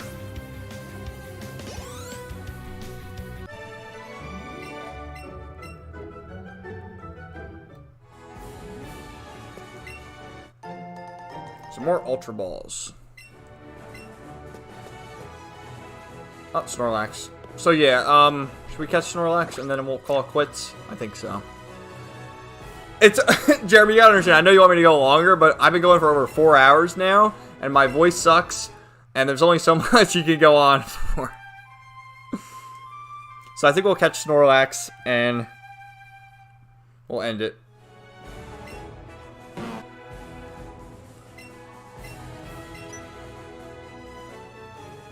Oh, is that Mr. Fuji again? What the hell is he doing? Someone I forgot to mention, you. How do you make his way all the way down here? Oh, so we have to battle Snorlax and then capture him?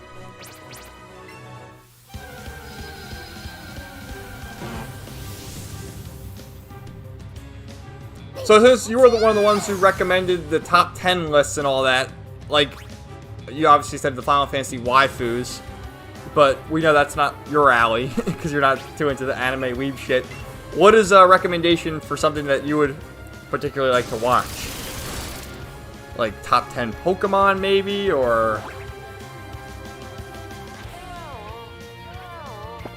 top 10 video games? I don't know. Because I'll do something like that just for you, man.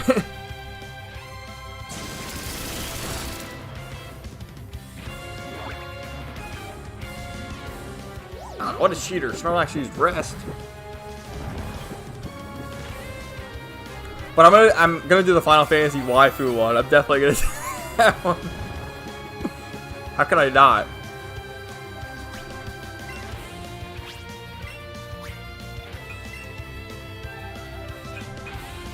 Something Pokemon. Should I do top 10 favorite Pokemon?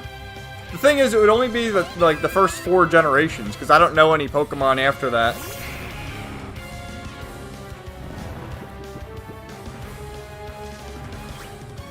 And I've already said my favorite Pokemon is actually a tie between Charizard and Typhlosion.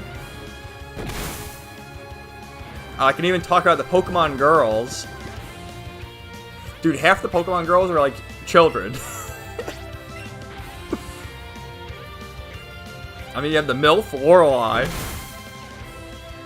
Shelly, who we established, the Aqua admin.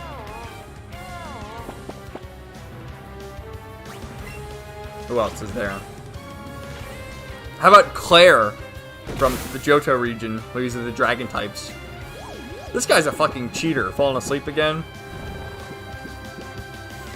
I mean, I would say Misty, but like an older Misty, because Misty's like a kid. But who else is there? Yeah, it's kind of creepy talking about the Pokemon ladies, because they're all children or teenagers. Sabrina. Dude, Sabrina in the manga? Oh my god. And Sabrina in Johto, because she has a new outfit. She has, in Johto, she's wearing like a tank top or something.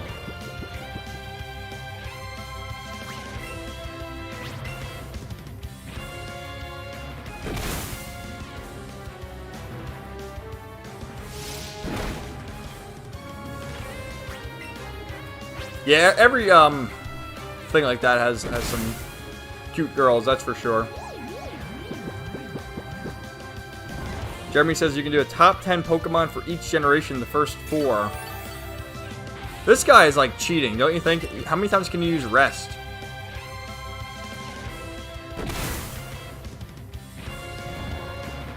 Yeah, I can put some thought into that for sure. Now, with that list, does like...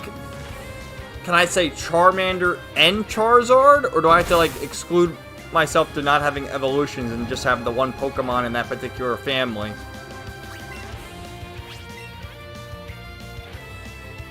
Like if I were to say Charizard, I couldn't say Charmander.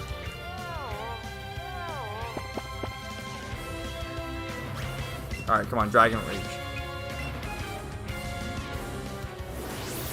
Get him! Yes! We did it! Alright, now we can catch Snorlax. This is gonna be impossible though, isn't it? Holy shit, yeah, it's red. Ugh, what does this stuff do?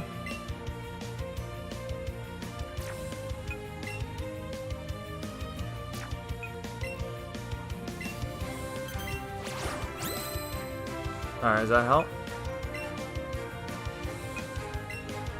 One Pokemon in each line, okay. I'm down for that. I will do that for you this week, Jeremy. I will.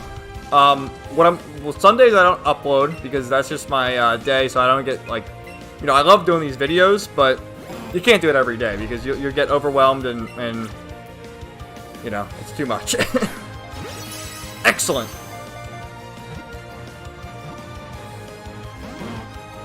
But I promise you I will do that video this week. Monday, I'm going to upload another Fairy Tail review just because I have so many of them stockpiled that I got to get them out there. And I have a Black Clover review recorded for like the latest arc that I watched. So maybe I'll post that on Wednesday. So maybe Thursday I'll do it for you. But I think you're right. I think that could do well. And I'm interested in coming off the list and really thinking about it and putting together a good list. But I might, like, milk it and do 4 different videos.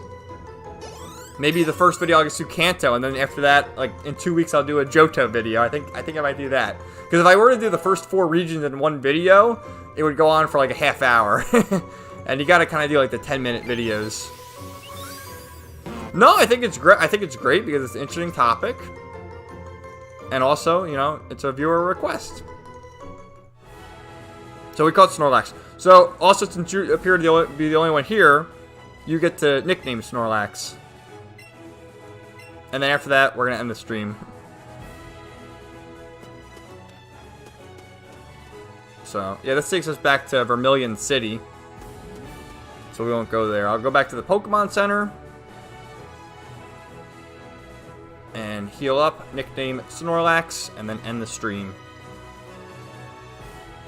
Oh, this guy's stuck again. Poor Mr. Mime.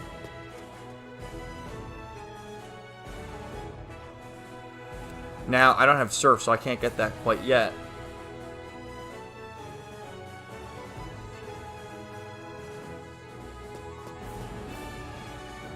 Kang. Alright, you got it, man. He certainly is the Kang. And he's going to be a party member. But I have to keep rotating the party to get evolutions to give to Oak.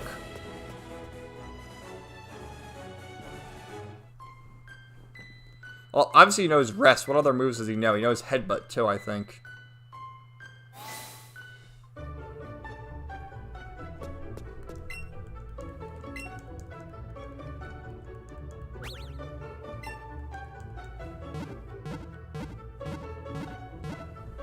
Yeah, soon Mankey and Psyduck will evolve, and then I can get rid of them.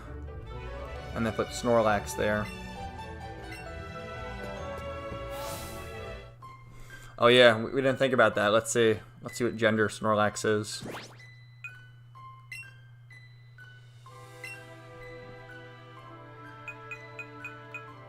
Yeah, he's a dude, so he'll be Kang.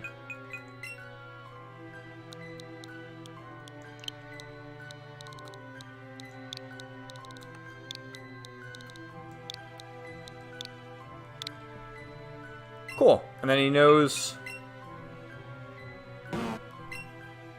Yawn, Lick, Headbutt, and Rest. Cool, so that's going to be it. Jeremy, I think you're the only guy left here. That's right. Well, there's 2 viewers. I don't know how the other guy is. Just a lurker, not saying anything. So that's it. We saved, and next stream, next week, we are going to go through... I guess we can look at the map and figure out what we're doing. But we're going to Fuchsia City next week. Which, all the way down here. That's Vermilion City. No, it's down here. All the way down there. Wow. To Fuchsia City. And then you can go the other way, because there's the other Snorlax blocking that path down this way. Maybe we'll go both routes. So, he literally was Kang's. Hey, yo! So, thanks, Jeremy. Thanks for hanging out. Let's see the rest of the chat so we can give them shout-outs.